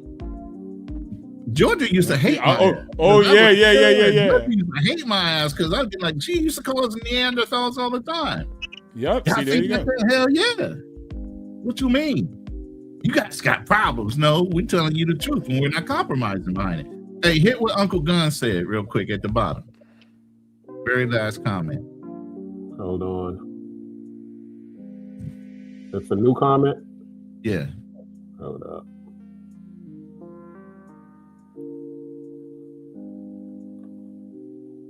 People like Ronan, Cool, and Black Cleaner and Charlie, we're just the last of the Mohicans. Dying dinosaurs, bro. Here's the thing. Uncle Gunn said this. Weak males prioritize the 30 minutes they spend with a female more than they value the other 23.5 hours a day they spend with themselves. So you giving a woman you barely laying down with and time and priority over everything you do all day. And that's crazy to me. Put it on a shirt. You know that's what? Most men. Yeah. And I was watching something in the UK. It was a guy. He was married. They've been married for about 35 years plus. So all of you folks will be like, oh my gosh, they're so successful. But the wife was saying, and he was saying, that they didn't have sex together in 30 years. Nah. Now, watch this. He was at the point where he was feeling bad because he couldn't understand her inner womanhood and why she didn't want to have sex with him for 30 years. But you think if she saw her most desired celebrity, she wouldn't want to have sex? Or was it specifically she didn't want to have it with him? It was with him. Yeah. But again, he was making it out like, something was wrong with her anatomy, right? Like something as her and her going through something as a woman. And I'm like, he believed that, but at the end of the day, and she laced some really good game. I mean, her game was good. The way she laced it and the big words she used, and like I'm saying, women. So she didn't have a personal vibrator anywhere in the house. She didn't have a robe. Yeah, she exactly. Didn't have nothing. She wasn't using that shower head when she was in the shower. She wasn't using that shower head when she was in the shower for a damn hour and a half taking a shower, right? Now watch this. Before, now of course, it was like 35-year relationship, right? So the last 2 years, they said they have been active, right? But she said she took him for a walk, like he was a dog. She took him for a walk, and she told him about a sex resort. And you should have seen the face on this man's, like you should have seen his face. He started staring off in the abyss. And I know that resort she took him to was not the resort like a normal place. You get what I'm saying? So when she did reestablish connection, she had this guy out on a reservation with Tyrone being the main guest and the host, right? Right. Which maybe she had already experienced on her own anyway. Thank you. Facts, right? Right. You didn't That's come a up lot with of guys on your own. You probably been doing this for the last 35 years. You trying to introduce me into the shit. That's a lot of men. So as much as we can say what we want, or they join you on YouTube and say what they want, that's not true. These women aren't delusional. They can't be. They're too sweet and sour and chicken. They ain't got enough strength to defend themselves if they are wrong about something. They hitting the nail right on the head. Guys are taking them. They could be 800,000 pounds. Guys are taking them. They could be this or that. And even if guys don't take them, they set it up, as you guys were saying earlier. Zaddy government is already defending and protecting them, so they will take care of them. Checkmate. Yeah. But also too, okay, they're getting their stability from the government, and then they're getting their emotional support from the pets and the plants. So now the children you gave them. That too. So now it is. Now the only thing that they're needing now is what from you? Money. No, they're getting that from the government, or they're getting that from job security. Well, no, they get additional money from you. No use. Yeah. That's what goes on in the world now because of the society we're in. They're just now man hacking. They're looking for bits and pieces. You're the luxury add to what they're already getting. You're the enabler to get them that bag. You're the enabler to get their hair done and those nails done and all that other shit. You're enabling that characteristics and those traits with the extra money they're getting outside of what Zaddy's giving. Yep. But watch this. I saw this. I don't know if y'all seen it, but I seen something with LeVar Ball. Shout outs to him and that brother, right? He had his family. He had his wife. His wife had a stroke. He was there. Right. Then he lost his leg and they had a divorce. Now, I'm not here to comment. She left him when he was down. But what he said recently was, she decided to go her own way, but we accomplished our mission as husband and wife. She was still the most beautiful woman in my mind, but she decided to go her own way, and that's okay. Watch this. That's all he said. And it was people like Cam Newton and all these other people who got on podcasts and took it one way, meaning, when he was down, she left. Some people took it that way, or they took it this way. LeVar Ball is a character. He's boisterous. He probably was oppressing her. He probably cheated on her. He probably was over oppressive of all his kids. Even if you're a stand-up father who's been recorded for a long time of being on the frontier for your children and your wife, they were still villainizing him. And it was mostly other men doing it. Vilifying that man because he was boisterous, right? He was braggadocious. He was a little bit over the top. He talked his sons into the NBA, all of them. They were still hating though. So, but they were still hating. Yeah, he did what he was supposed to do as a father. Fuck all that bullshit. And watch this.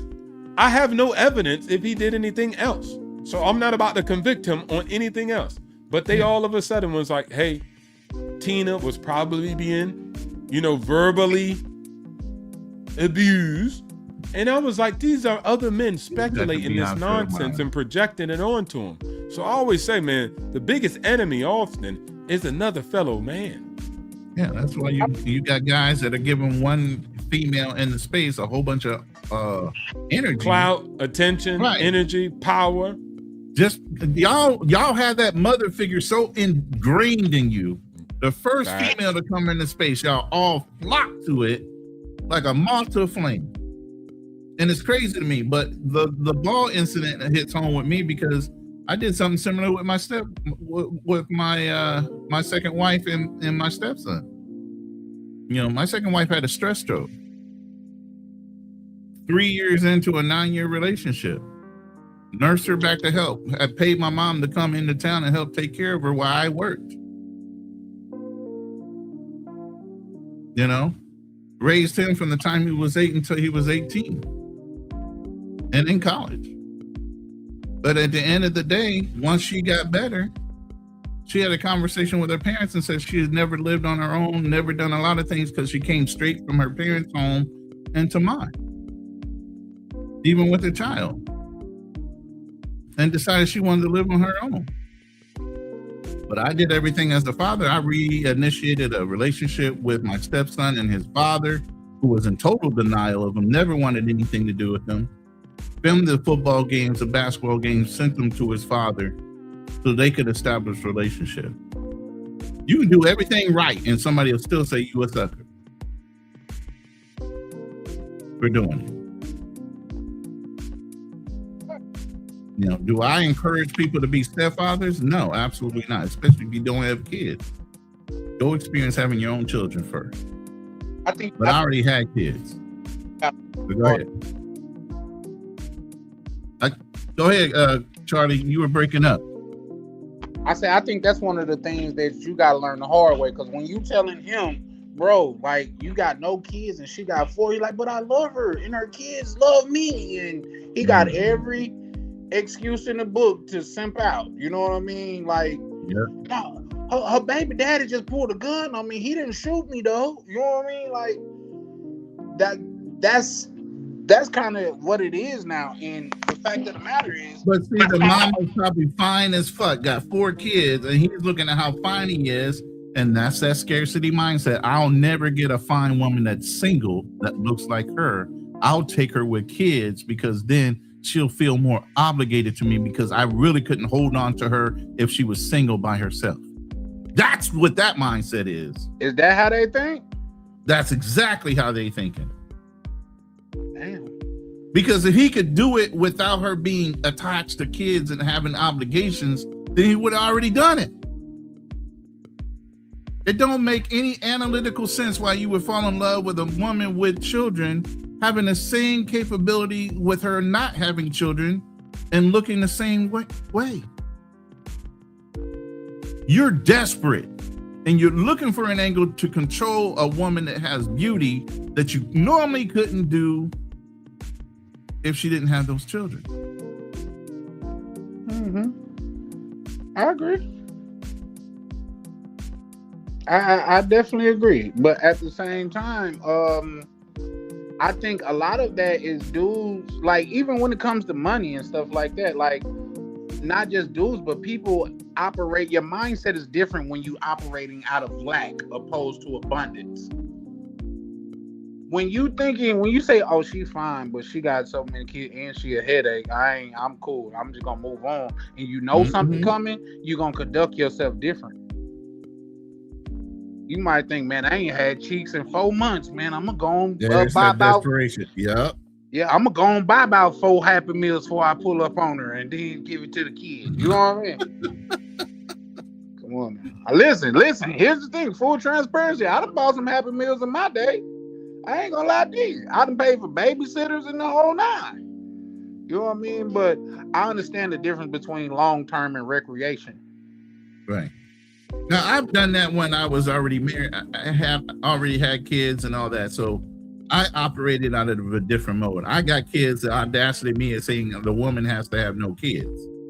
You get what I'm saying? Yeah. But there was a limit to how many baby daddies were involved in having those kids and whether they were active or not. Yeah. I feel you, but at the same time, man, it's just rampant. And I tell people, like, man, if you met your girl in the club throwing ass, bro, you can't be mad when she just in the club throwing ass. That's who you was when you met her. Right. You met her that way. You can't ask her to change at that point. You were okay when you met her. I'm gonna save her. Yeah, all right. nigga. Let me know how that works out for you. I'm telling y'all right now, put your capes up. Yeah. Not even I gotta disagree with that, Ronnie. Nah, put your capes up, bro. Don't just put your cape up, man. Take it in the backyard and burn them. Burn that bitch. Okay, I'll go with that. Burn them motherfuckers, man. It ain't no Superman shit going on nowadays. And hey, listen, I haven't seen the world, Ronnie. You are older than me. Do they give out simp awards or some shit like that, or like caping for chicks awards or something? No. What's the point? Not anymore. I mean, here's the thing. When I was growing up, I mean, it was kind of honorable to be a stepfather and do the right thing for a woman's child and everything. Now it's like simp culture or this, that, and the other thing. The honor behind leading or growing children into adults and leaving your imprint on them and all that shit don't matter to nobody anymore. Yeah. Morals and ethics are out the window. The honor of marrying and taking care of somebody else's kid and the respect you should get from it, that doesn't matter anymore. Being a stepfather nowadays is not the same as back then. Okay, so I'm telling y'all, do not do it. Yeah, I feel unless you that. already have kids. Unless you already have kids, then you can't say no. You can try to find that one that wants to take care of your kids. That's not a fair exchange. You put more pressure on her to take care of your kids, especially you got custody of them. You know, Ronnie, now you just got a good relationship with your ex, and y'all have a good co-parent situation, and if you don't have to deal with them, that's cool too. Go ahead. No, I think you got a good point with your last statement. Yeah, if you got a good, but here's the thing: we gotta also point out that women are emotional beings. So yes.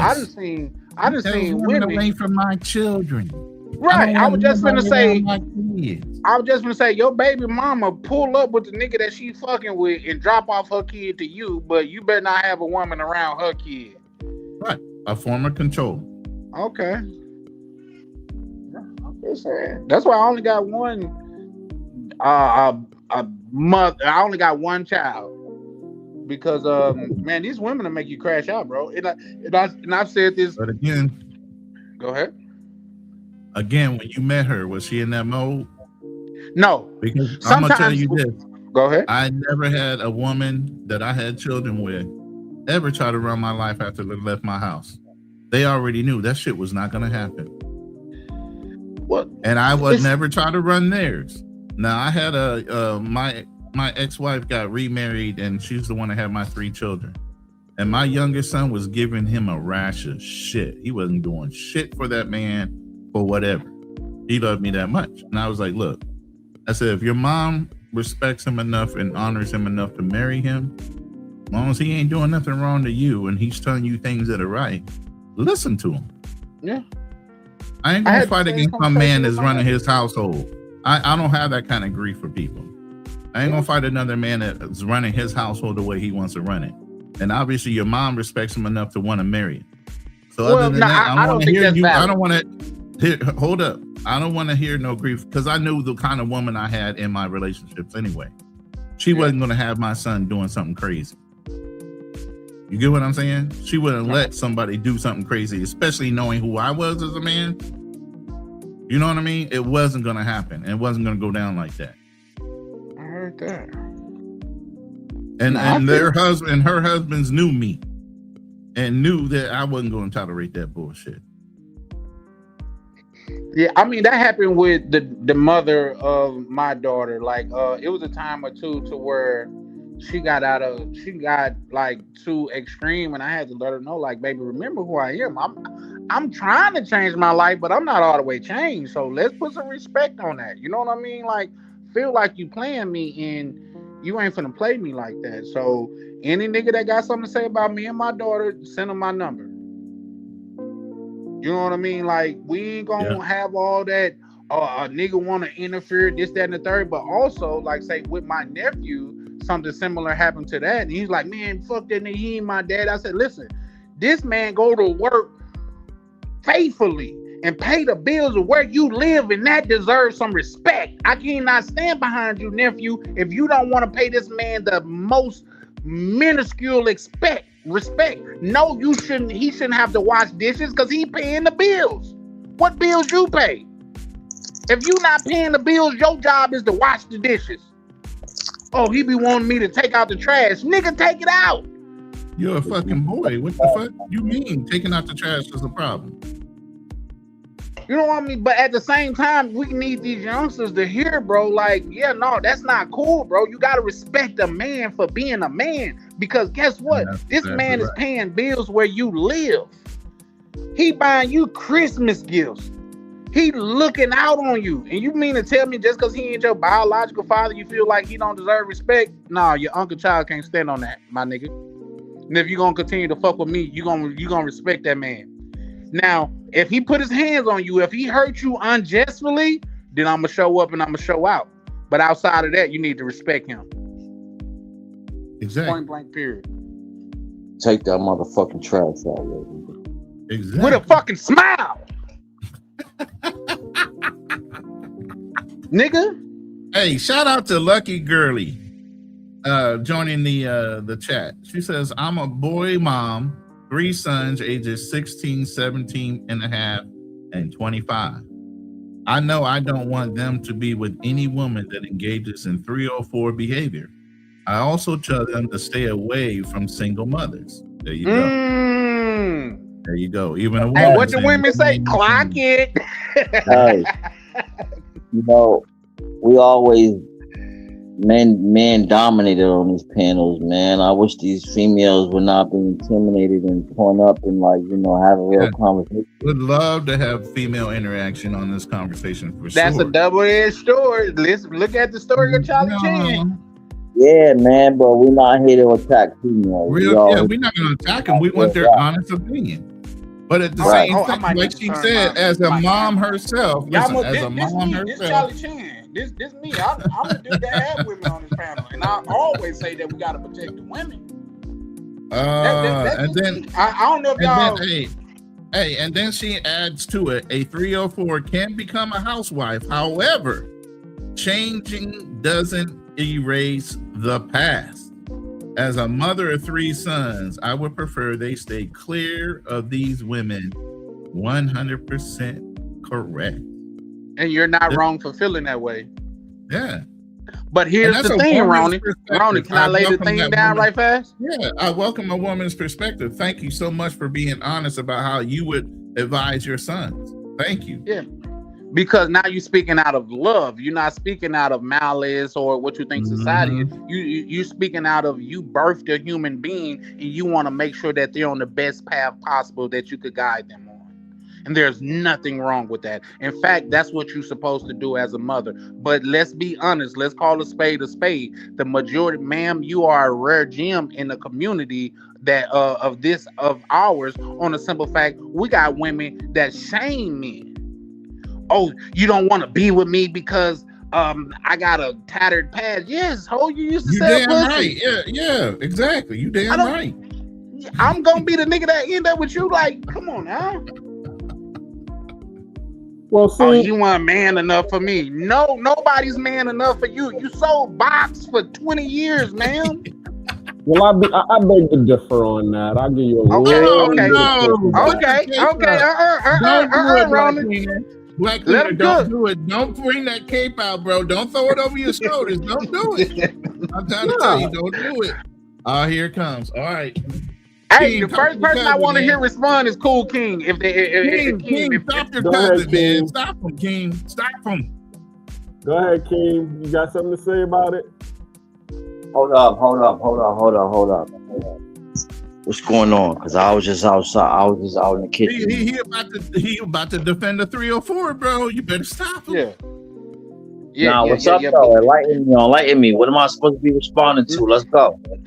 What I said, Black Cleaner finna say something. I just said, if a bitch done sold pussy for 20 years, you shouldn't wife her up. And Black Cleaner just said, I beg to differ. And all I said was this. After Black Cleaner say what he say, I want to hear Cool King respond. That's all I said. After 20 years? Yeah. Nah, I'm not wifing no 20-year prostitute. women, no. Okay. In 20 years, you didn't learn nothing to get the fuck away from that. You ain't got nothing for me. So let me ask you this, Cool King. Your cousin about to change he about to change your mind. Black Cleaner about to tell you something that why you should. But they good women though. They got a good spirit. Go ahead, Black Cleaner. Tell us the truth. Tell us the story. I know you got one. Hold on. I'm sorry. Shout out to Lucky Girly for adding to this conversation. I appreciate it. Says I work in the legal field for a living. Says I dedicated years for fighting for fathers' rights. Do the life experience, 20-year prostitute. I'm not trying to change that hoe into a housewife. Never. So let me ask you this, King. What if she was just a pro? What if she was a pro for 5 years? Is 5 years cool? Can you change her into a housewife? Nah, bro. There's certain levels. Like if she worked in a strip club and she was the bartender, I could do that all day. Nah, that's a fact. I feel that. I agree with that, King. I ain't even gonna lie to you. I agree with that. But if you on stage and you putting in that work and you sweating and you motherfucking sitting on penises every day, all day, nah, you are excluded. Hey, Black Cleaner, Foreign Skies is in the back. Okay. I am going to have to disqualify her. Yo, I will disqualify her. And I'm being funny. I'm being funny as fuck. No, she would be in the friend zone for sure. Yo, this is a show that I've been watching. Sure. I would seek her advice with looking at certain women. She could be in my friend zone. She could never be that one. All right. Listen, that box is like a Ricola commercial. Ricola. Here's my response. Y'all ready? Yes, sir. Oh, shit. Here you go. He got a video for it now. He got a video. Nah, we ain't fucking believing in no 20-year prostitute, nigga. I don't give a fuck about no video. You want to be? I'm saying. Oh man, hold on. Sorry. Nah, cuz get that shit out of here. You already came with the ball. You can't be pimping, know what I'm saying? You want to be a pimp, then you got to learn the game. See, it's all about knowing the game. What's the game? The game is how you treat the bitches, know what I'm saying? Bitch gotta know when she out there, she making your motherfucking money, know what I'm saying? What I'm saying? Got lots of girlfriends. Boy, oh boy, really great work, bitches. You all showed lots of kisses today. Except for you, Megan. I'm afraid you get a Stormy Cloud sticker today. So wait, you're keeping all the money now? I just hold on to all the money, because bitches can't be trusted with it. We pull all the kissing money together, see? But if you want to buy it, you just talk to the bottom bitch, and then the bottom bitch talks to me. All right, see you after school. Do you know what I am saying? Butters, I really think we should talk. Sure, Cal. Butters, can't you see this is wrong? You've got little boys all over school spending all their lunch money on kisses. Boys shouldn't be paying for kisses. It's wrong. Cal, every boy pays for kisses. Do you know what I am saying? If you got a girl and she kisses you, sooner or later you're paying for it. You gotta take her out to lunch, take her to a movie, and then spend time listening to all her stupid problems. You know what I'm saying? You know what I'm saying? Dang. That shit is hilarious.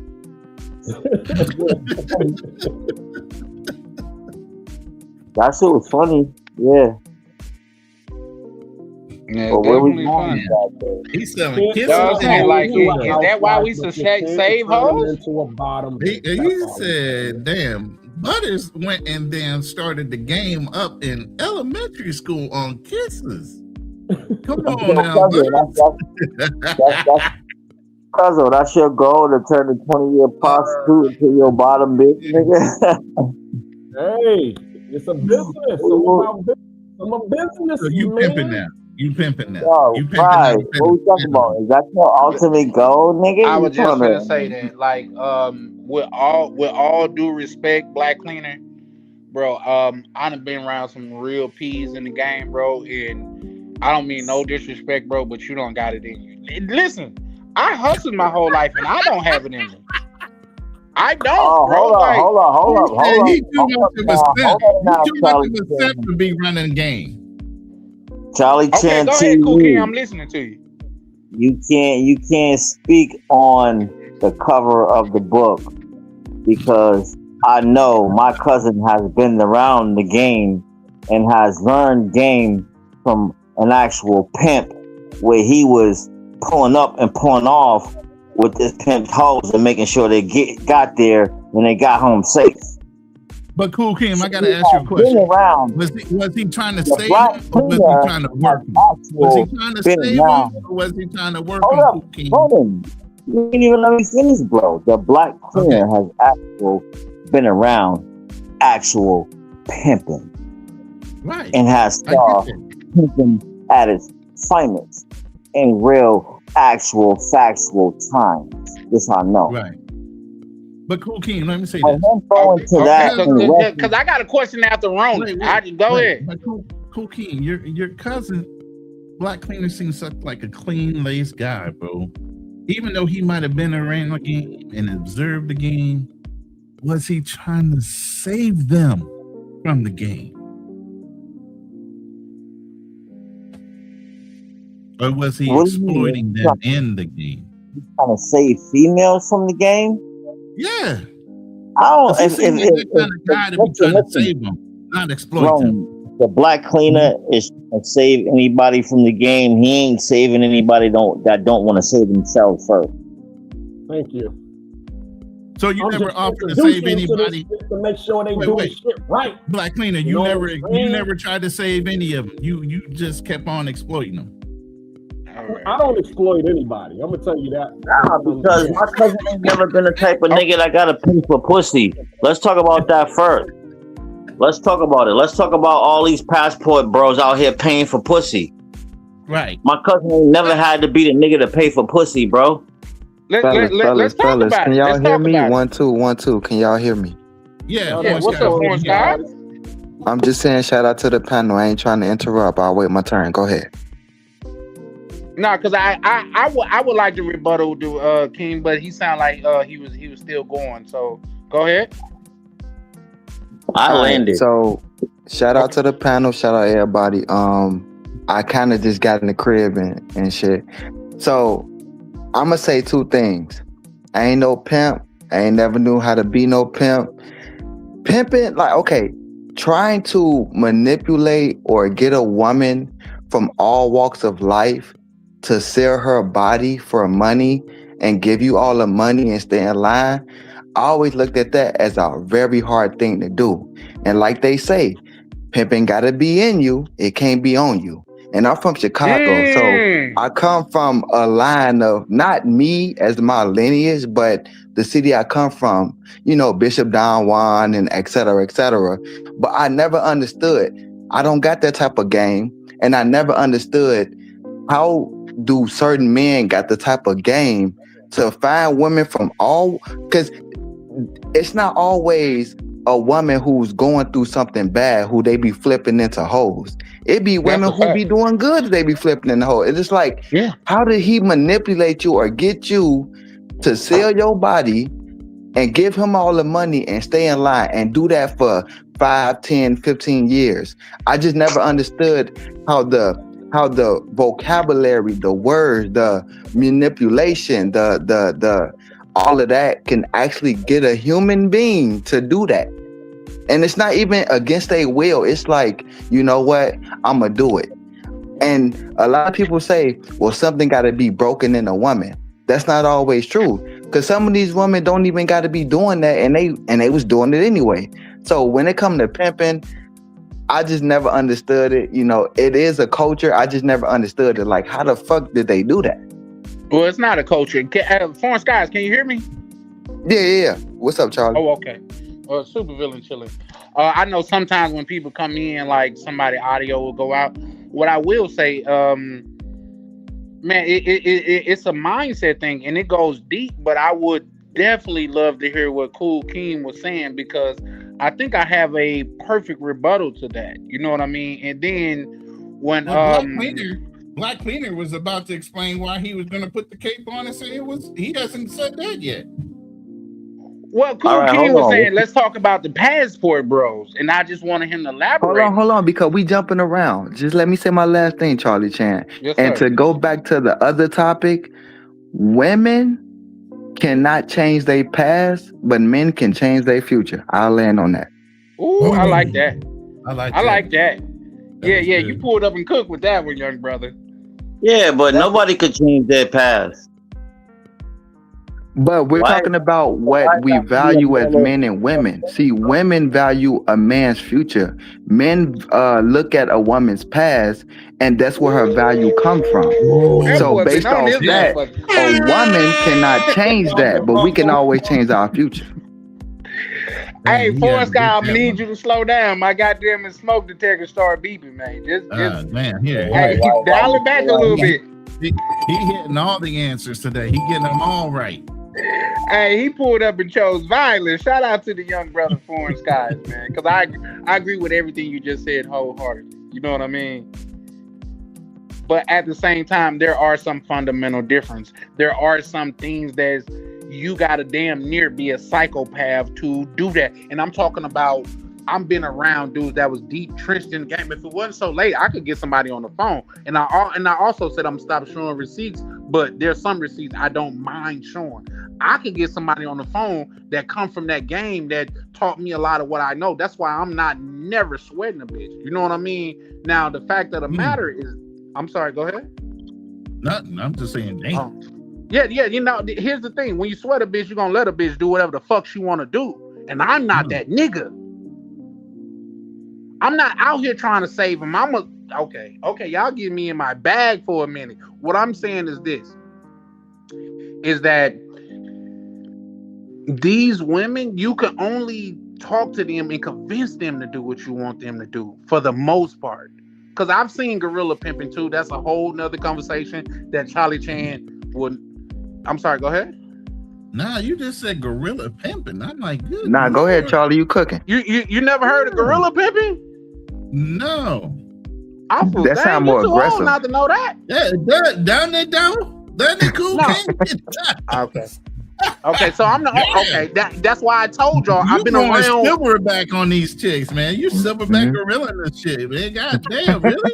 That's why I'm telling you guys I've been around the real game, not no shit that y'all see on TV in real life. But Charlie, that was never in me. So what I'm saying is like, I don't know the right words to tell a woman. Hold on, Foreign Skies.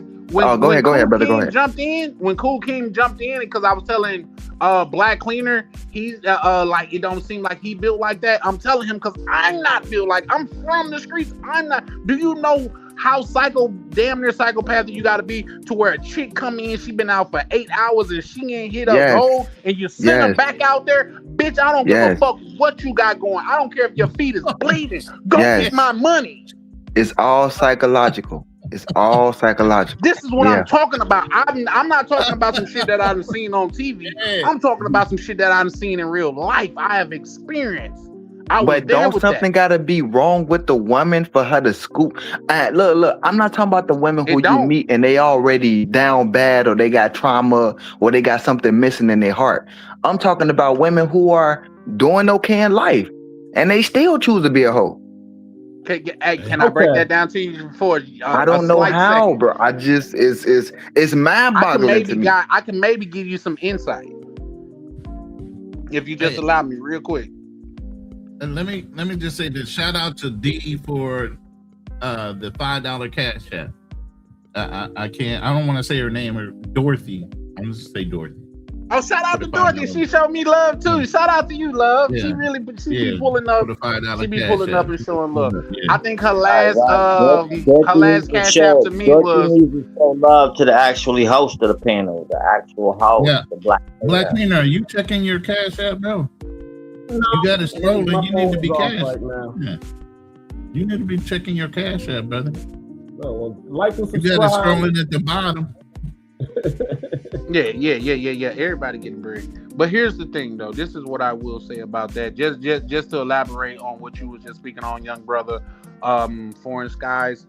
What a lot of the mindset is, and I don't really want to go into it because, like I say, it's not a life that I want to live. I just understood it, and it takes a certain type of mindset to really dig into it.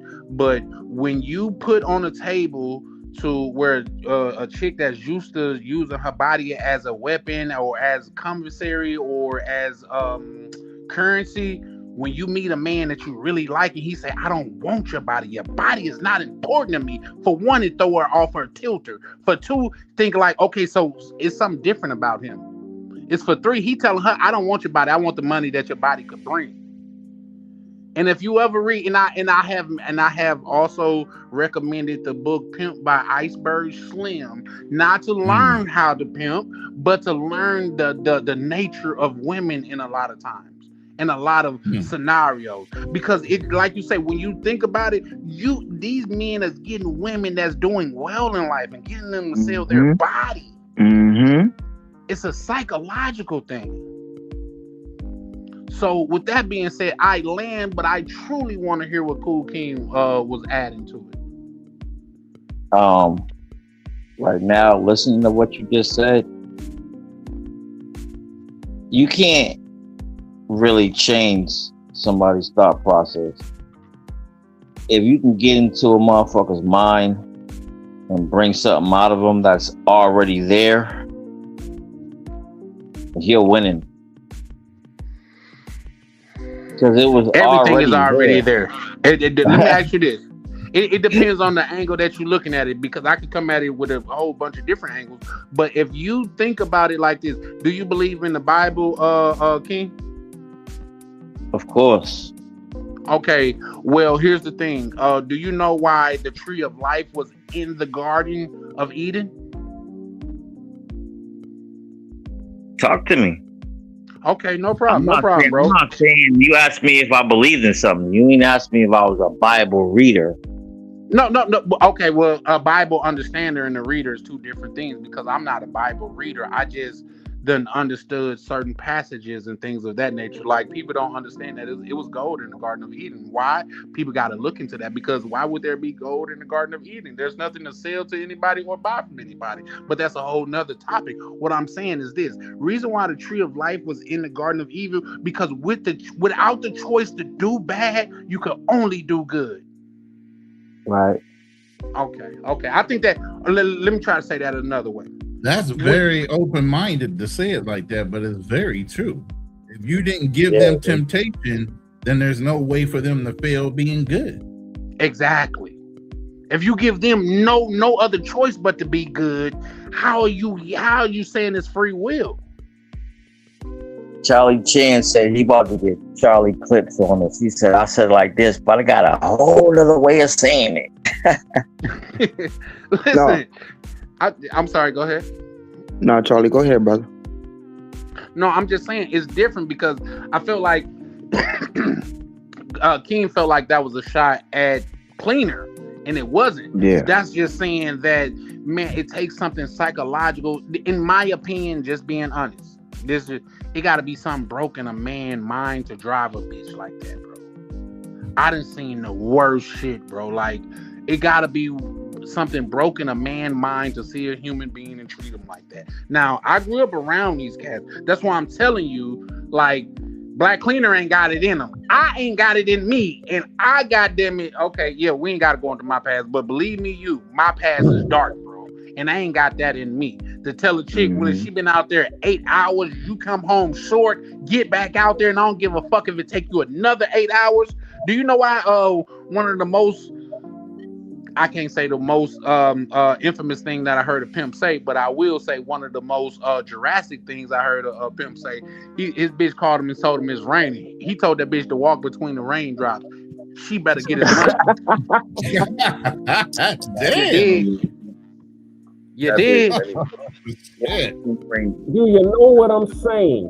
Yeah, I don't got it in me. You feel me? And not only that, can I get one more point, guys? Just 30 seconds. And then, Cool King, what you got to understand too, not only have Black Cleaner and I have spoken, and I would never speak about anything that we speak about private. Fortunately, we never spoke about anything in private that we couldn't speak on them. But Black Cleaner has said things on these lives to would point to what I'm saying is right. Would you disagree with that, Black Cleaner? About what? What some things that you shared on the live to would just suggest that you not really in the pimp life. Would you agree? No, I'm not in the pimp life. But or a pimp mindset, not even the life, the pimp mindset. No, because Well, he's a see, defender of that's the thing. women. As you were saying, there are different levels and understanding about pimping. Like you gave one example of gorilla pimping, where a dude is actually forcing the girl in order to get out there and do that. Exactly. Okay. But then you have the dudes that's a player, or they finessers. Those are finesse pimps. Exactly. All right. So, am I a gorilla pimp? No, I'm not a gorilla pimp. Am I a finesser? Yeah.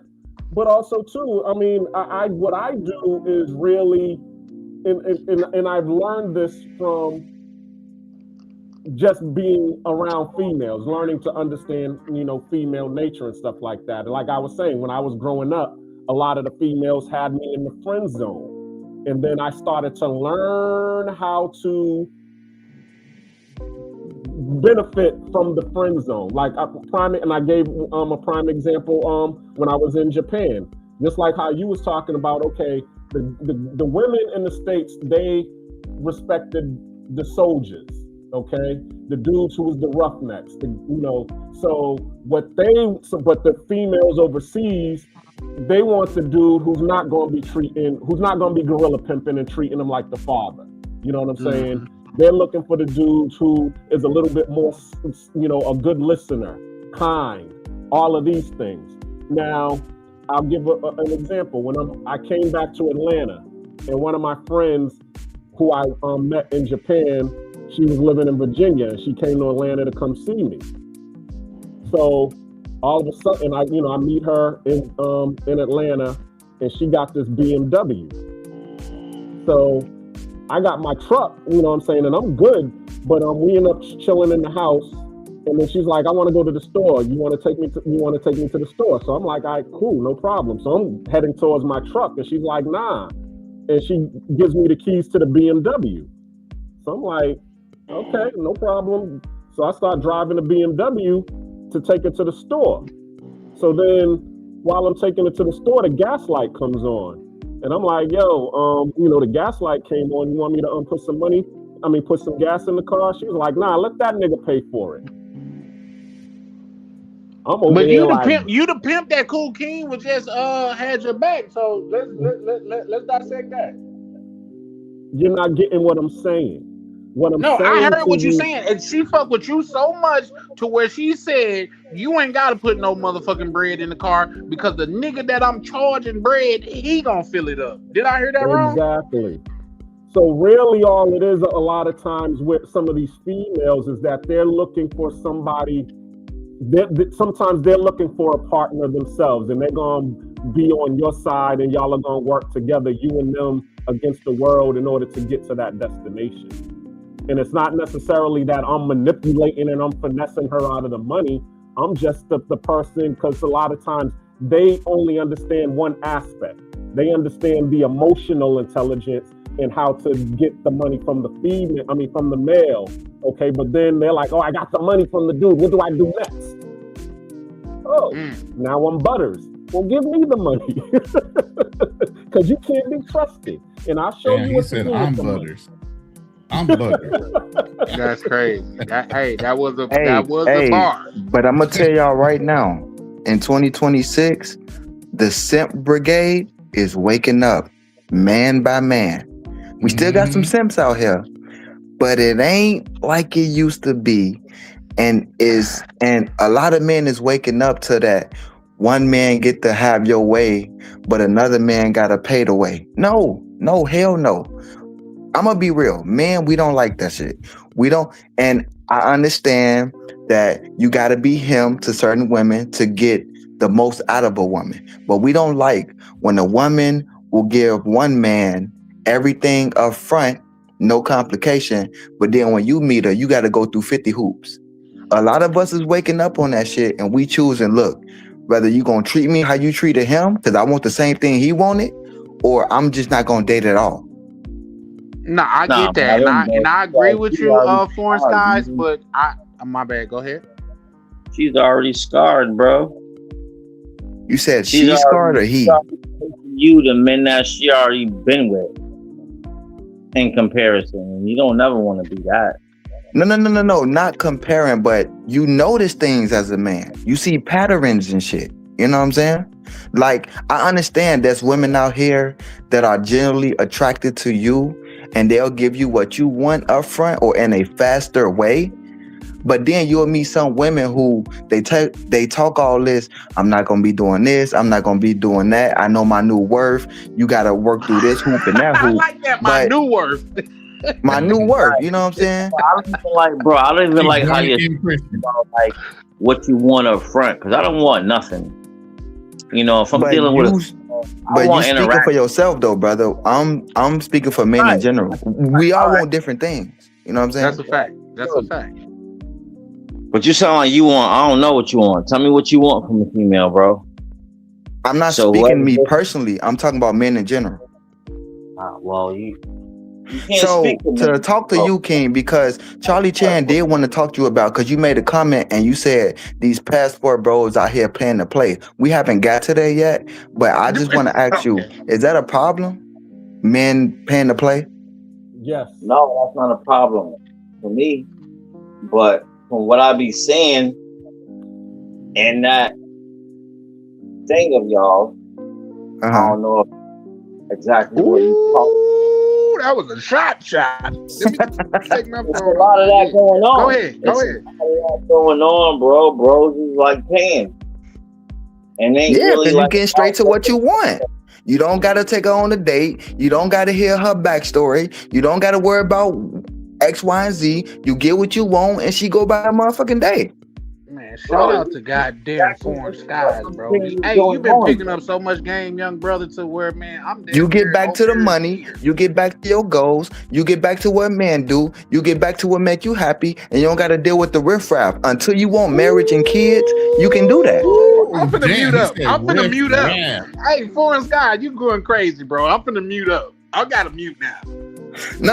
I'm not coming at nobody. We just having a common conversation amongst men. But I'm just speaking the truth. Like, it's the truth.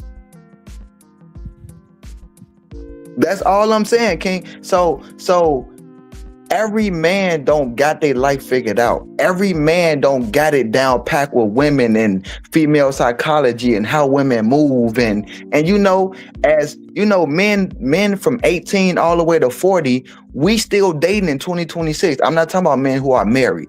I'm talking about men who are still in the dating pool. They don't got it figured out. So some men feel like, look, I don't want to deal with all that. You know what I'm saying?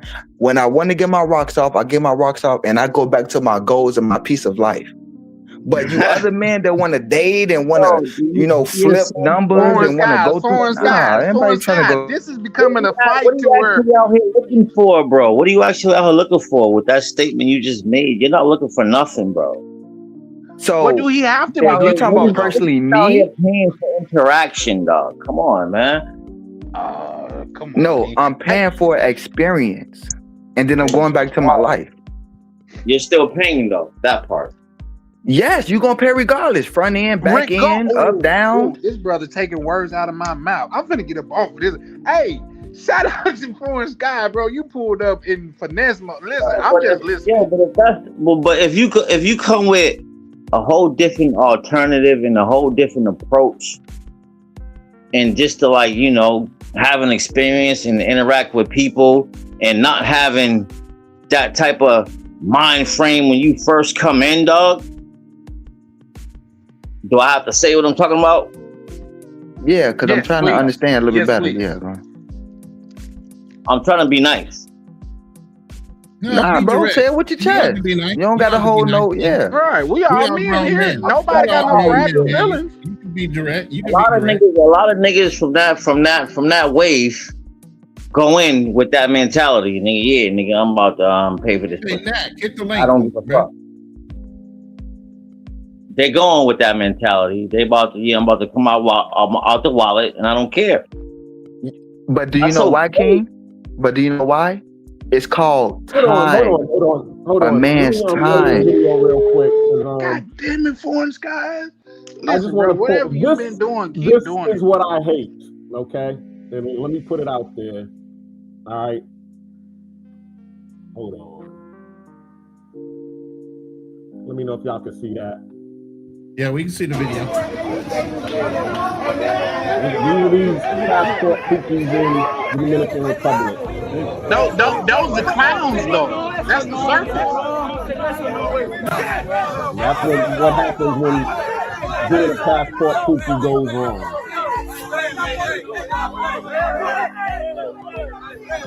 So here's my thing for you, Black Cleaner. Who would you identify as a passport pookie?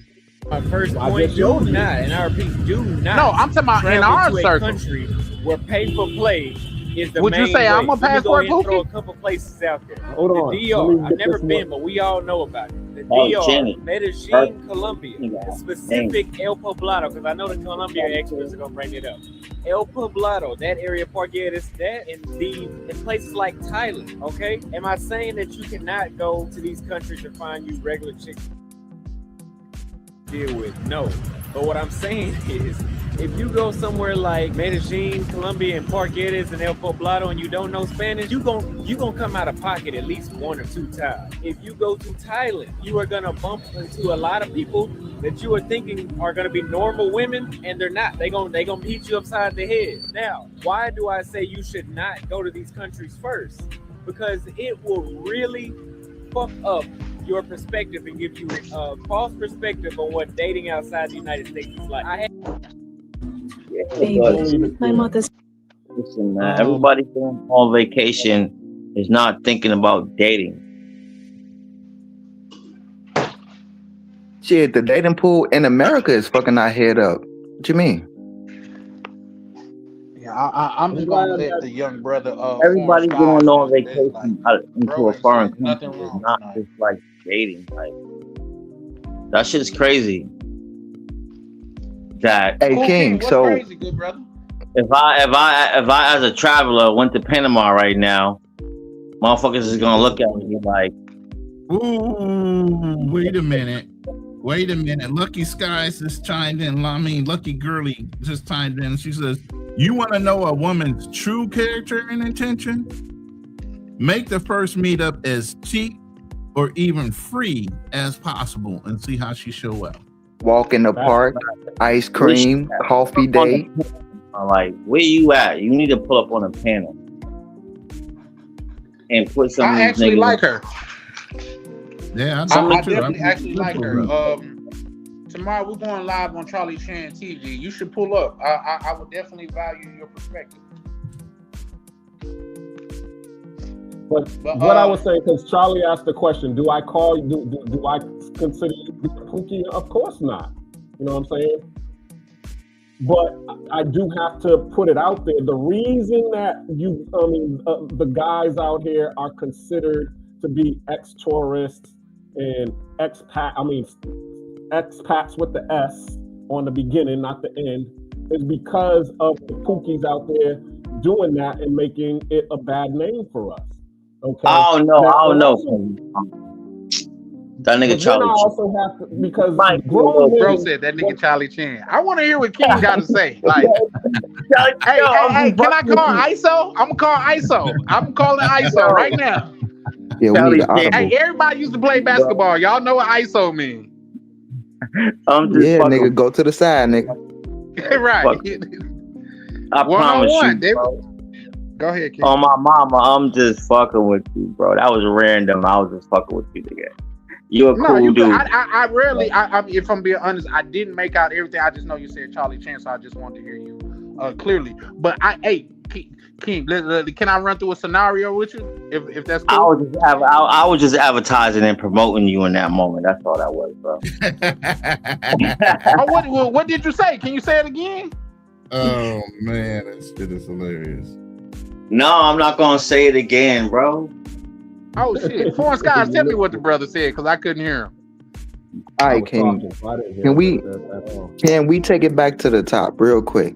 Do you have a problem with a man paying for a company because he don't want to waste time or he don't want to deal with the dating strategies of today? I'm not mad at that at all, bro. But if that's your ultimate objective every time, Then yeah, I mean, you're aware. okay. So what if he got female friends, right? Who he's not that attractive to? He just cool with. He got friends. He been in a relationship. He got a couple homeboys. But when it comes to his sexual needs, he rather get him in and get him out.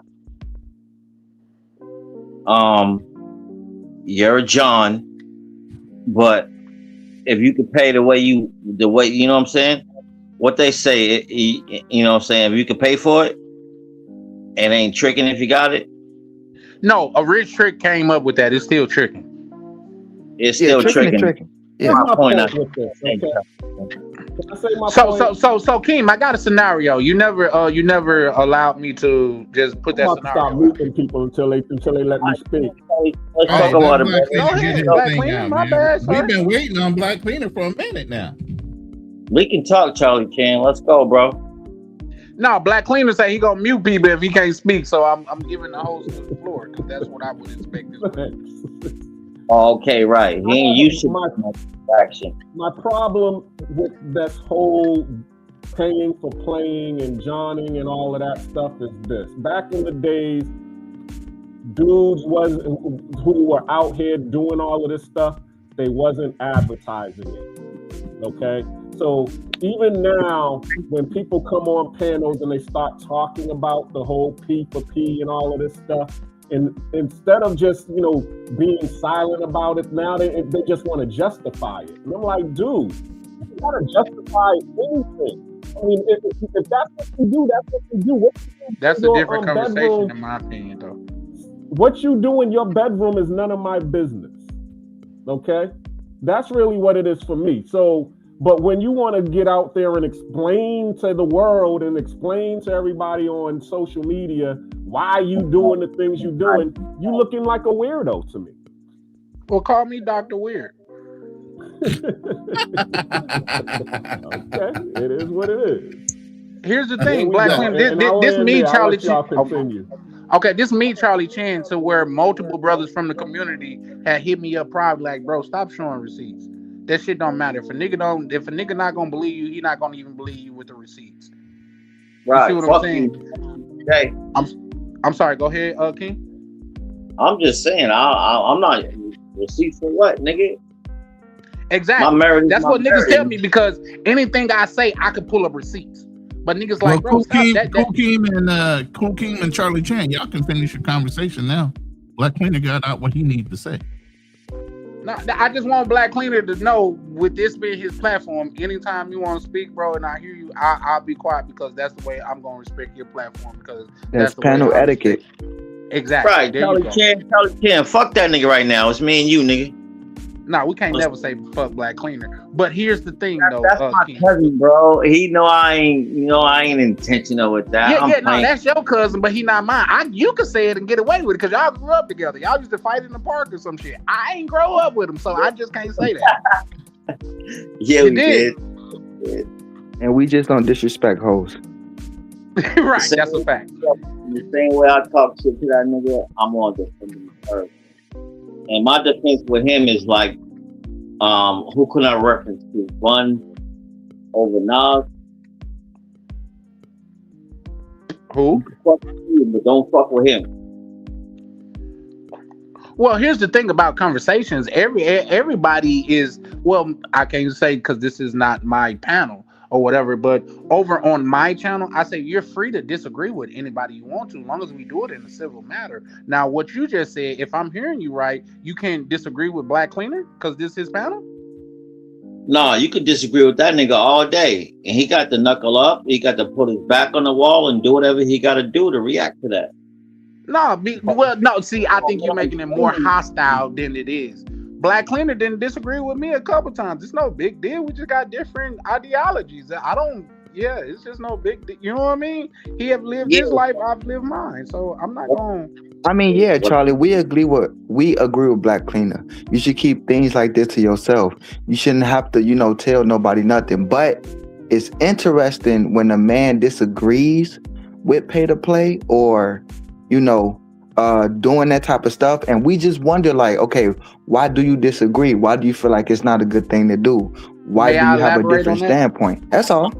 May I elaborate on that, Foreign Scott? It's not even because you could disagree all you want, but when you go to putting down brothers that do that, that's where my problem come in.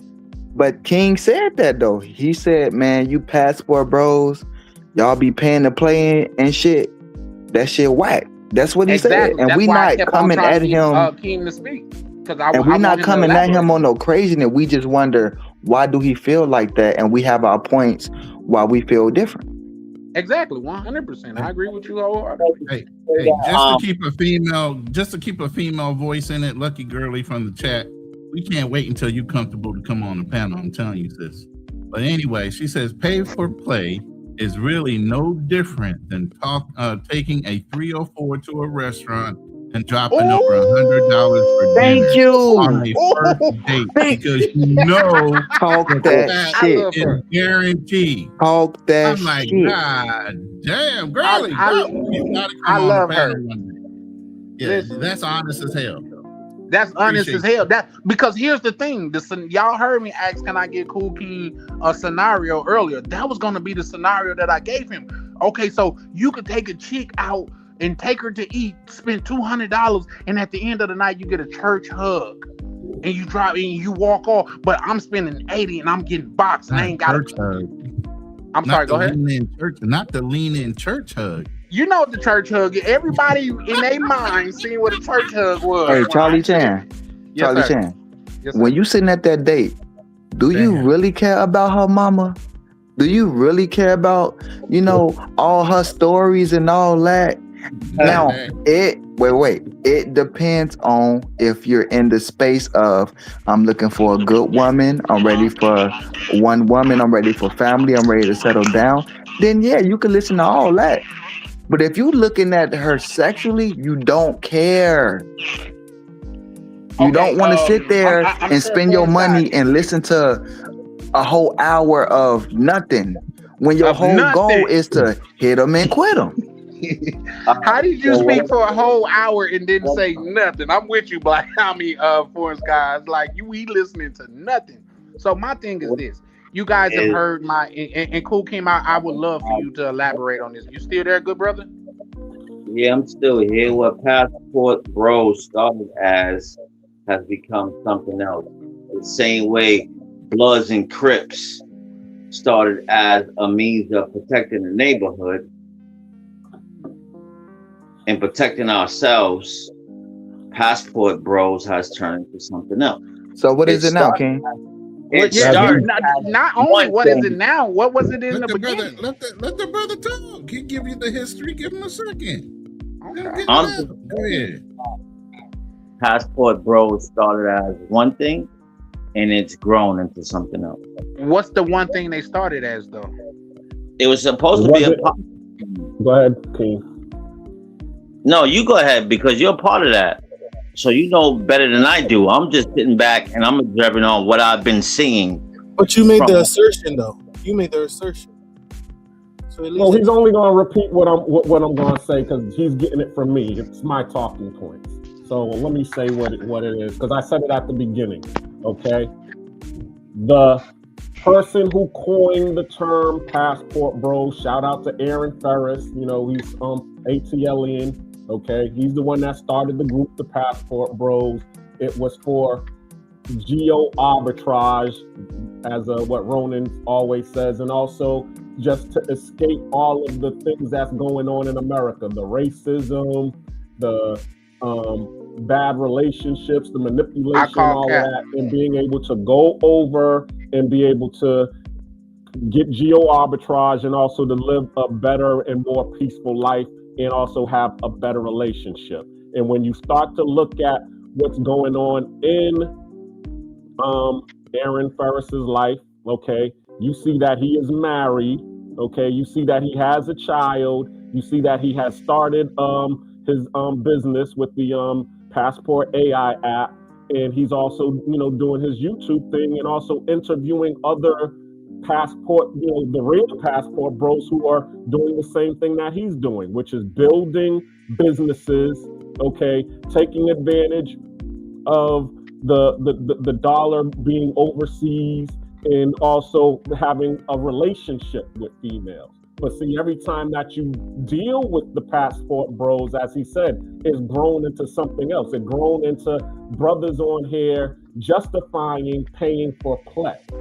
Okay, and now you got everybody calling the passport bros a bunch of sex pats and sex tourists, rather than the people that's out here building businesses and geo arbitraging, the dollar. Anybody else That's want what to it's rebut? supposed to be doing. Yeah, So I'll go. land there. Okay. I want to get in here too. All right, right after me. So if I'm a S mongerer, if I'm a food mongerer, if I'm a cigar mongerer, if I'm a nightlife mongerer overseas, what am I doing illegal? I'm not hurting nobody. I'm not breaking no laws. Everybody's legal. Everybody's safe. What is the problem? Now, Black Cleaner, I agree. You don't need to put your business out there. Is that my phone? What happened? But based off what I'm actually doing, it's not a problem. Other than it being known. That's it. Can I say this? I wanted to just say this. Shout out to you, Ezra. Yo. What's going on? So, people always like to associate people tricking and doing all the bunch of stuff with the passport bro movement. But it's a false equivalent because that's always existed. Always. Right? Oh, okay. Go on, keep cooking, Azrael. You pulled up on. Okay, go ahead. It's like, and if to this day right now, if YouTube bans the phrase passport bro, it's still gonna continue. So it's like you can't. I asked this guy that dislikes Austin a lot. He's a dude from Ghana, and I said, "What makes somebody a passport bro?" And he said, "Oh, any black man that travels." I'm like, hold on. So I'm like, okay, plantation, bro. So I'm like, okay, if I'm in Europe, right, and I'm relaxing in Portugal, right, and breaking bread with people, and I'm a black man, but then there's a black dude in Nicaragua, and they found out he's selling kilos of you know what, back and forth through Colombia or something, or selling it through Guatemala or something like that. You're gonna be like, oh, that's a passport bro. Passport bro is found selling drugs. It's like, we don't understand a lot of this has to deal with people not wanting black men to just have some kind of autonomy over them. Like they were literally. You better talk your shit, Ezra. They literally made a. I remember when they made a video on this dude. It was an Asian guy, and they were like, Asian dude. I remember O'Shea was talking about it. He was like, Asian dude, passport bro gets killed, gets deleted in Colombia. Come to find out, he was doing like what's it called, NGO work, like aid work, like I just saw that not too long ago too, so right. I know what you're talking about. It's like, okay, so because you want to, a lot of people want to stain the movement because they know. What I realize a lot about Americans, they're really not. People say, "Oh, the women are delusional." Well, Americans are delusional in general. So when you show them something about America that has a flaw, they get really irritated and aggravated. Like I experienced that low-key yesterday. Like if you tell people there are flaws in America, they'll start to lash out on you, right? So now I see that too, Azrael. I ain't gonna lie, that live was crazy. Yeah, it's like, I'm not saying that, it's the worst. I'm not saying America's the worst country, but they're all flaws. It's okay to admit that your country has flaws. You can ask people from England, they will tell you, yeah, we have our issues. You can ask somebody from Japan, they'll say, yeah, we have our issues. Korea, we have our issues. With America, it's like, if you have any issues with America, you're a communist, you're a liberal, you're anti-American, you hate this place. And it's like, yeah, I get it. I was slightly extreme with it, but it's like, if we're at a point in this country that people are not having kids, right? The marriage rate is gone, and we're below replacement levels. Black men, the majority of black men don't even have kids. It will behoove you, as I would say, figure out a way to live in another country, right? And then, like I said, people see that, and they can't. Like I always tell people, if America, wrap it up, B. I'm sorry. I was saying one Yeah, last I'm thing. trying to get on. I like what you're saying. I'm trying to get on. But that's my thing. People, when you start to point out flaws in America, like they start to go on a jihad, and that's the reason why they going on about all the men are tricking that are passed. But are you American though? Yes, I am. Okay, all right. Look, I think self-reflection on America is positive, especially when it comes from America. You know what I'm saying? Here's my take on the Passport Bros. I think the name was so catchy that it's become a victim of its own success. So many people jumped on that bandwagon, and there was no vetting, right? So instead of just positive black people looking for something better, looking to just live life, right? Like every other human being on the planet, we attracted, the Matt, your mic is going in and out. Oh shit! Hello, can you hear me? We can hear you, but it's just breaking up a little bit. Oh damn, man. I'm happy. You out on the road? And I want to say I apologize for being long-winded, y'all. I apologize for that. No, don't worry about that. Look, I just think that because it's not codified, that you get a lot of degenerate gun buying bozos, tricks. And look, shame anybody who's paying for buns and thinking that's cool, man. You should be able to keep off the strength of just being you. I'll leave it at that. That's what I'm talking about. Hold on. So what was that last part? Not because I didn't hear him. He said something about buns. Yeah, if you're buying buns, you shouldn't be buying buns proudly, bro. And I used to say that because back in the days, we respected the drug dealer. We didn't respect the drug addict. We respected the pimp. We didn't respect the trick. Man, but at the same time, you got to add context to that because, like I said, I'm from that life, and guess who? A pimp's biggest customer was those hustling niggas. Mm-hmm. Let's just be honest about that. Those niggas that was having keys, they didn't give a damn about spending a couple dollars on a chick because were they advertising it? Right. And Charlie Chin, it wasn't like in the moment, the niggas getting money was paying for themselves. It was the party. But they was paying for the access to the woman, though. They paid for the access to the woman, but it wasn't paying for it for themselves. But they paying though, King. No matter how you split it, they paying. That's the thing. It's levels justifying it. I'm sorry. Yo, who's advocating for buying buns? Because they can't get it on the street. There's levels of paying for self-interaction and paying for an environment. No, you use a nice word to talk about self-interaction. You're paying for buns, bro. True, but hold up. Don't try to clean it up. Can I say something? We were all born here, right? So, let me explain me. I want to ask a question because this is my thing. Do I trick? No.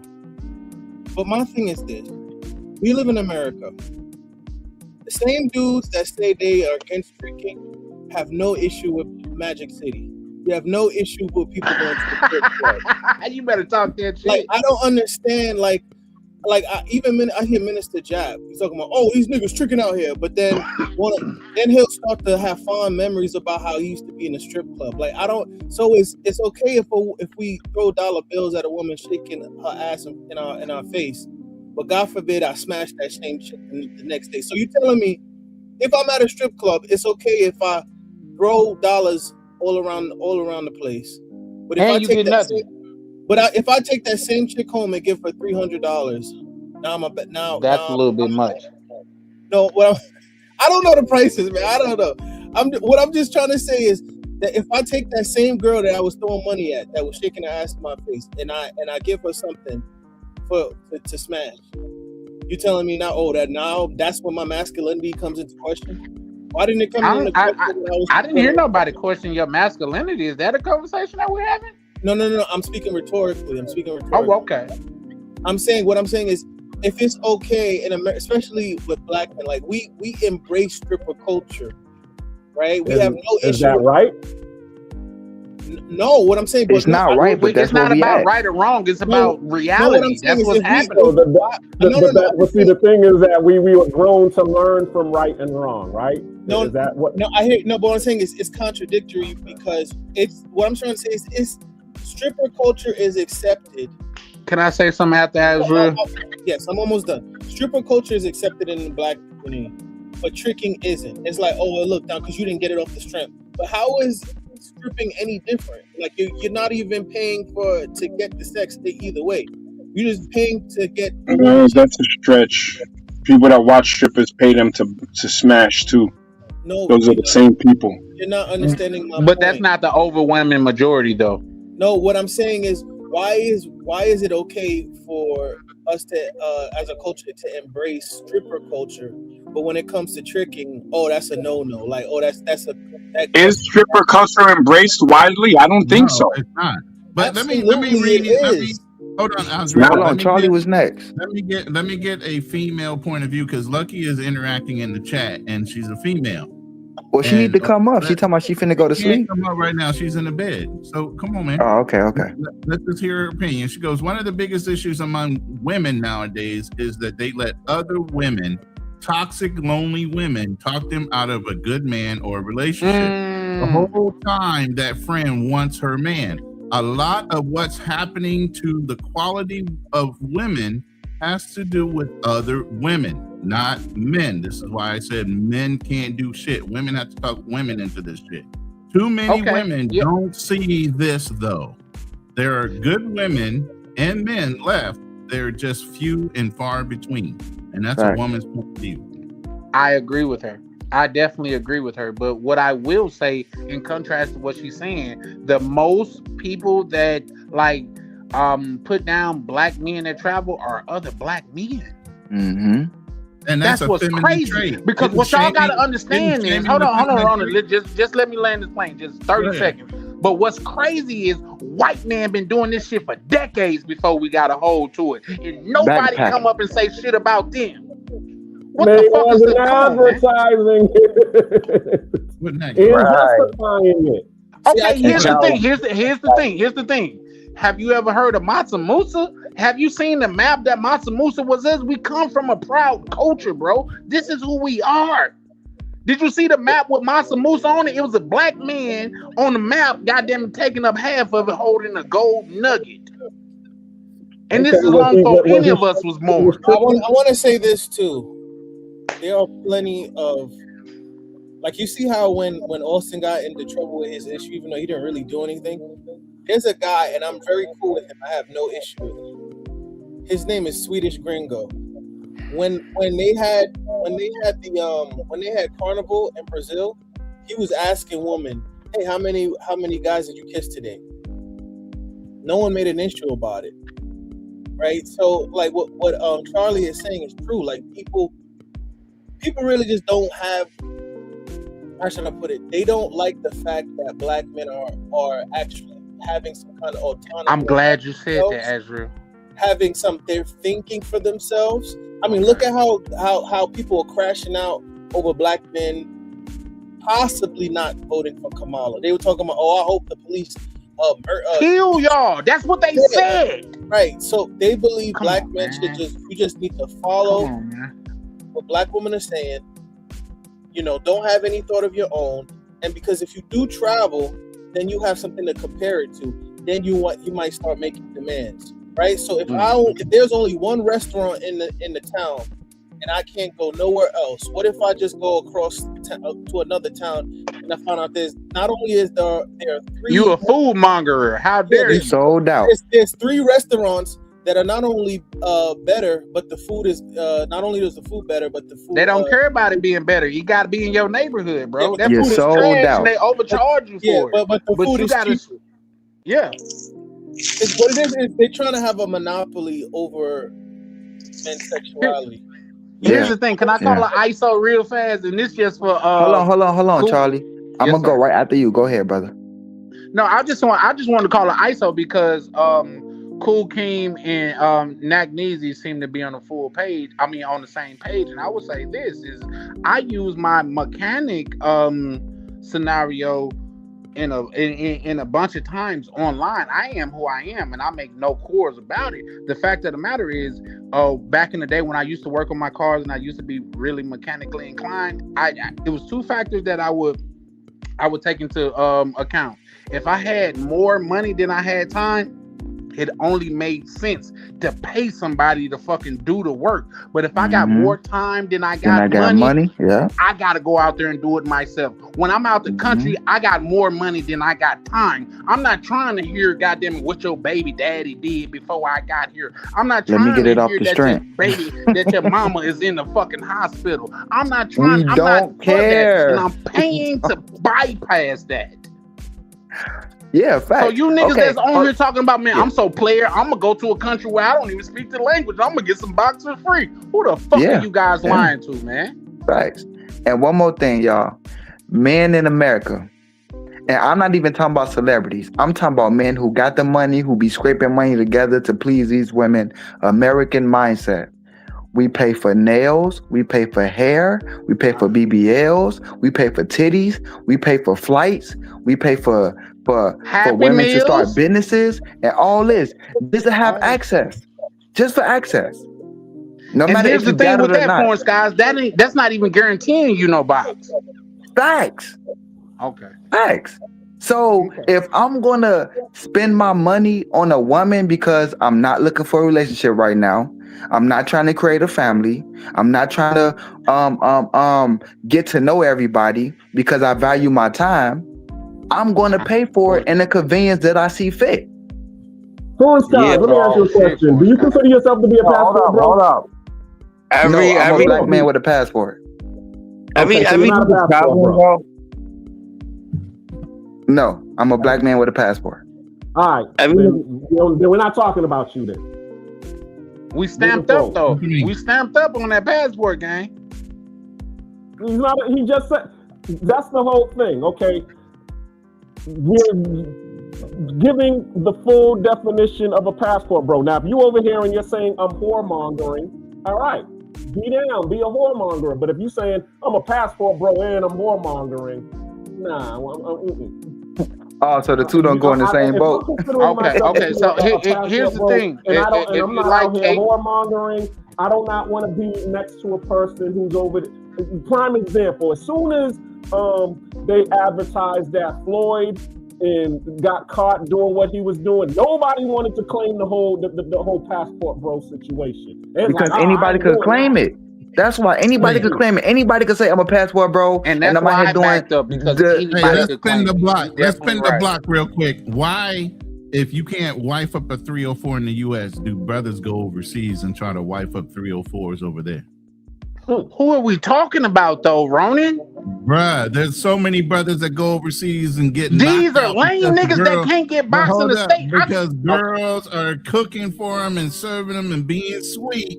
But yet and still, they already got kids, they baby mamas, and they hoeing. They starved out, Ronan. They starved out in America. That's why they go over there. I never seen nothing like this.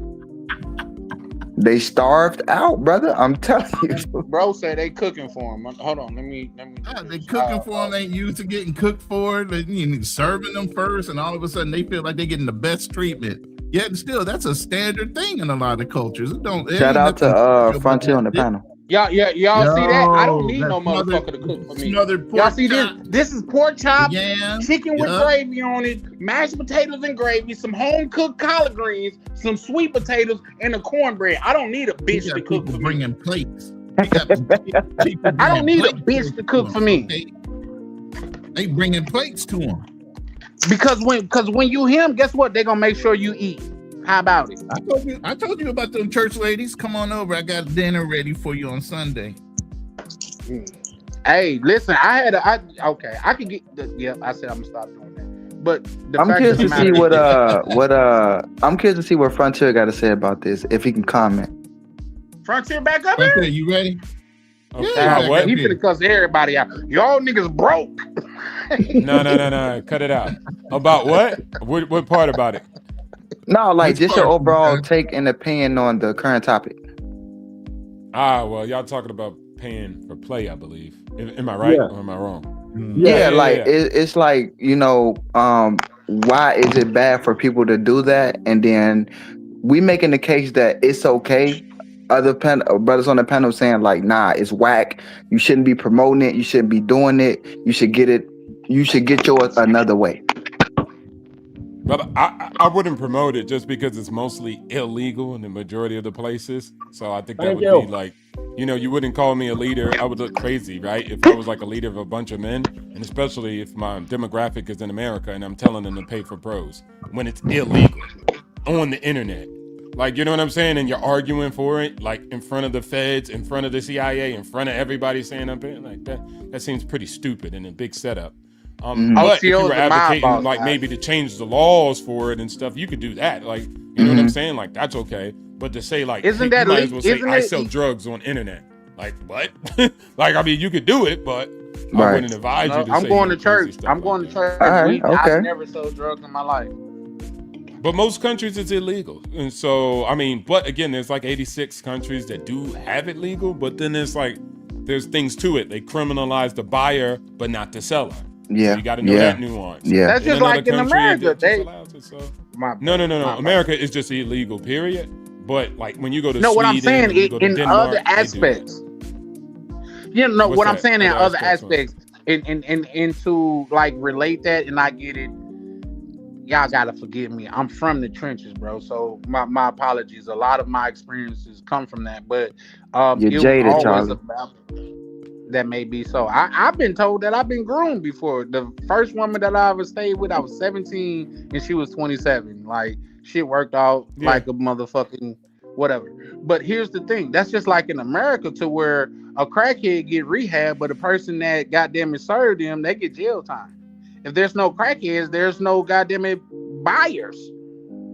So shouldn't they get the same? I'm just saying in that context, shouldn't they get the same punishment? Yeah, well, I know, I hear what you're saying, but in those places, they just say, hey, the woman's the victim and the other guy's the perpetrator. So that's just how they voted. That's just how they push legislation. It is what it is. I'm not trying to change the laws in Denmark. I'm just telling you what it is. Nor do I care. agree. They I can do whatever agree. the heck they want. But Hey, yeah, Frontier. I just say, I like, 100% I don't have nothing against it personally. I'm not saying Right. everybody pays in some shape, form, or fashion. Whether you pay with looks, So, whether you pay with Frontier, game, whether you I'm pay curious to know this just real quick. So, remember when I was on the panel with you and Black Man Travel, and I gave you the scenario of what if a man is trying to build himself to become him, and he don't necessarily want to put in the time to build a relationship with women, but he still got a sexual urge, and he chooses to pay for it instead of trying to build genuine relationships because he just don't want to put that type of time into it. He's building himself to become him to the point where he don't got to pay for it because he's attracting more natural attraction from women. So I just want to ask you this. What should that man do while he's on this journey? Stop paying for pussy. Keep his mouth shut. Keep his zipper shut. Nah, I would just say, like, bro, you just keep moving on. I don't know why it's like you can chew gum and walk at the same time. You could build yourself as a man and then also have relationships with people like on the real. And especially if you're living in America, it's illegal. So I just wouldn't push a bunch of young men to do a bunch of things illegal. And then when they get locked up, then y'all gonna be crying and yelling. Like, that's going to happen at the end of the day. I'm never crying So- over a person going to jail. You gotta know what you're signing up for. When I No, was they'll hustling, accuse you. No. I'm sorry, They'll go ahead. accuse you of advising them to go and pay for play. Exactly. Even in America, like the brother that came over, he started in DR. Then he migrated over here to the Philippines. Then he went to Thailand. And it's the same story between all three locations. All the girls are whack and the YouTubers are selling the dream. Y'all remember him? Oh, you talking about? Yeah, I know who Dated you're a chick- talking about. He had dated a chick that was a call center girl and wanted to cook for her. Yeah, I and know did who all you're this stuff talking in the about. Philippines. Hey, they be cooking Yeah, his ass. I sat on a panel with him and directed it right at him. Yeah, they be cooking That's his that ass. story. But The then fact- what did he do? He didn't blame himself. He blamed the YouTubers. After advising him to look for this and this and the other thing, he thought he had it all together and was still wrong. The common denominator is the person. That's and then they call you a digital pimp because you facilitating it. I know it sounds crazy. Yeah. Y'all laughing. There was a Chinese girl. She came over here in Thailand and she was talking about the red light district. Man, Thai government snatched her up quicker than everything, had her apologizing in the whole nine. Even though that stuff still is here, they're not asking you to promote that. That's not something that you go out and put on blast. So if you're promoting it, a lot of times those countries are going to see that as an attack on their sovereignty, an attack on their image, and you'll say, "Will they allow it?" They don't care. They don't want that to be posted as the front and center of what they're doing here. Those are people's daughters. Those are people's aunties. It's all types of stuff. Like you Black out here, Painter was saying. And I agree with come OTO. here. And I agree with OTO. As many times I have been out the country, y'all have never seen me post a woman on my page. Not once. That's fine. I'm not. And watch this. You could be. You can stand on that. It's an oxymoron. It's a being a hypocrite. You'll be a hypocrite in jail then. You'll be the righteous man in jail. So nobody cares about that, bruv. There was a guy, Africans were making videos about Austin Holloman because he was getting too many girls in Africa. They was mad. They was like, see, are we talking about South Africans though? Yeah, bro, they were protesting outside the U.S. Embassy. Okay, so you talking about the same South Africans? Okay. No, this was in Kenya. But this was in Kenya. They'll do it to them in South Africa too, and they was doing it in Brazil. I got a special place in my heart for hate for South Africa. But at the same time, y'all let me lay in this plane. That forces me to hate the brothers in California, because guess what? The same way that the South Africans are targeting other black people, the people in California that's big gangsters, this, that, and the third, they only talking about black rappers gotta check in. You ain't made Taylor Swift check in. When you make Taylor Swift check in, then you're gonna be a gangster in my book. But to make other people that check in that look like you're just an exploiter, in my opinion. I land there. Hey, Frontier, real quick. I understand what you're saying, brother, because it's not like brothers in America. They can't find no woman that's into them on their journey naturally. Like, you know what I'm saying? Something got to be wrong with you if you can't find zero, nothing, zilch that won't mess with you off the strength of who you are and where you at in life.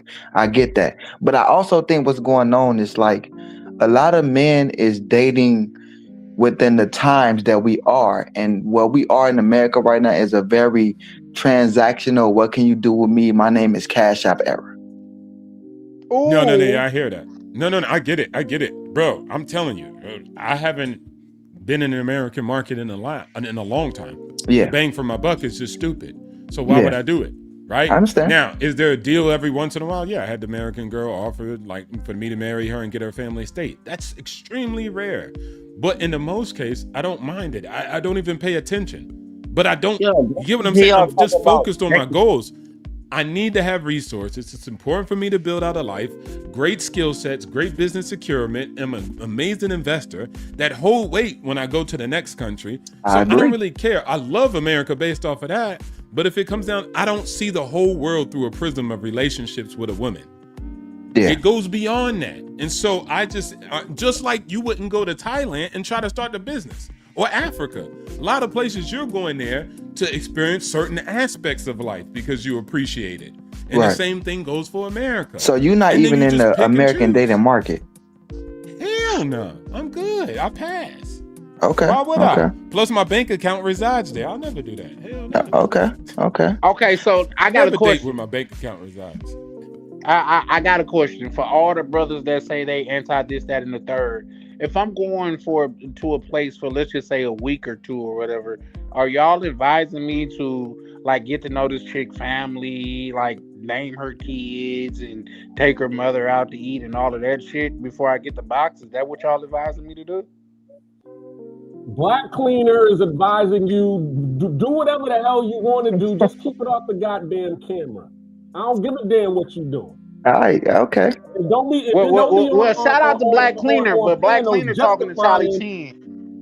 And don't be on your panel, Charlie Chin, justifying, well, you know, I just didn't have time to do all of that stuff. That's a factoid. And here's the thing. Okay, well, here's the thing. This is where people are going to get uncomfortable, because my thing is this. You guys are going, I can't say you guys, but well, shit, OTO say you guys all the time. So fuck it, I'm gonna use it. You guys go over there and talk about you motherfucking having a relationship and you only going over there every quarter. How much sense does that fucking make? And you're paying that bitch rent from America. How much sense does that fucking make? When I leave that motherfucking country, I cut off my motherfucking contacts. Because I know what that fuck it is. I know what the fact. But another man's not. You know, he don't want to lose that box, so he got to put the reserve on it. And you know, once you leave, you lost it. Somebody else got it. What you mean? I can't speak for a lame. I'm talking about me. I'm not out there delusional. Oh, man, I got a girlfriend and I only see her once every 3 months. Come on, bro. That's why I feel you niggas is leading these motherfuckers wrong, because y'all letting them think that they can have a relationship with a faithful woman and you only go down there once every 3 months for 2 weeks. Come on, bro. You guys are leading them wrong. But some guys, Charlie, that's good enough. I think you really don't understand the market because you get girls. See, that's another problem with guys who get girls. They don't understand the market at all, and so they just look from their prison because you living in abundance, but you don't deal with the guys who live in scarcity and understand what they are really going through. So even though you might say, "Oh, well, I'm leaving and I'll cut you off," they're good to girls just to talk to them because they don't get acknowledged anywhere in real life. I guess. So just a girl even talking to them and entertaining them. Come to Thailand, bro. A lot of these old men, they not going there and banging these girls. They're sitting there talking to them, playing Connect Full, playing little board games, and walking out. Or just looking at them and walking out. It's like 90% of customers that come into those type of bars don't even touch them. And even prior to that, Japan, back when I was deployed there in like 2008, buy me, drink me bars. Those Japanese guys went in there and just talked to girls. That's it. Just for talking. It was against the rule to even touch their leg. You would get messed up by the Yakuza if you touch one of them girls. But that's was their reality. They didn't get girls. Girls didn't want to talk to them. They weren't funny. They weren't charismatic. They weren't 6'6" or whatever that the girl was looking for. They weren't poetic, creative, whatever. A lot of different things that different girls like. So that's how they did. They paid for attention, time, and just to talk to somebody. I know it sounds crazy because you get all the P, but for the guy who gets 0 to none, that's his reality. That's why I asked Frontier, what is the alternative if you don't want to trade your time for get to know all of this stuff about this woman, and maybe it might lead to this. And yes, you're right. It is illegal. And I'm not talking about in America. I'm talking about hold that thought. Hold that thought. I wanted to play this real quick. Lighten up the load because y'all are getting real heavy real quick. Y'all Where's the South Park? We're talking about a bottom bitch. The South Park. Poor black cleaner. Hey, I couldn't have thought of a better response. Poor black cleaner. Yeah, stick it out, brother. It's gonna work out for you. You'll get it together one day, black cleaner. Yeah, it'll work out for you, bro. Yeah. That's what led to me pimping. Got your feelings hurt. Got my feelings over a girl in the bar and a buffalo. That's crazy. Bar. You know, it's all a facade. It's a damn shame.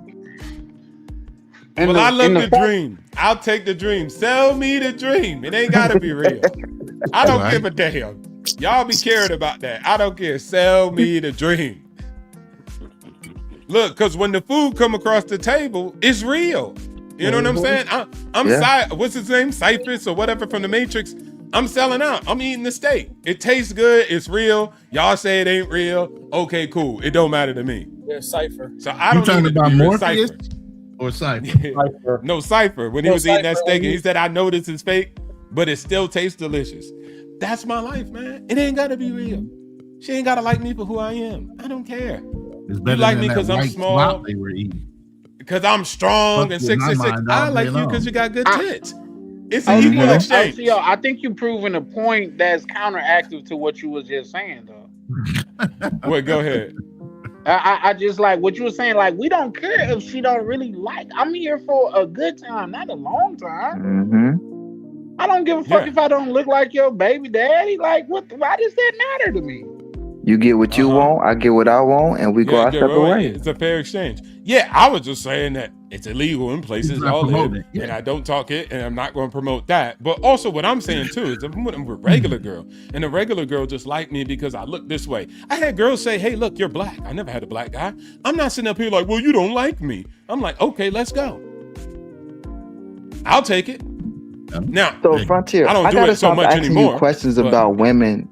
I gotta stop asking you questions about women in America because that's not your market, and you don't really date or you don't really pay attention to them women.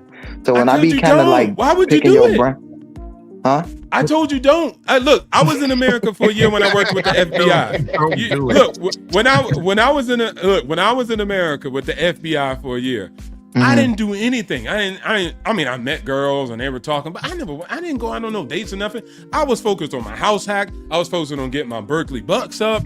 It just the bang wasn't worth the squeeze, even if I met a girl that was this and that. Like, nah, it's just not worth it. Okay.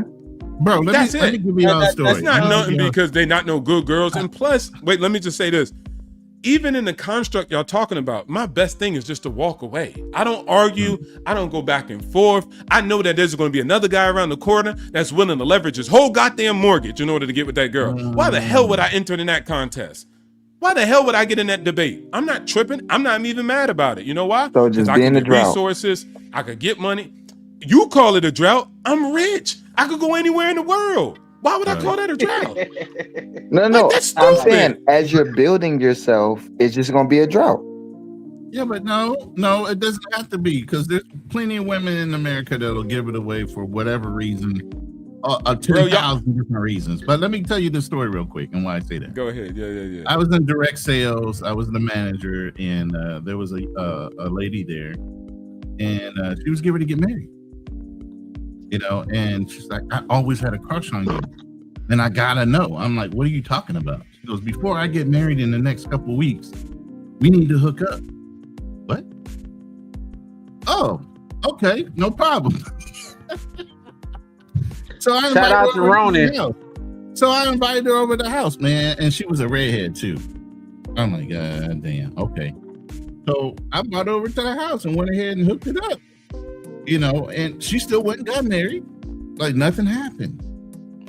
When you say you hooked it up, do you mean like you gave her some good cable or something like that? What do you mean?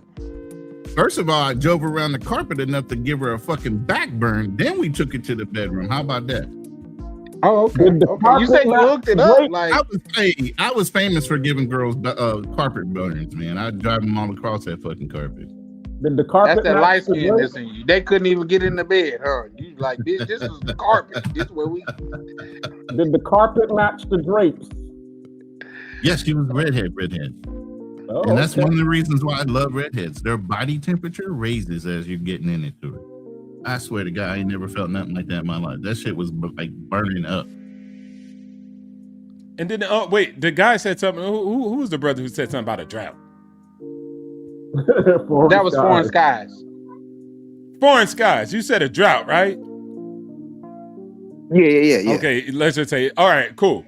When you play sports or when you do something like that, what do they tell you not to do before you have a match or the championship game? Don't have sex. So when I'm in America, that's the championship game, bro. What you mean? I don't call it a drought. See, it's the way you phrase it. I don't see it like that.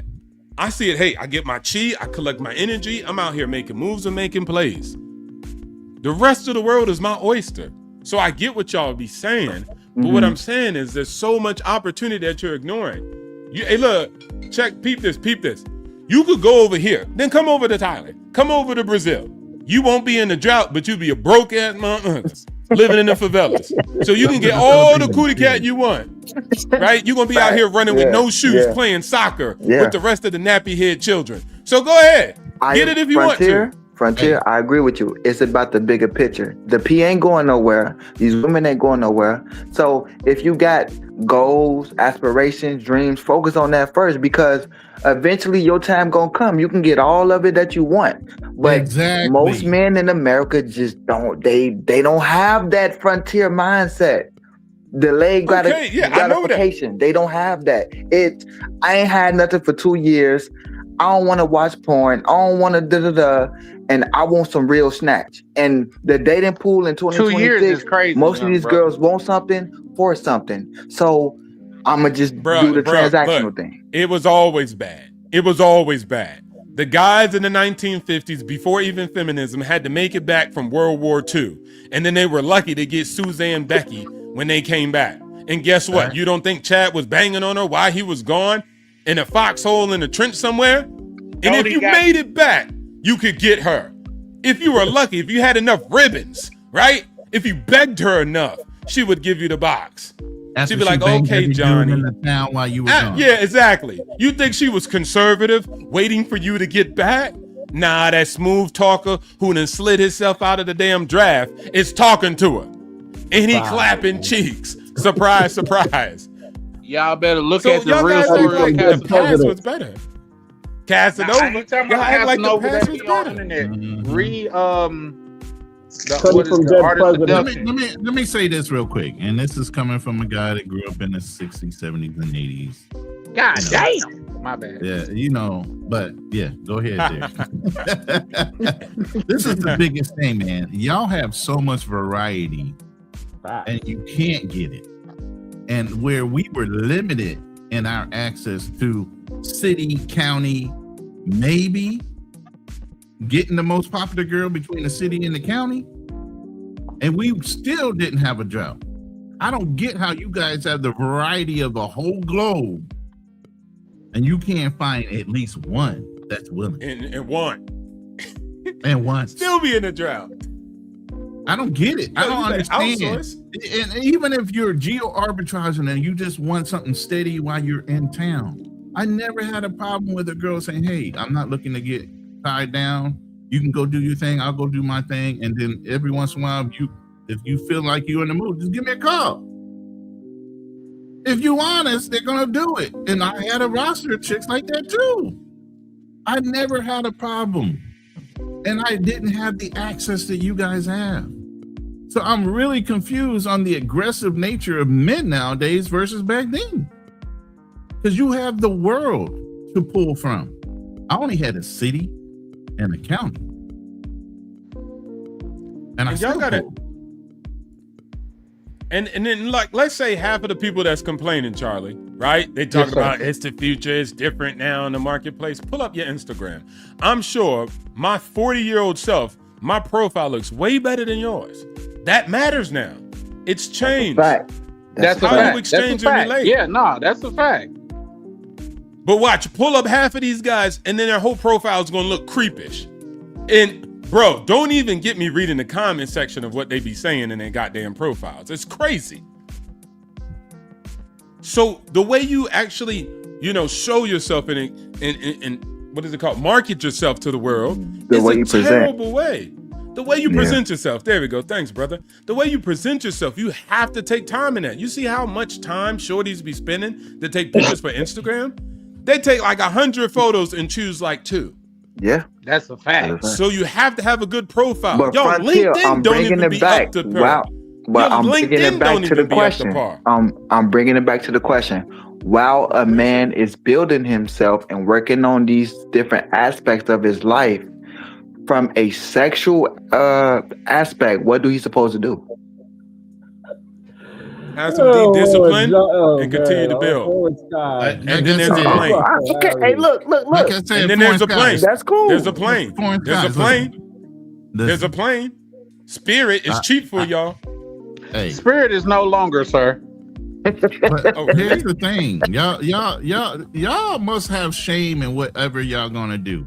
Whether you gonna whack yourself off or whatever, but a girl will tell you in a heartbeat she'll pull out a dildo with no fucking shame. But you don't know how to take care of yourself? You can't find one Becky or somebody in your town that could just be a hit up girl, a midnight call girl, or whatever you want in your town that's willing to give it to you while you building up your bricks in order to travel. You can't find one. You don't have to be in love with her. She's there for a purpose. You can't find one of those in your town while you building your stacks to travel, to move on, to do whatever you want. There's gotta be one. Although There's Ronan, gotta be I do agree with you, but even a lot of times, especially for these young guys, with that one, even if you are F-boy, these women are carrying secondary phones with 20 dudes on it. You're not on nobody's roster by now. You're not one call boy, not one F-boy, like dinner boy, a fuck boy. You're not one of them. Your town. The dinner boy don't get no box. He just get to pay for dinner. I understand, but I'm saying you're not getting no calls. Nobody set you up on one of those lists yet. And Ronan, I think you was picking up something hot and heavy. Think about this. If it's true, this is what the space say. If it's true, that 80% of the women are sleeping with what, 20%, 10% of the man? That's what they say, right? 20%. Yeah, the 80-20 rule, yeah. Okay, bro. There's only 24/7 or 24 hours in a day. We the 10%, we can't be sleeping with all the broads. Like there's no orgies or anything. So what is the rest of the girls doing? They ain't doing nothing. So you can't do nothing? They not clapping cheeks. If they don't got the access to the 20%, if he's off with the other 70%, 60, 50% They in their of room girls. with the rose. You don't think every once in a while Exactly. they want something real? You get what I'm saying? You letting them go off with just the rose. And that's good for you. You happy with them. No, some of them are gonna really want the real thing. And since you ain't speaking up, guess what? Those 20% of the dudes that are, they're the ones that got lines out the fucking door waiting for them. Like they say, Ronan, you miss 100% of the shots you don't take. I'll be honest with you. Boom. Can I be frank with you? Good. Hey, if you can be frank, I'm gonna be Paul. Go ahead. If it's not hard to get a American woman to sleep with you. It's about what kind of quality woman you want. Or are you okay? It's not about love. It's just about taking care of a need, brother. I was just gonna say that. I'm just saying, like, hey, my thing is, are you willing to deal with somebody that might possibly weigh more than you? She might not be the best looking. I was just gonna go into that. Yep. When you not trying to marry her, put a but ring. men are delusional, I'm of the firm believer if it's. I have a saying, but the men fat, so y'all both fat. Everybody fat. I have a. My motto is life is too short to date ugly women. So if she's not beautiful, I'm okay. That's crazy as real. That's probably why you're having the problem that you're having, because that's a crazy ass motto, bro. That's the fucking delusion. That is a crazy. Listen, I told you, men. You got me and Ronan agreeing tonight. You see what I'm talking about? No. I've just never been. It's been. I've never really had the issue to get the woman that I was attracted to. It was probably the issues of the relationship. No, it was the relationship. But I've never. Wait, hold on. Wait, it was the relationship. What? Keep going. Like it was the relationship issue, but when it comes to physical, it was never an issue. Like I always had like a. So you never had a problem of getting a girl that you were attracted to? No. Like and the problem was on the relationship. Yeah, physically. So then again, because the physical is very important for you. So, but absolutely, Azriel, this is and you know what? And let me say this: I make when people say, "Oh, it's not about," I don't make no shame about it. Like I can't get my dick doesn't get. My dick does not get hard for a big woman. I'm sorry. I don't even smash. Hey, look. Once you get to working on you, yes, it will. Azriel, you're the same person that said you don't have a desire to mess around in America. You're gonna hold off. No. What I'm saying is wait. But then that means you should be clear in understanding that even though you might get a beautiful woman in the United States, it's for a short time, not a long time. No, absolutely. Right? But no, what I'm saying is. So why put yourself in monk mode and still not continue to practice your craft? Because men are delusional. He's talking about me in person. My thing is, I just the enthusiasm is not there for me. Like it's. This is what he's saying, Ron. This is what he's saying. There might be women. There might be women who will sleep with me that are attracted to me, but I don't like the way they look, so I'm not even going to pursue it. I'd rather go without than to deal with an Oompa Loompa. That's what he's saying. I'd rather go without than to deal with a brown paper bag. That's what he's saying. But he's done better than that. He's done better than that. He's been on that list. He's been that guy that the girl calls when she wants to get hit. Yeah, like what I'm saying, but I've always had I've had pretty girlfriends. I never had it. That was my thing. I always believe in. I feel as though it's better to have 5 bodies that the women are beautiful than have like 20 and the girls are like you can't even like flex to your friends.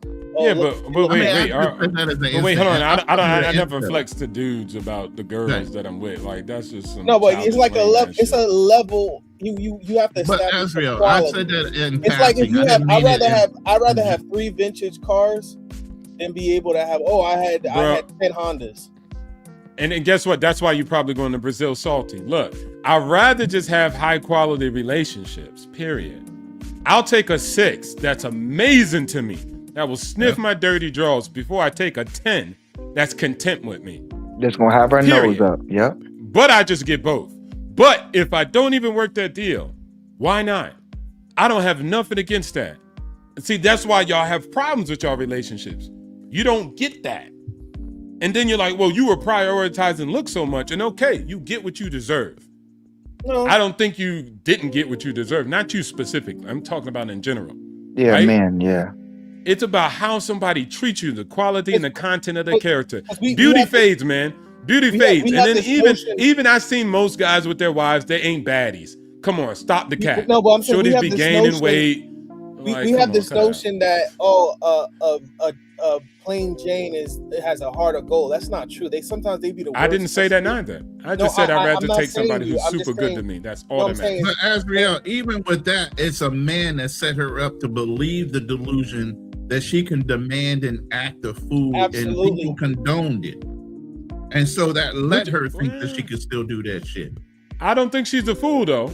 Because if she got the deal, then she gets, I was about to say, like prime example, you know how guys used to say, oh, back in the day, fat chicks used to have a nice personality. Why don't they have a nice personality now anymore? Because niggas gas their heads up. So like too many of you incels sitting in the house gassing her ass up. They got the same mentality as the baddies. I thought incels are the reason why they're incels is because they don't want to date fat chicks. No. That's what but I just said that. A man, look, average men do have average women who are necessarily don't look that attractive, might be ugly, might be fat, and they don't, Black cleaner, Charlie Tan is in the back. And they don't want to deal with that woman because they feel some type of way. The same way women judge us and feel like, oh, we not it, so we not gonna get the box. A man will be delusional and ain't had nothing in 2 years, and it'll be a girl that he know he could hit, but because she's an ugly duckling or she's fat, he'll look right over her instead of like what Ronan said, get your rocks off. You know what the difference is in America? Two things. One, a lot of the men that are of higher quality, they're dealing with 5s and 4s and 3s because it's easy, right? It's like if I know I can order DoorDash, why would I go out to a restaurant, or why would I pick up food for groceries and make my own meal when I can get cheap fast food, right? That's one thing. So when that happens is the woman like, oh, I dealt with this guy, he was so-and-so, then that means I can get any guy. And it's like, no, that dude slept with you, that you felt as though was a 9 or a 10. Yeah, right? That don't matter. I mean, a lot of the girls want to just sleep with guys now. Bro, like, we've been dealing with that what I'm saying is, beginning of like, time. I'll give you a prime example. I was on a panel recently, and the girl said, a short guy is the same as an obese chick. And I said, no, they're not. And so, oh no, yeah, because short guy could be in shape, buffed out, but then because that was was my point that I'm saying. Right. But here's the caveat. Let me just say this. You're still short. You're short. But here's the caveat. Azriel, let me say this real quick. Let me say this, and you can finish. Women are delusional based on the fact that their last time they had sex. Say back in the day, we used to call it the 2 o'clock beer goggle thing. Okay, you've been drinking all night in the club. You desperate, you fucked around, and the girl you really wanted to take home, she already got taken up out of there. So then you desperate to get your rocks off, you drunk as hell, and now anything fits. And there's a lot of dudes that used to do that shit. And once that fat chick laid down with a dude that was way out of her league, all of a sudden now she's delusional to think that all the men that rank his level want her. And she's not going to settle for anything less. And you guys fed into that shit and kept propping her up like that. Yeah, you guys fed into that shit. She got a provable comp. She not crazy. Plus, the demand is so high. Yes, she got her comp. She found one rental property that sold at that price, and she said, "Hey, I got this guy once." Right. And now, what the guy tried to do with the copium is coming in. Well, he didn't marry you. Well, she don't want to marry you neither. But at the end of the day, she gonna get you because what? The demand is so high. So, you foreign sky, like you keep saying. Well, what if I need to get my rocks up? You can't just sit down. You can't just relax. So if you're gonna make a deal, regardless, exactly. But most guys won't. So if you're gonna make a deal, regardless, because you're so thirsty then I'm gonna, write contracts that favor me and not you. Hey, and you know what's crazy? A lot of men, after they didn't deal what they deal with that woman who they weren't attracted to, and they look over at her and they be like, because you know that PN clarity, and they be like, was that really worth it? Was it really worth it? It wasn't. Hey, that PN, hey, that's real. Because I be like, did you have spinach in your teeth this whole time? Like, I swear. Yeah. Fact. So I see what Frontier's saying. Look, you can hold your seed and focus on your goals because it ain't going nowhere. Or if you that thirsty, get what you can get off a natural. You know what I'm saying? Like naturally. no, that's a fact. You don't gotta pay for it. You don't gotta Charlie. waste money. But look. Go ahead. Now I'm asking one last question. As far as men in general, do you think majority of men think like that? That's in the dating pool in America, or that's a minority? They think like what? Can I answer that for you? Let me say this. I Go think ahead, most Azra. men will just take anything they can get. That's Boom. why when people say, "Oh, what you can do," like, bro, I rather just rub one out a couple times and you be good. Like it's not Ain't not nothing wrong with that either. That's what I'm saying. But Like, shout out like if you tell me, oh, there's a fat chick that's waiting to hit me up, right? There's two fat chicks would love to invite me over. I'd be like, hey, let me rub one out and go to bed early. I'm willing to do that. Hey, Foreign Skies. That's Foreign a little Skies. crazy. I ain't gonna lie. You said PN, right? You talked about PN, right? And Charlie was like, yeah, that's that. What about PNC? That's you know what I about was that? saying. PN. No. Post-nut clarity, yes. PN. No. See, that's one of them. I'm talking about post-nut control. Most of y'all. Wait, hold on. Most of y'all be capping. Y'all talk about post-nut clarity, where you got clarity and you see the girl and not. Let me talk about control. Most of you guys, that dopamine hit you and you fall in love with the girls who give you that wop. That's why girls out here say what they say. So you'll see a fly guy with an ugly girl, but that post-nut control got you under some type of spell. It's called pussy whip. I'm sprung. She got me doing things I never did. That's y'all. You need a man with sensitivity. A man like me. Don't you want a man ever give you money? Look, once y'all get hit with that wop, y'all done. Bro. That's most guys. Go ahead, cool. Leave Ralph Tresvant out of this, please, bro. He from Boston. What'd he say? He said leave Ralph Tresvant. He's a Bostonian. He's a Blackstonian. Shout out to Ralph Tresvant, new edition. Boston. Well, go ahead, do your thing, dog. I'm just fucking with you, dog. No, that was funny. Nah, but that control is real. That's why you meet a guy who be like, hey, just what happened with that little blonde guy. Now, she didn't even have to give him no nut. It was just affection, excuse me. And then he was like, she's my girl, talking crap to his parents, trying to protect her. So again, a lot of guys fall more so to that than just having some clarity and they don't want to talk to the girl no more. Stop the cap. Y'all guys out here sweet and sour chicken sauce on the phone with girls. Telling them everything, pillow talking, going with insecurities, talking about your homeboys. He ain't really my friend. You know, he really a buster. Like, y'all talking all types of nonsense to shorties. Let's keep it real. Dirty macking on your homie girl. Man, you know, I would never do it. You know, he did do that to you, but I would never do that to you. It's a dirty world out there, bruv. Yeah. So y'all be talking about the average guy. The average guy will leave you hanging from a post for some cootie cat. Right. So I don't know why y'all be capping for him. They'll hang you up somewhere dry to get what they want, which is the box. That rules them. You know how they said cream, get the money, dollar bill. Cream, the box rules these guys. They ain't worried about the money. They'll give up the money to get the cream. Cootie cat, y'all. So they'll give up the money to get the cream, but they won't give up the cream to get the money. Never. They'll give up their empire over the cootie cat. See, people thinking that they Avon and Marlo, but they really Bubbles. That's crazy. AKA Where's That's Bubbles? crazy. AKA Black Phoenix. No. I mean, nah, but don't get me wrong. Like, I mean, Butters. y'all Butters, kicking game. sorry. You know what I'm Butters, saying? Y'all AKA. definitely kicking game, but it's two sides to a coin. You know what I'm saying? Opposite ends of the same coin. Hey. Life is about choices. That's all I can say. Yeah. Yeah.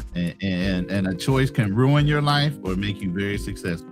And I also feel like if you really stressed out over getting some pee, what type of man are you actually like on the inside? Like your own self-esteem, like your own, not morals or nothing like that, but like if it controls you like that to the point where you gotta have some flesh. That sounds like you got some kind of addiction at this point. Because I had never been obsessed to where I had to go outside my way to try to do something like that. Or get anything. Yeah. I've never been in that mindset where that ruled my decision in life and how I moved and what I wanted to do. I either came or didn't. I never had it to where it possessed me in that way. Ronan, we seen the pictures of you when you was younger, bro. Girls, they probably looked at you. These guys are invisible. Casper the Friendly Ghost. Man, I had to make sure I wrapped up 2-3 Exactly. times. Have kids, and I'm like, nah. So you projecting, but some of these guys look like the back of a refrigerator. So they don't get no attention. I don't even know what that meant, but they get no attention. I don't even know where that came from. But God damn, that's bad. I know where the back is. It's Frontier cooking though. He cooking. All fucked up. It's that bad. If you see some guys and you'll be like, hey man, like that's why even with the PUAs or people when they actually look at the guys who come to them, you'll be like, damn, you look busted and disgusted. But they don't get no attention. No shorties talk to them. They feel like they don't got no choice. No choice, bruv. None. So that's what it is. Frontier, what's their last option, Frontier? What's their last option? What's the last choice they think they got if they have none other? Play video games. Definitely watch the porn and enjoy No. Pay for it. That's your only entry. If it's legal, where they at? No. They're not even concerned if it's legal. They just be like, look, I'm gonna pay for it because it's out here. They're gonna risk their freedom for some pee. Yeah. Then do that. They can do that. And they'll be on the newspaper and the CNN and Fox and all that other stuff. But I mean, what else can I tell you? If you don't want to level up or do whatever you got to do, like, the burden's on you, man. It's a two-way street negotiation deal. But back in the day, it wouldn't have been easier too. You got it easier. That's what I be trying to tell you guys. I got it easy. A guy like me, I have a West Wing of them bad boys. I have a West Wing of broads, 50,000 broads in the West Wing. But I can't do that now. That's called human trafficking. It's called a cult. Like, I can't do that. No harems, Frontier, no harems. Can't do that. Yeah, we can't do that no more. That joint's, man, we get the FBI busting down our doors. You end up like Nature Boy, allegedly. So you don't, come on, man. Y'all got it easy. Yeah. And then I'll send you to go die in my war or go work in my freaking mines. And you couldn't do nothing about it. You might be lucky if I make you a eunuch in my empire. You could look at them, but you can't touch them. But that's not a thing no more. So what I'm saying, this is way better than it's ever been in the past. So just be happy with your lot in life. And if you want to improve, to change it a bit, then you improve for yourself, and then there will be some rewards with it. But if you don't want to do that, like, nah, I just want to stay this, and I just want to be average, it should be good enough. Well, no, it don't. It's never, risk your freedom. History has never been good enough.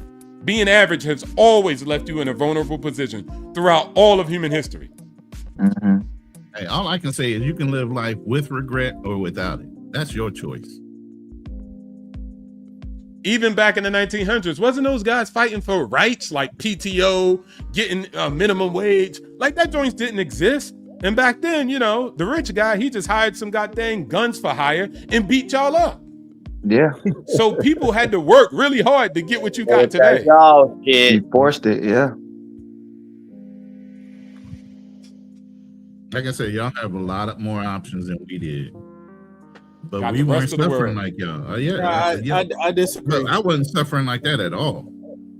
I'd be mad if I was a Brazilian man. Like, you know what I'm saying? Or a Thai dude. Y'all coming all up in my country, getting my girls. I'm broke. Then a you joke. already I know ain't what got All no right, options. Frontier and Ronan. So let me ask you this real quick. And I'm gonna let. Go ahead, Ezra. Go ahead. I was gonna say I slightly disagree because there's a give and take because ain't no give and take. You ain't hiring none of those guys. Your grandfather didn't have to deal with Prince or one of the Temptations sliding in her DMs, right? So you didn't have. Yes, he did. It was called The Lord, the Duke, and you had to shut up, sit there, and watch it. You couldn't do nothing about it. Always been here. I'm talking Yeah, about like what? years.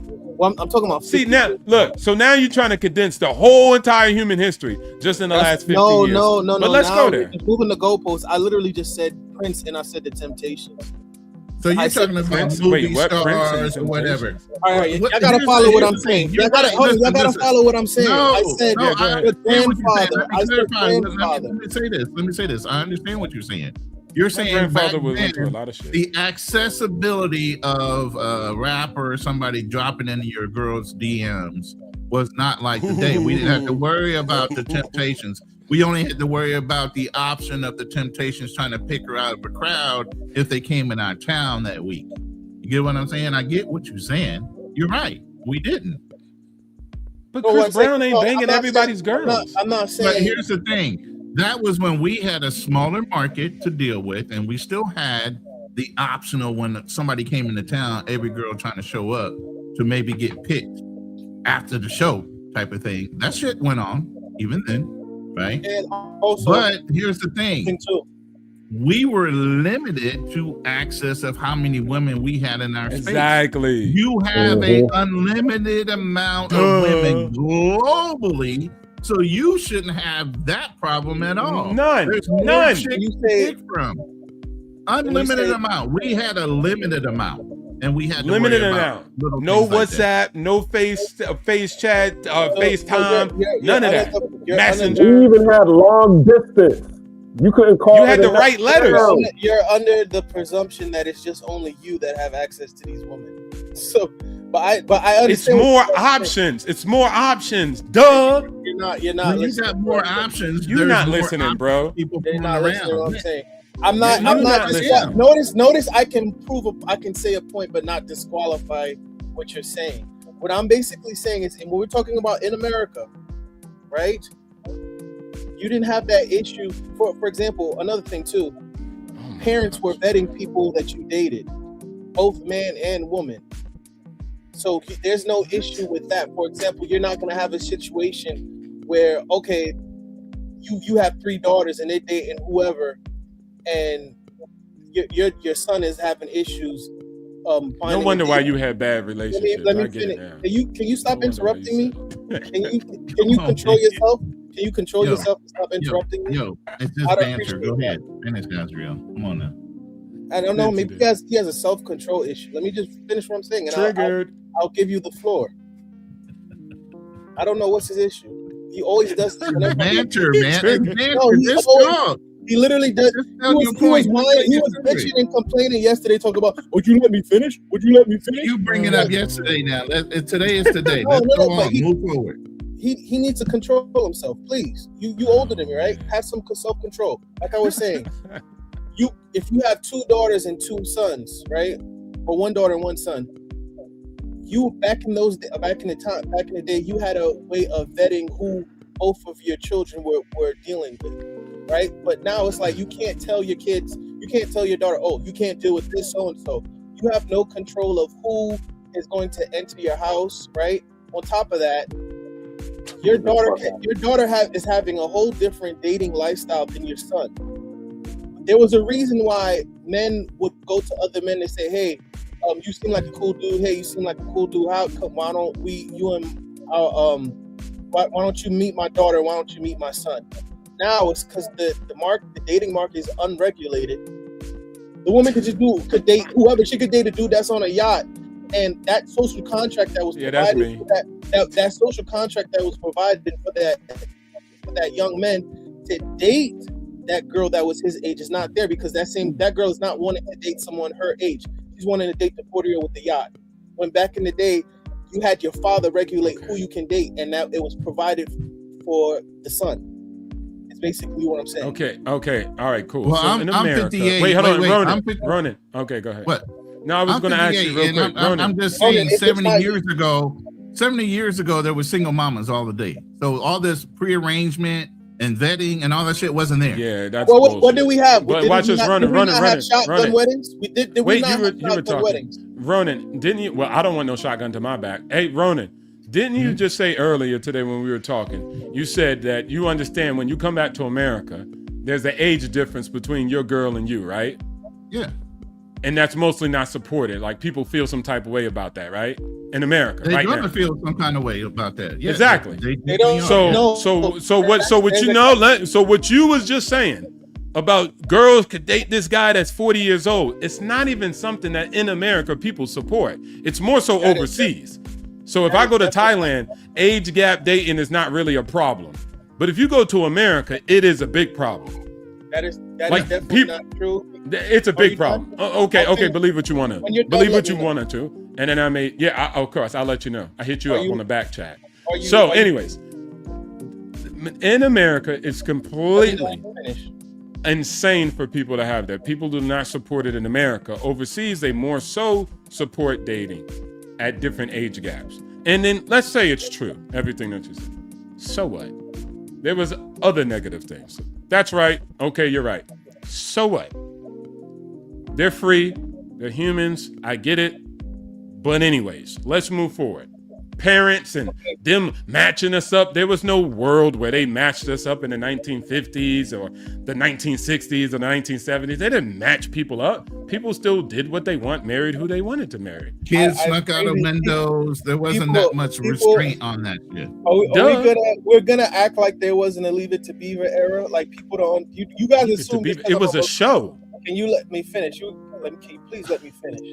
You being contrary just to be contrary, Azriel? No, it's not right? Like this. No, this is real ignorance. This is real ignorance. Like for real. Can I please? Summer Walker pulled out in the BET Awards, one of the award shows with the old white dude. We're not gonna.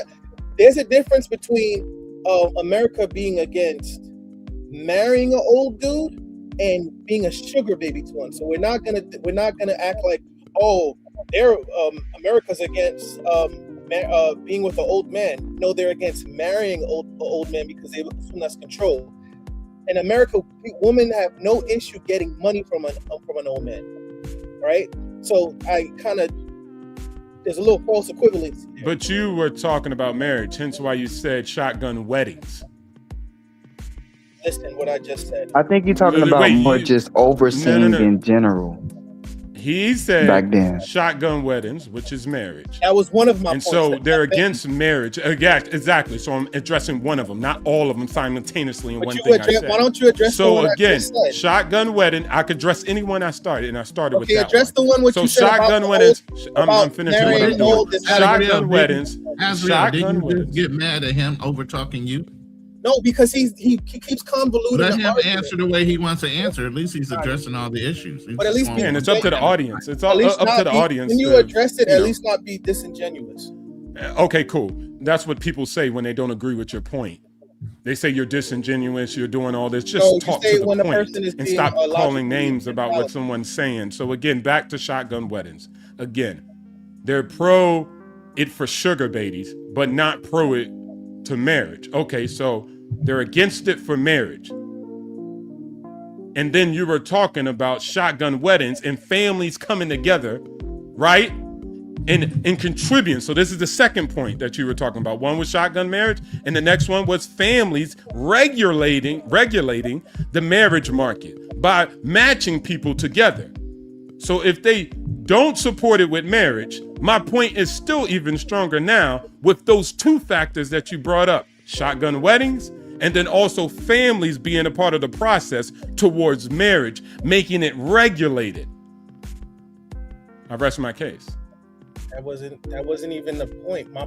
You made the point that refine your point. Wait. Listen.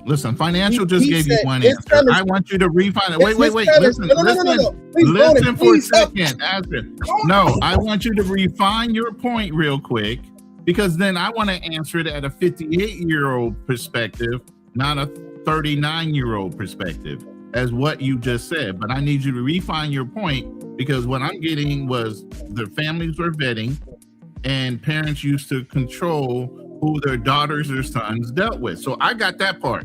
Now I need you to refine what he was saying so I can really answer the question wholly. Okay? His premise. I want yours. I don't care about his. No. What I said was that we're dealing with a different situation, and he said, "Oh, dating, that doesn't matter because dating a woman dealing with older men is frowned upon in America." And I said I disagree, because you have to provide nuance. There it's culturally acceptable to get money or be a sugar baby to an older man, not marry him. Women don't have no issue in America. They tell other women, go ahead and get money out of an older man. But when a dude dates a woman, marries a woman, what's his name? The guy that was in Sister. I forgot his name. No. What's his name? He was in the B2K group. I forgot. He's talking about Marcus Houston. When he married a woman that was like 19 and he was almost 40, it was frowned upon. But those same women have no issue with Young Miami dating and getting money from P. Diddy. That's the point that I'm making. We have to provide nuance. We can't just put it with a clean slate. Oh, America's against women dating married men. I mean, dating older men. Age gap dating. Age gap dating. Not true.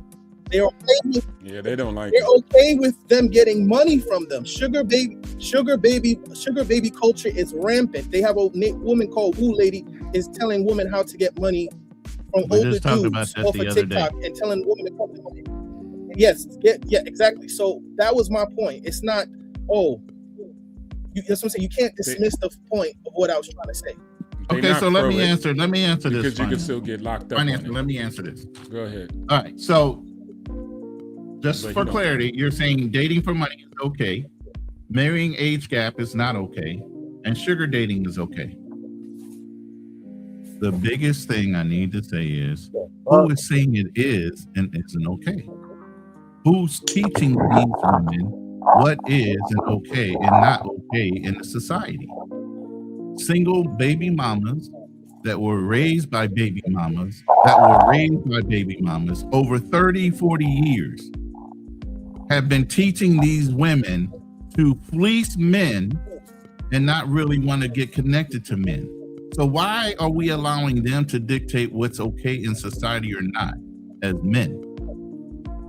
I don't give a fuck what they say personally, because they're women that were raised by other women with no direction from men. So of course they have a hate mentality when it comes to men.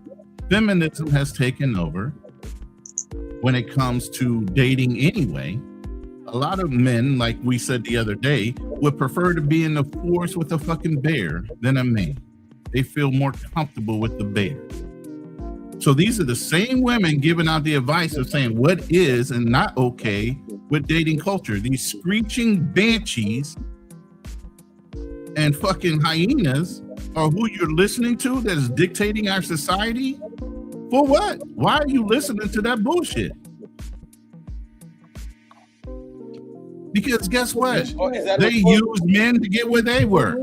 They didn't make that money on their own. They're using that as leverage so that they can control more men. And Woo Lady is a scammer. So you're listening to the scam culture. You're listening to the hoe culture. You're listening to the hookers. You're listening to everybody you shouldn't be listening to as who's dictating what's right and wrong in our fucking society. That's our first problem. Who's giving up the information and trying to control our society but rappers, pimps, and scammers? Hey, but I'm gonna step off the panel, you guys. Hey, fun conversation. Frontier, Azrael, Ronan, my guys, Black Panda, thanks for having me. I'll see y'all on the next one. Y'all continue the conversation. And y'all let me know when you're going live, Ronan. Yep, no problem, brother. All right, bro. All right, I landed my plane. I just wanted to say that. Who's dictating these rules? That's basically what I'm trying to say, Azriel. Who's dictating these rules, and why are you so concerned about those type of people dictating the rules of what you should or should not be comfortable as a grown-ass man? I hear this a lot, and I've heard this from, like, I'm not trying to pin you with the dating coaches or whatnot, but I hear what people say, if a man doesn't have full control or full influence over his woman, then he's not really a man. I think that's a misnomer, because you're only around somebody for so long, and you're only one factor on the chessboard. It's like when people say, it'll be almost similar to me saying, oh, if you don't have full influence over your children, you're not a real parent. But it's like, hold on. Your children are in school for at least a third of the day. Your children are dealing with people that have their own agenda in terms of the teaching of the school and the institutions. The media that they consume is going to be different. It's like you're literally fighting multiple fronts. So I don't knock men for not having as much as a significant control or influence when it comes to the woman that they're dating, because I can give you a prime example. You can be dating one woman and she went and saw the remake of The Color Purple with her girlfriends. Now you might be as masculine as you might be, but there are more channels and areas of propaganda that it's basically a war of attrition. Outside influences. Yes, exactly. You have more ways to influence and propagandize, right? I don't want to go on a tangent, but through clandestine. No, I get where you're going. I get where you're going. So here's the thing I can say. Sabotage your family. Right. I get that. I get what you're saying. I get what you're saying. If you are dating such a weak-minded woman that she's allowed her outside influences, her circle of trust, and as a man, you should be vetting them as much as you're vetting her. If you know that she's around a cackling whole bunch of single-ass women, and she's not willing to walk away from them to defer to you, that's not the woman for you. You know what I'm saying? My lady literally, listen, her best friend is her mom. She denied dealing with a lot of the people even in her high school. I looked at what her background is and how she does not conform to what society dictates women should be doing at her age. So you have to look at the woman you're trying to date, and if she's that easily influenced where she's a fucking follower and not some type of leader where she doesn't have to do what society dictates to feel anything about herself, this is half the problem with women anyway. Women are competing against women. Women dress because of other women seeing them. They don't necessarily dress for you. They dress against the other women they might be dressing in. Other women will influence her to dress a certain way because they're going to a club. These are the influences outside of herself, and that's the thing. Are you picking a woman that got her own mind, or are you picking a woman that doesn't do anything anybody will tell her to do? Here's my thing. This is why I would say. Okay, go ahead. This is where I agree with you, but to a point. Yes, women are influenced. I don't believe when we say women are influenced, that's like saying a dog is gonna bark. Women are gonna always be easily swayed. Yes, we're all propagandized in our own way, right? Yeah. Some people feel as though the Lakers are better than the Celtics. Why? Because of what they saw growing up. I mean, that's. Can you hear me? You good? You back? Go ahead. Yeah, you good? Go ahead. It was just a second. Cracking a little bit. Yeah. Okay. But you're good. Okay. All right. I'll be really to the point. What I was saying is, I agree to you to a point in terms of a woman being influenced, right? I think a woman being influenced is like a dog barking. It's both a part of nature. Women are easily swayed. You see how women got those little Labubu little dolls? One person had it, then everyone have it. I don't think that's an issue of it's wrong that a woman is easily influenced. It's about who she's being influenced by. That's like saying a child doesn't have a mind of its own. Well, no, children are very impressionable, and I believe women are impressionable as well.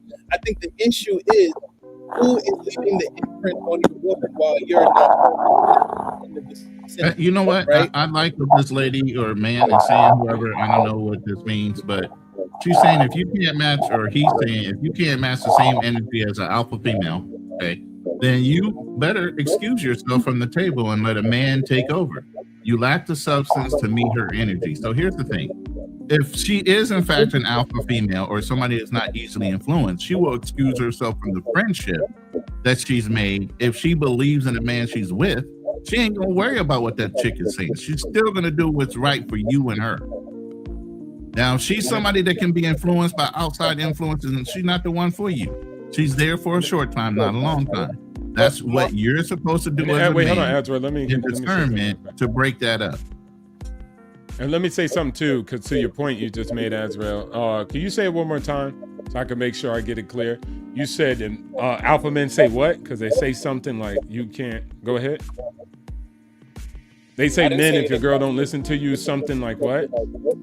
Oh, if your girl doesn't listen to you, if you don't have influence over, if you don't have full influence over your woman, then you're not a real man. That's the truth. Yeah, okay, got it. I would agree that that's wrong. People can do whatever the hell they want. Right. So I always say, like, people always go back and forth on the Adam Eve story, like, oh, Adam should have did this, he should have did it. It's not about that. What he should have just did is walk away. Mm-hmm. That's what he should have did. He should have let her, she did whatever she wanted. Cool. And the same thing goes for women. Like, I'm not that stupid. I run my game, I run my propaganda. But it's a two-way street. You got to accept it. And if you decide to accept it at one point and change later, that happens too. I'm not less of a man. You just got free will. And you can choose to play or not. And I think a lot of dudes just don't get that. Just let it go. Remain indifferent. That's a skill set in itself. You can have all, and the alphas really don't get that because they want to control everything and make sure everything's under control. And if you failed, you're wrong. Like, no. Somebody can just choose to walk away and decide to be on F stuff. Or they could just not like your program anymore. You get what I'm saying? Doesn't mean my program's not good. They just don't want to be on it. Right? And that's okay. Let them go. You know, it's interesting. I don't know if you guys watched the Jordan documentary, right? That came on through ESPN. And they were saying how Phil Jackson has a philosophy that he only coaches a team for only like about 10 years. And then he feels as though he says it's time to resign from that coaching position. And they asked him why. It was his synopsis was, you only really have 10 years for a team to listen to you, and then afterwards you're not going to be able to motivate them outside of that 10 years. It's kind of like you're winging it. And he said, like, basically you're going to start to lose the ear of the players because, like, okay, we've heard this for the last 10 years. It's time to have something different, you know. So what he was saying is he'll remove himself. If it comes at 10th year, I'm going to remove myself from that coaching position because at that point in time, I don't have the ears of the players. So I hear what you're saying. Right. But in that situation, you also have to understand that if there's no change within 10 years, I mean, you're supposed to move the fuck on. If there's no progress within 10 years, you're supposed to move on.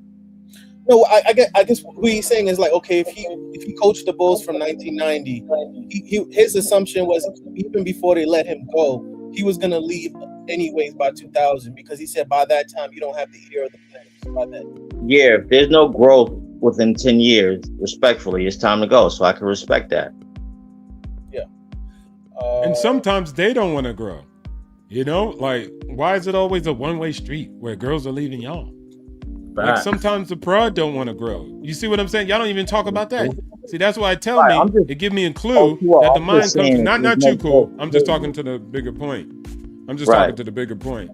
But it just shows, like, right? A lot of men often talk about, what if the women leave? She'll leave for this, she'll leave for... And you never hear them talking about when they leave and why they would leave.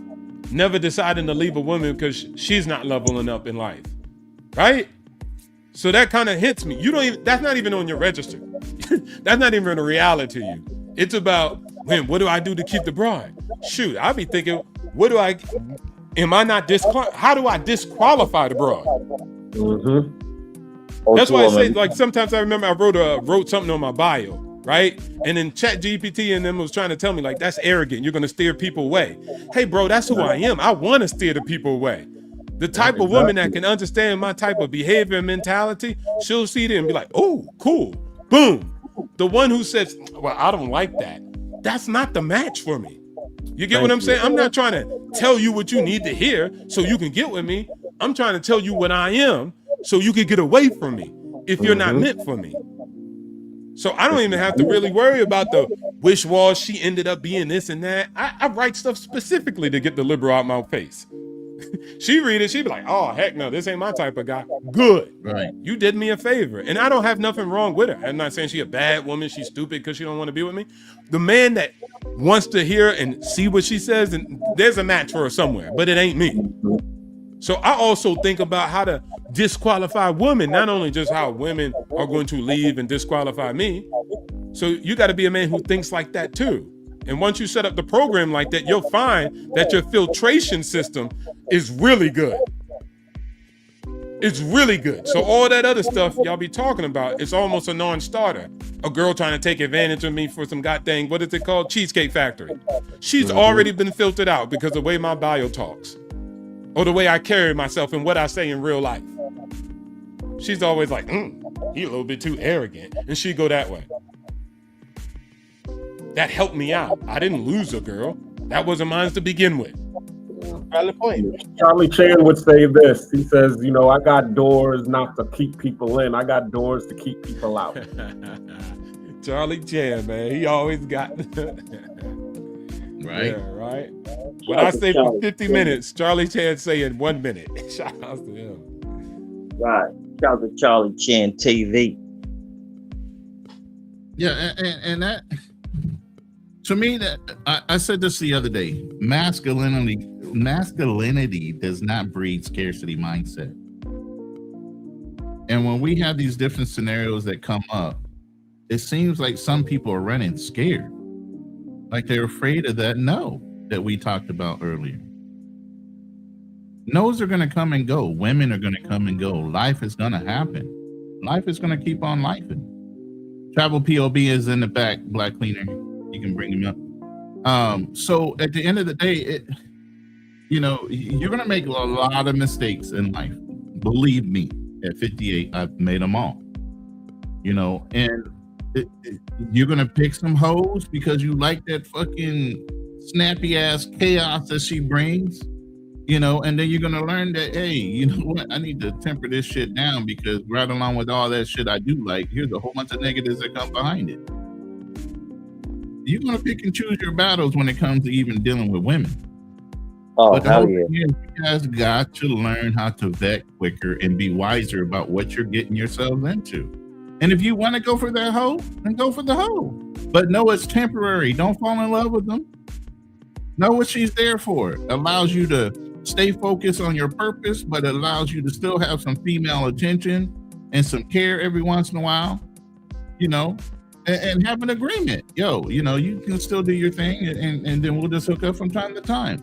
I had a deal with a chick when I was in the Marine Corps. When I first left, she wanted to be my girlfriend, hometown girl. I said, look, I'm going to California. You're going to be here in Kansas.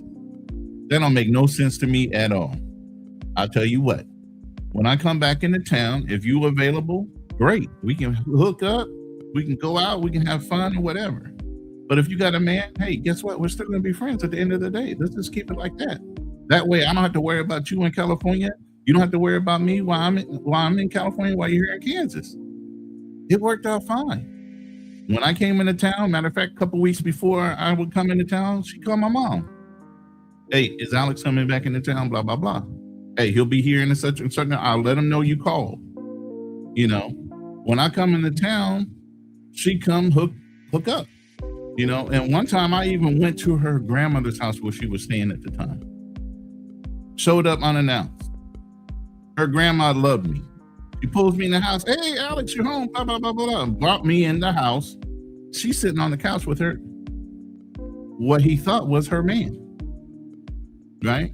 So I go in the kitchen, have a seat. Grandma's talking to me, all happy to see me, blah, blah, blah.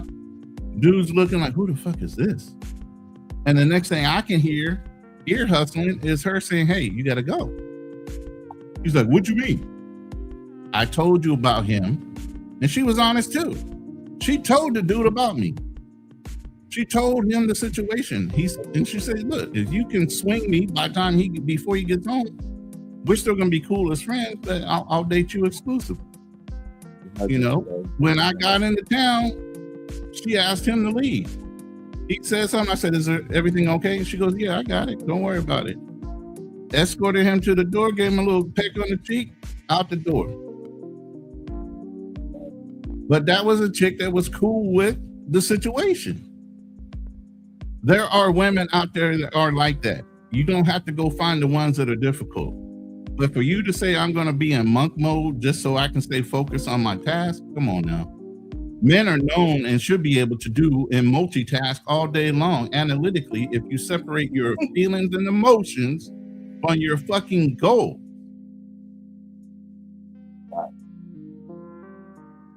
So all I hear is excuses in a feminine way, not excuses in a masculine way. Like, I can't get him off of me. God damn. I'm not hearing that. I'm hearing every excuse in the world why you can't do it, not how I can do it. And keep my mind straight and focus on my task or my goal. And that's confusing to me. Go ahead. Where you at, Black Cleaner? Where's Black Cleaner at? Because Travel POV is in the back. Oh, he is? Wow. Yeah, I told you. Surprise. Yeah. Black Cleaner. What's up, King? We on 8.5 hours in. I'm about to tap out. All right. Same. You are tuned in to Real Talk with Nate the Black Cleaner and your co-host, Cool King. Tune in live every Monday night at 8 o'clock, where we talk about real things, real life. Like and subscribe. Yeah, there we go. I had to fix my camera. Wow. Hey, is Travel POV back there or no? Nope, he left? ain't back there. Hey, Travel, hit the link again. You know, Black Cleaner's a little slow. Where'd Azrael go? He dropped, or did you drop? Nah, only King dropped. Dang.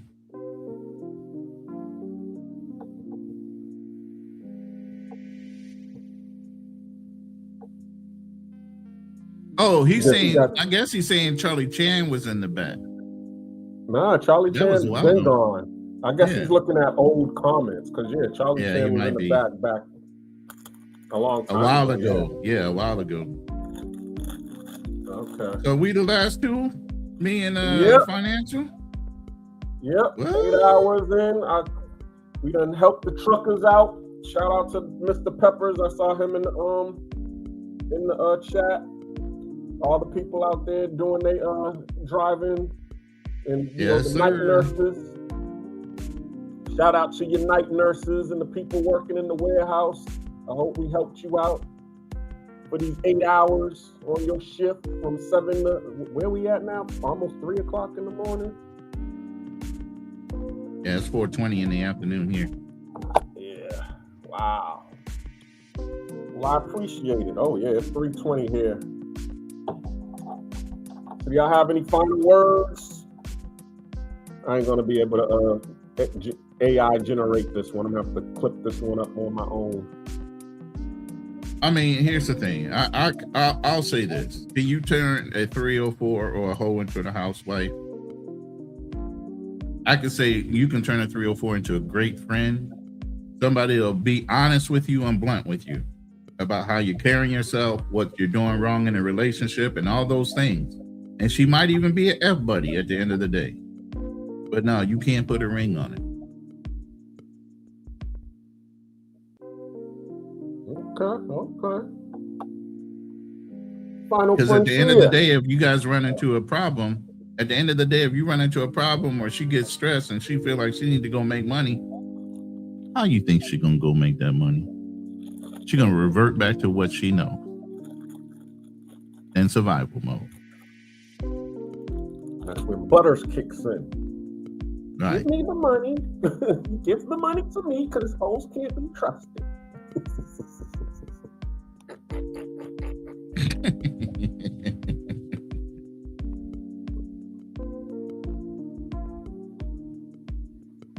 Hey, financial, are you there?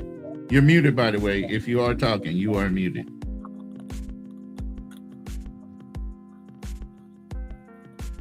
Yeah, he might have had to take a phone call or something. Okay, no problem. Well, I do definitely appreciated this live. This was definitely a great live, and I appreciate the new subscribers that I got. I'm now up to 255 subscribers, so salute to all of the new people who then switched over to the Black Cleaner. I hope you all are enjoying this content because that's what I'm here for. I'm really not here to entertain. I'm really here to educate and, you know, give people the information that could help them with relationships, with money, you know, with family. Because next Monday we're going to be talking about sibling rivalry and some of the stuff that we was talking about today, where, you know, people's fighting over inheritance and real estate and all of that stuff. So I hope you all were able to join us for next Monday. We're going to peel back the layers about, you know, siblings and, you know, the issues that go on between, you know, sibling rivalries. You got any brothers and sisters, Ronan? Unfortunately, all of them have passed away. Oh man, sorry to hear that. Did you have any rivals with any of your siblings? My 4 sisters died within a week or two of birth, and then me and my brother are about 2.5 years apart, and both of us had different fathers, so there was always a sibling rivalry between the two of us, and a little banter back and forth, physicality wise, all that shit. Mm-hmm. You know, he was the older, but I was one of those guys where even though he was older, I had more pain tolerance, and I was able to handle my bigger brother as a little brother. Mm-hmm. And I was stronger than him. Yeah. So we got hemmed up a couple times. You know, we just had an agreement. Hey, don't hit in the face and don't kick me in my nuts. Everything else was illegal. And we were both in martial arts and everything else. So he was 2.5 years older than him. Okay. You know. Yeah, that sounds pretty hardcore. You know, like I said, I never had a problem, man. I mean, there's certain experience people said they had, I never had. You know, the bullying thing, never had that situation happen to me. You know, even with getting into fights, you know, I always had my brother, even though we didn't get along outside the house. I mean, inside the house, but outside the house, hey, if you want to kick my brother's ass, go right ahead. I don't give a fuck. But it ain't gonna be 2 or 3 of y'all jumping in, because then I'm jumping in. Mm-hmm. You know what I'm saying? And then it'll be 2 on 3. So if you want to kick his ass one at a time, I don't care. And the same thing for me. If somebody wanted to kick my ass, guess what? He didn't care as long as 2 or 3 didn't jump in. Yeah. So we had each other's backs outside the house, even though there might have been civil rivalry inside the house. You know what I'm saying? But yeah. What about you, O2O? You talked about your sister. Did y'all have any sibling rivalry going on? Heck yeah. Nah, I mean, used to, right? When the household thing came to a headwind. But for me, you know, I kind of just deaded it by giving them what they wanted and capitulating. But it was cool for me. I already built what I built, and I get their perspective too on it. So that was probably the only thing that we probably had in sibling rivalry in the whole grand scheme of things. And then I'm pretty still distant from my brother because he's still mad about that period. And so, but it is what it is. You know, I wish the guy best, but it is what it is. People take it how the way they take it. I'm always cool with it. So I would say that would be it. Outside of that, though, it was pretty copacetic for all the years prior. Okay. Yeah, we're definitely gonna, you know, peel back the layers with that because, you know, I've dealt with it. I've had, you know, an older brother. You know, me and him are 10 years apart. So, yeah, he was the big bully. Mm-hmm. He's been 6'4", 250 pounds ever since he was 16 years old. defensive end, and okay, we're 10 years apart. So when he was 16, I'm 6. So yeah. Oh yeah, that 10-year age gap in strength and all that is a big deal. Exactly. So 2.5 years, not that big of a deal, especially if you get the higher pain tolerance. So, we had all of that. The arguing over the real estate. We didn't speak to each other for about 10 years. It took a funeral for us to start talking to each other. So. Wow. Dang. Okay. Yep. But we cool now. But yeah, we definitely want to peel back the layers. And the same thing with Keem over there. Keem got an older brother. Him and his older brother about 10 years apart. My brother and Keem's brother, they are tight just like me and Keem. They used to hang out, with each other. And so it's the same thing with our mothers. Our mothers were real tight. So I guess it was, natural for us to be able to get tight like that. But a lot of that stuff, and that's why I wanted to talk about it, because we talked about mommy issues, we talked about daddy issues, so now we're going to talk about the brother and sister issues that cause separation in the family. So I hope to see you all next Monday when we start talking about that. But do y'all have any? We already got Ronan's final words. Do you have any final words, O2O? No. Shout outs to everybody who came, contributed. Much respects to the host, as always, Black, Keener, and Cool. I appreciate it. Just, again, you give me a space to up here and talk, so I greatly appreciate it. And also, too, I want to kind of, whenever we can get up and do a show financially, I'm there. You know what I'm saying? That'd be my favorite. I'll be on my back and that one. Plus, I got to show my app, so I just want to show my app. I'm a little proud of a little something I built with AI. I'm trying to be like Ronan. So I greatly appreciate it at the end of the day. And hey, man, keep your head on a swivel, protect yourself at all times, and do the best you can. And we're going to move forward with positivity. Let's get it, man. Shout outs to Black Cleaner in the nation. All right. Thank you very much. Oh, yeah. We usually do Money Mindset Mondays the first Monday of every month. That's how I try to do it. I do Money Mindset Mondays the first Monday of every month. Messy Love Mondays on the second Mondays, and then we get into family issues Mondays on the third, and then Black Fatigue or whatever, pro-Black. Okay, bad. On the fourth one.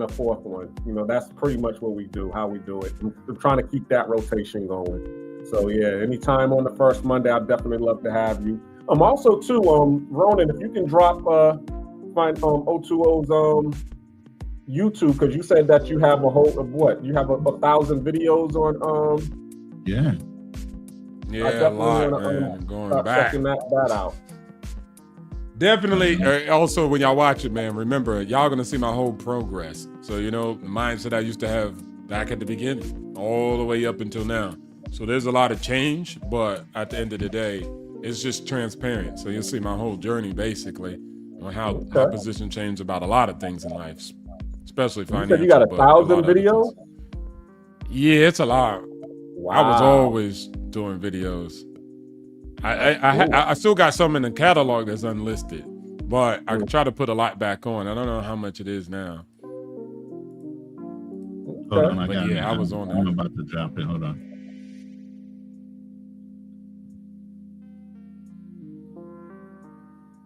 And then I had a catalog like Patreon videos that were different. Like, man, bruh. Cool. Yeah, I'm definitely gonna have to check it out. Maybe even have some of those videos on here when we're talking about things, because you definitely have a great perspective and insight. Sometimes it does contrast with what I'm saying, but as I said, we're just opposite ends of the same coin. We're saying the same thing. We're just coming at it from different perspectives. I'm more of it on the unity thing when it comes. And I was telling Keem that, because we was talking about passion over purpose, and we was talking about the 8 dynamics of existence. And I said I'm on the 3rd dynamic, which is group. Survival as a group. And then the 4th dynamic is survival as a people. And so I was saying So when they say a group, they're talking about race. So that's what I'm trying to do. I'm trying to get my race of people to be able to master surviving together, which is Black Lives Matter. And then I was saying, well, he's past me. You know what I'm saying? He did that already. So he's on the fourth dynamic, which is all lives matter. And then you got somebody who's going to be above him on the fifth dynamic, which is all things matter. Yeah. And then it just keeps going forward. And one of the things I kind of try not to do. So if I do it, then I want this to be a clear message. I don't want to degrade that message because I know things could regress or digress, and then that matters. You get what I'm saying? Because once fabric gets torn up and people start losing jobs, they're going to start getting very tribalistic. And if you don't already have that built out as a module, then you're really going to have problems, right? As you can see, I just said something recent with the Trump accounts. See, white people don't have a problem with handouts. Once Trump accounts came and they got 1,000 for their kids, they had their hands up. They were welfare queens. But when it was in different firms that they couldn't get, then they had a problem. Remember, they wanted less government. So how is the government giving money, not less government? But again, they got a free handout, so it's okay. So I know that exists. That's the reality.